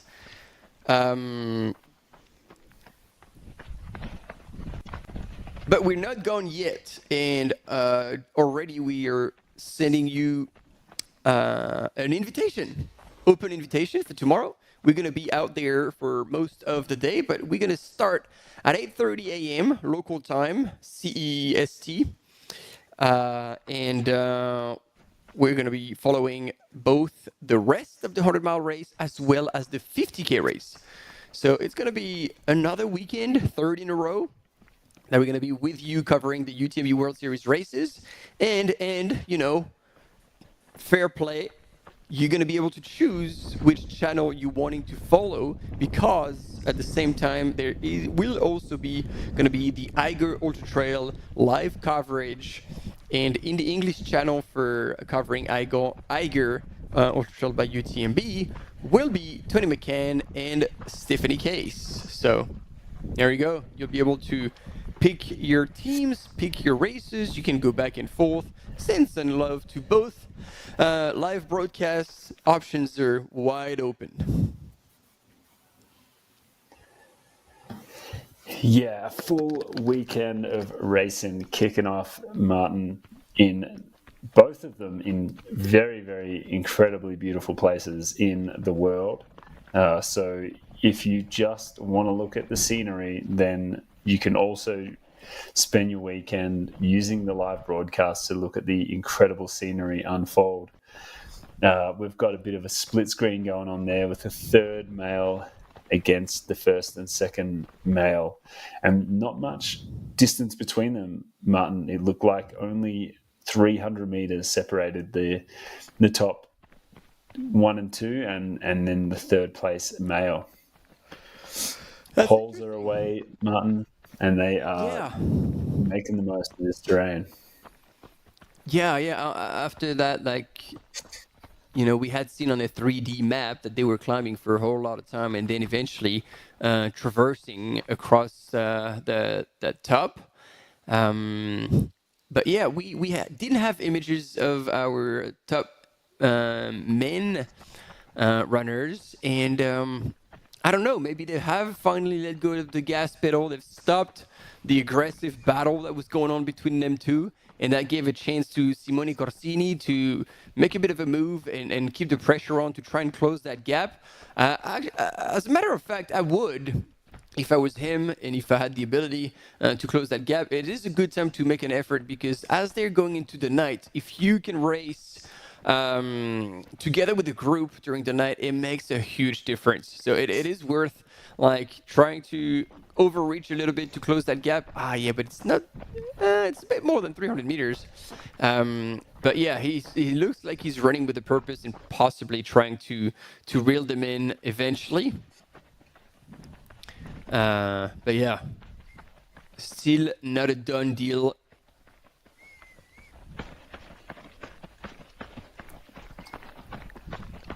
Not at all, Martin. But as you said, if you could work off someone through the night, I think it's a very, very valuable thing. Even just to help with the mental energy expenditure of keeping concentrated. You know, if you just have someone ahead of you and they are kind of breaking trail, so to speak, that allows you to just kind of switch off that small section of your brain and just kind of keep one eye on their head torch, knowing where they're going and knowing what lies ahead. So as you said, a great strategy if you can make that happen as the night falls upon everyone in the race.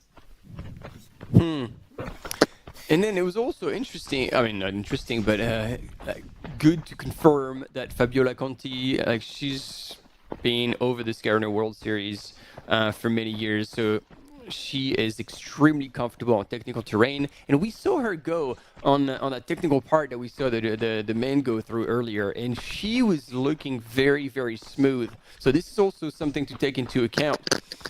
Beside her higher UTMB index, this is also a terrain that will suit her extremely well.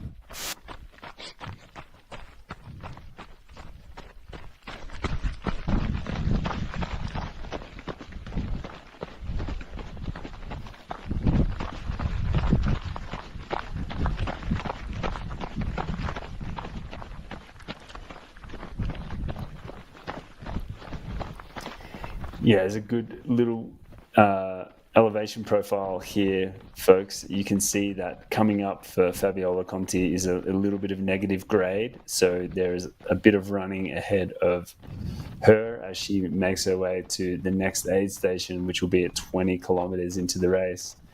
We've gone well over 2 hours into the race already. 2 hours, 11 minutes, coming up to 2 hours and 12 minutes elapsed into the race so far. No head torches are out yet. It is still daylight for the most part, but the night will be falling pretty soon as they make their way along the valley walls here. Bit of a drone shot there to see what the terrain is like. And Martin, you said it before, it's pretty rocky. It's getting a little bit technical up here in this higher section, which is going to force people to be on point with their attention and making sure that they navigate this section relaxed but smoothly and efficiently, for sure. Yeah, and again, you see Fabiola just making really smooth downhill and making it look easy on that section. And don't get fooled by the fact that she was getting dropped slightly by a cam runner, because our cam runner, this is the Bergerie, this is the sheep pen that we were talking about. So this one is covered, so I don't know exactly. Sheep pen was probably the best description for it. And they're going past this, and I believe this is where our team is going to stop. This is what was on the shooting plan, at least. But yeah, going back to Fabiola, she was getting dropped by our cam runner, but the cam runner intentionally, since they are ahead, they certainly don't want to slow down the runners, so they purposely run extremely hard to pull away and to give room to the runners that they're filming, so they're not bothered by their presence. But yeah, so it didn't mean that Fabiola was going slow. It was actually a matter of cam runner just pulling away purposely in front of her. So I'm glad to see that we are going past the Bergerie. But yeah, we could see a cam runner looking at his watch. Maybe he's like, oh shit, I'm doing overtime. Or maybe I'm not supposed to go all the way there. I don't know what the plan is, but so far they're following that Jeep ahead on the track that's leading the way.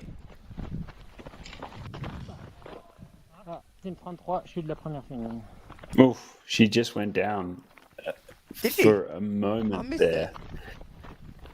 Nothing too serious, it didn't seem like it, but little fall there. As I mentioned, you've got to be on point here going through this rocky section. It's you've just got to be on point, because otherwise a fall like that could really end your day before it's really even got started in this race. Damn, she hit the deck pretty hard too. Like, she was moving well, and then wham! Like, on the ground, she was laying down full on. I'm pretty sure we're going to have a bit of a replay of that, I'm hoping. But But yeah, just when I was looking at the splits to have a better understanding of where we would be transitioning and ending this broadcast, yeah, Fabiola was hitting it hard, and awesome to see whether they're spectators or volunteers, but pointing the runners in the right direction. And still moving at a very serious pace. Oh yeah, team, also a bit of a heads up, because you can see this aerial shot and you hear a bit of a plane noise. Be assured that we don't use any plane or helicopter for to provide you with images. This is a cheeky move from the production, but it is drones through and through.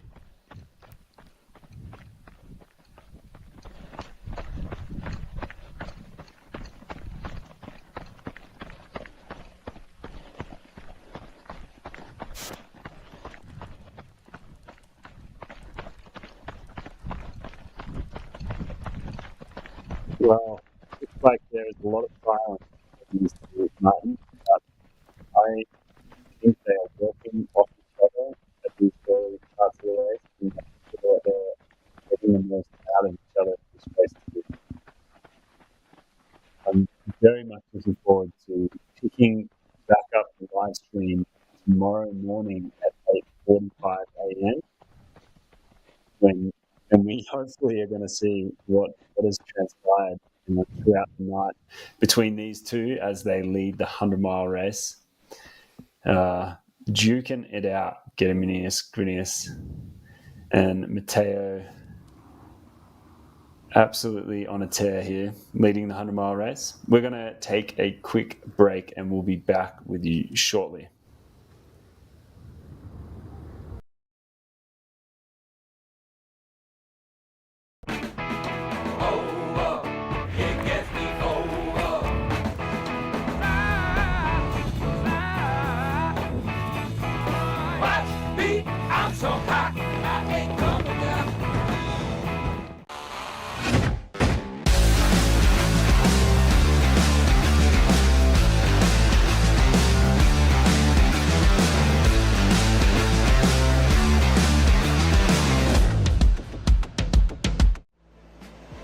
Absolutely beautiful out there. It's such a beautiful course. The trail running community, there's always a support for each other. Everyone in the whole crowd loves this race and loves our sport. I wanted to win. I wanted it so much. I was dreaming about it. That's the best feeling and the best result. That's why I do this sport. I'm really grateful to be at the start line surrounded by these amazing athletes. If you are a trail runner, you have to take part one time in your life.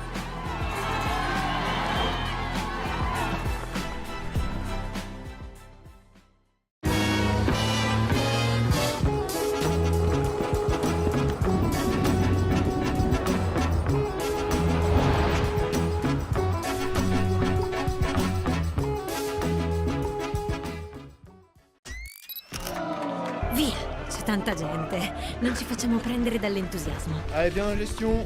Le cardio est bon, c'est parfait. Mi è venuta una vescica. Fa un male cane. Aïe. Ah, ça va pas du tout cette heure. Ce l'ho fatta! È finita!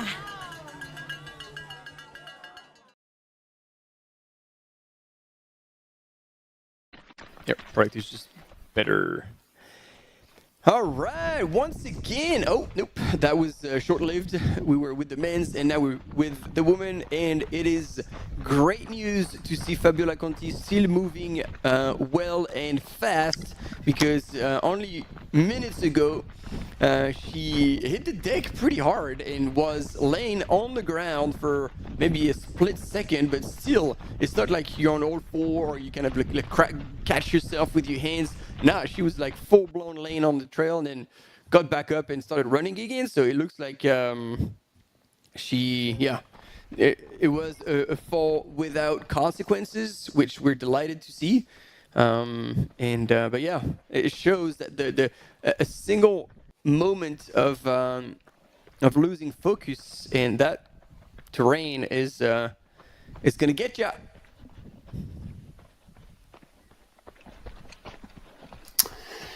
Yep.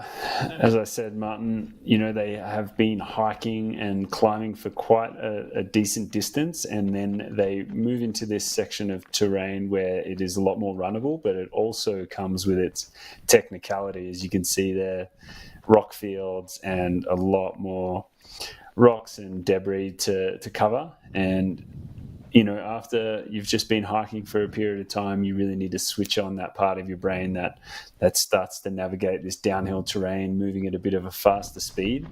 And unfortunately, we saw Fabiola come undone there and fall down for just a moment. But we can see here that she's moving again. Doesn't look like it's affected her too much, or it doesn't look like it's affected her at all. But it's something to you've got to be on top of that stuff, or else you'll get in trouble. Well, yeah, and so early in the race, you also don't want to be starting with injuries or bloody knee or hurting your hands, because then that's a long way to go with an injury, and you could create unbalances and all sorts of problems, and then the osteo invoice adds up pretty quickly. Oh yeah, absolutely.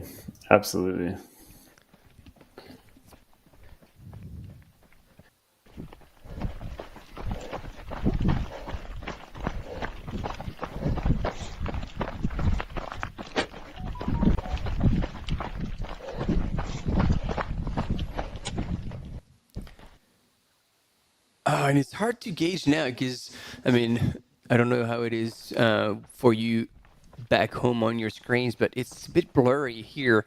And so it's hard to identify exactly the trails and to try and get a gauge of how far back our third runner, Simone Corsini, is from our two gentlemen in the lead.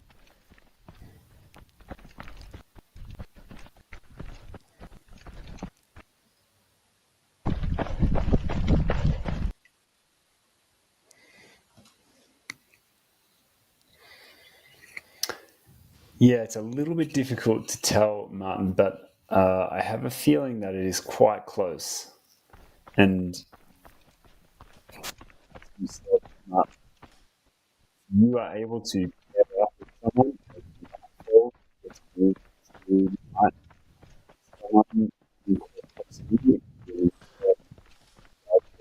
I think we're losing you again, Maj. Jeez, oh. Oh, yep, that's good now.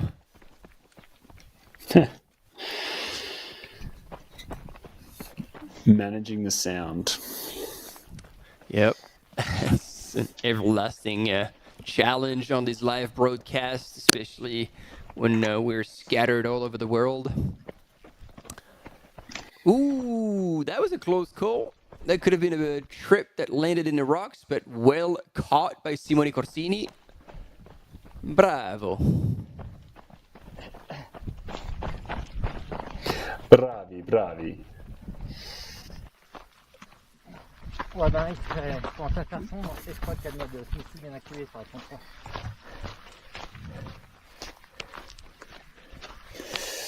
I don't know, Martin. They're certainly getting close to this next aid station at 20 kilometers when we see them break into a steep uphill hike, the lead men. It would be very close to the aid station. But it's getting pretty dark out there, according to this this camera. So Dark, we're losing reception. Yep.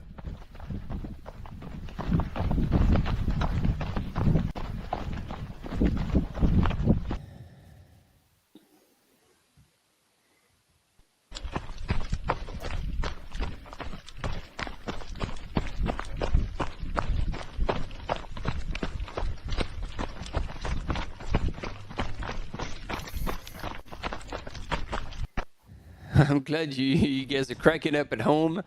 And the gifts are coming, and this is what we absolutely love. This is the sole purpose, to be honest, of being on the UTMB, like the live.utmb.world. It's not for the speakers, it's not for the race, it's just for the gifts. that's just the reason to join us. Bring your 2 cents, bring your gifts in the chat, and yeah, be part of that fantastic party. I think we're getting close to a wrap, to be fair, because as you can see on these images, the night is quietly falling down on all the runners, and we're struggling now to have clear images, so we can still now guess based on the outfits of these runners that now we're going back and forth between the men's leader in the names of Gediminas Grinius and Matteo Anselmi, and the lead woman in this 100-mile race, Fabiola Conti from Italy, who's got quite a substantial gap on the rest of the field. And here, yeah, you see Gediminas Grinius in the lead, about 10-15 meters ahead, and with the Scarpa outfit representing the Italian brand. Did you know that in Italian, Scarpa means shoes? I did know that, yeah. Yeah. I am aware. Yeah, when I found out about it, I was like, oh, well, that makes total sense. And so Matteo Anselmi is indeed in second place, and this is who we're seeing on the images just before.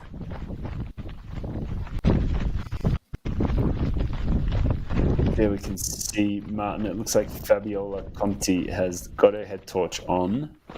Hasn't turned it on yet, but it looks like it definitely, she's put it on her head. So it must be getting pretty dark there, especially within the coverage of the trees. So I dare say that, look at that, that's getting pretty dark. Yeah, you're absolutely right. Like it goes between a bit more light and when it's exposed, and then when they get to the forest sections, it gets a bit darker. And then again, the fact that she tripped and fell, like in her mind, she'll be like, "Whoa, I'm not taking chances. There's no point." So it's fair enough that she pulled out the headlamp and probably going to turn it on quite soon. After all, what's the point of carrying a headlamp if you're not going to use it? And then still chasing in third place, Simone Corsidi here on your screen. Just hasn't managed to close that gap. So it seems that he's working hard to reel in both Matteo and Gediminas, but so far he hasn't quite managed to do it. And I don't know if that in that long traverse, whether he had the opportunity of catching a glimpse of them both to kind of get a gauge of how hard he's going to have to work and how big the gap is between him and these two front runners. But look at that. It is, again, a very steep section.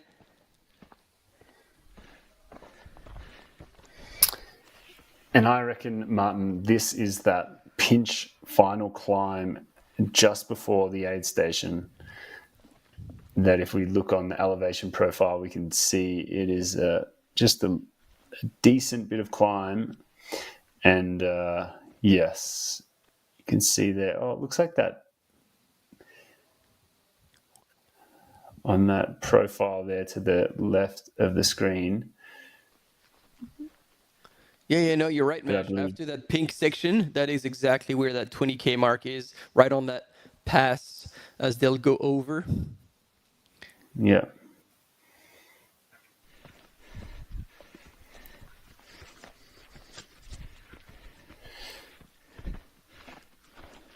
So yeah, they are in that steep section in that purple color on the map.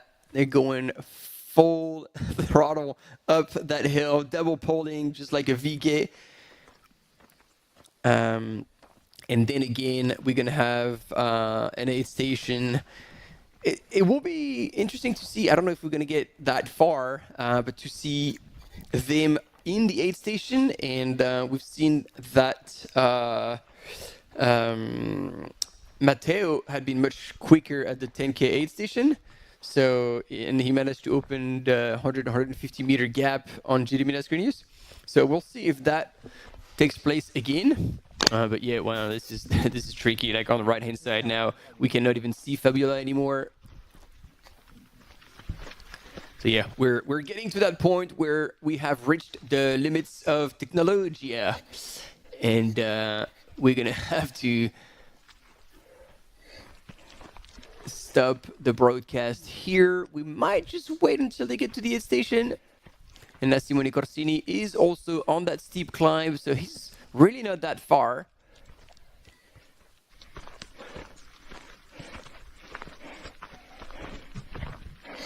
Just gone 2 hours and 30 minutes elapsed since the start of the race here. So that means it would be 9:30 local time in the evening.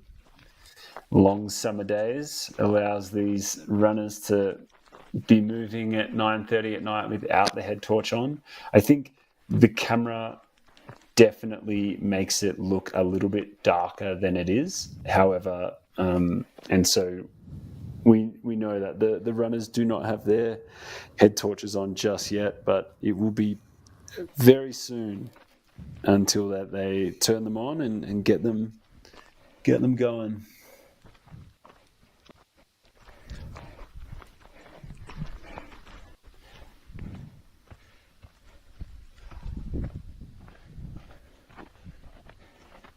Yeah, they definitely don't have head torches on just yet, but the camera makes it look like it is extremely dark where they are right now. Yeah, so I feel like as you're going into the night, and you haven't turned a head torch on, your night kind of adapt to the dark, and you can last a little longer without a head torch, especially if you eat a lot of carrots. But the minute you actually turn on your headlamp, then it's game over. You cannot turn it back off.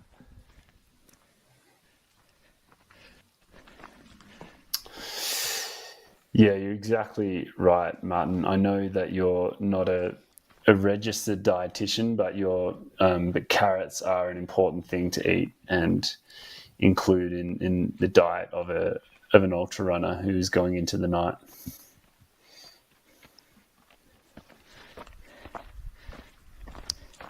Yeah, eat your carrots, kid. If you want to see at night, that's the way to go.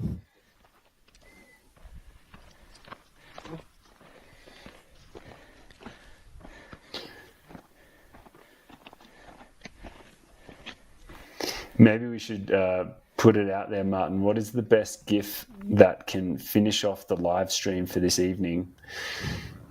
Put it in the chat. If you have a strong GIF game and you can pull one out of the bag to help us finish off the live stream for this segment of the night, throw it in there.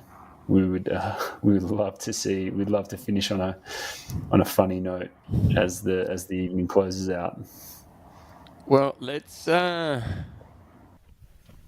give everyone a bit of a guidance. Let's say okay, so they're getting to the station. They're getting marked, not marked, beep. Should be an RFID thing, or maybe scanning the QR code. I don't know, but it means that they have reached the aid station. And yeah, let's put a theme out in one GIF. What do you think the night is gonna do to these runners out there? This is it. Then you get your shot, and you get Ilse from Costa Rica, Pura Vida.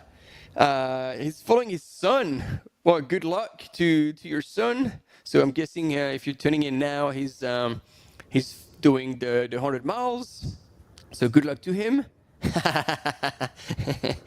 Love it. The gifts are coming, team. This is gold.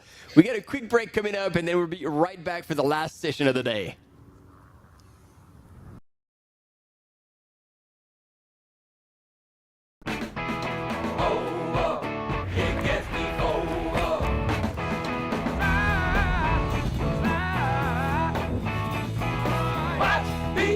So hot, I ain't coming down.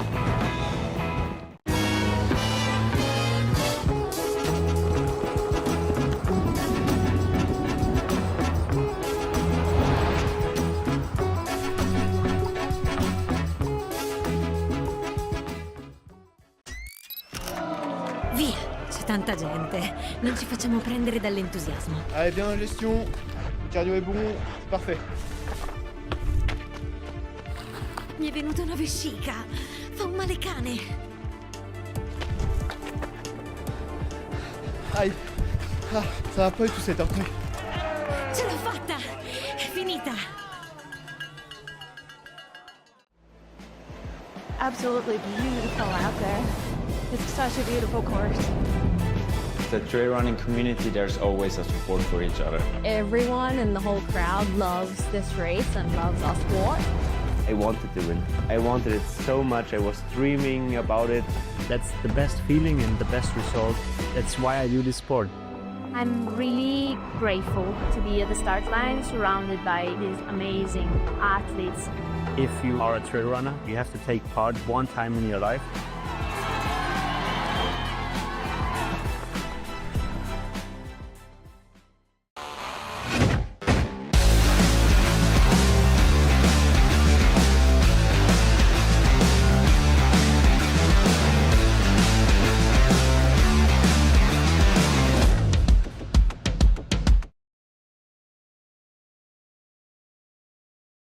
Yeah, It would make sense.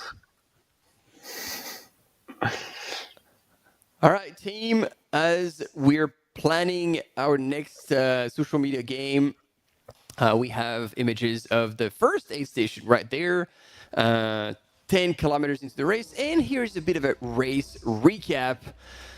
Right from the center of the Aosta city, where all these runners left 2.5 hours ago.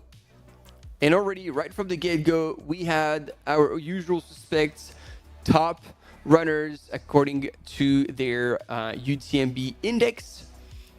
Matteo Anselmi from Italy, together with Jenny Minas-Grenius and Fabiola Conti in the women's, were the early leaders. And we saw an unbelievable battle between Jenny Minas-Grenius and Matteo Anselmi really early on. And sometimes there's a bit of an alliance, or there's a chat between the runners because it's the early hours. There was none of that. It were like cold, aggressive passes and back and forth and pushing the pace. So yeah, it made for a very interesting early race. And then in the women's, Fabiola Conti was already almost 10 minutes ahead of second place. And here on your screen was Chiara Bertino in third place, a few minutes back as well. So yep, and basically it's all it's been. Fabiola Conti in the lead, and then Matteo and Gili Minas throwing punches at each other pretty aggressively.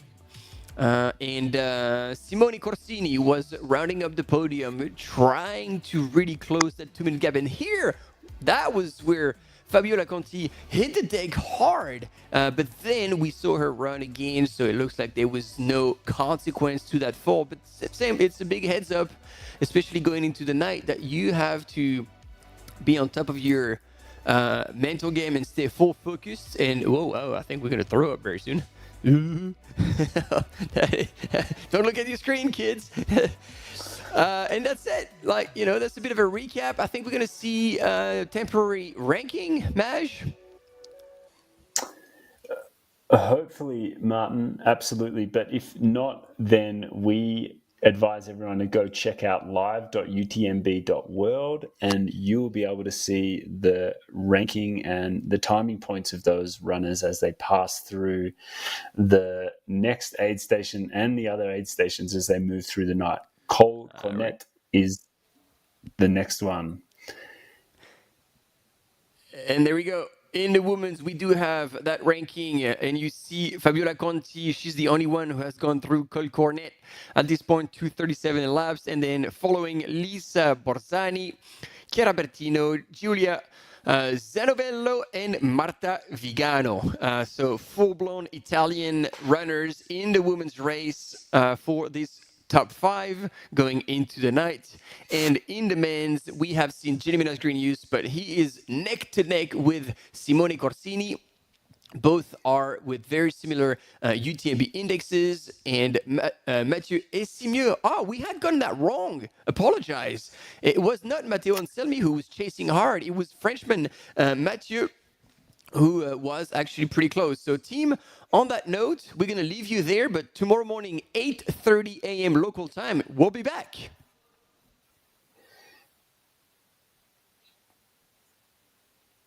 Bye-bye. Ciao, ciao.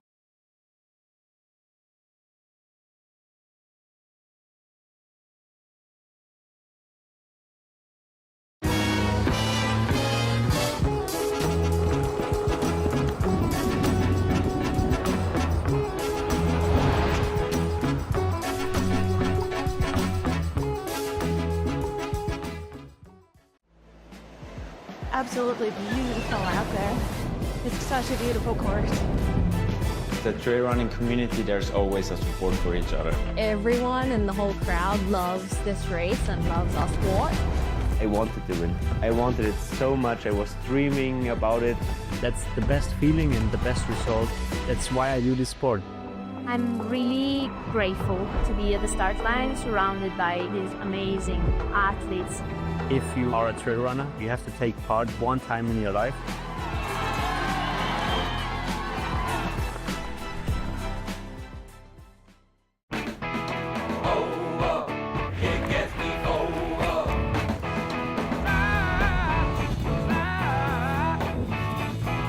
Watch me, I'm so high.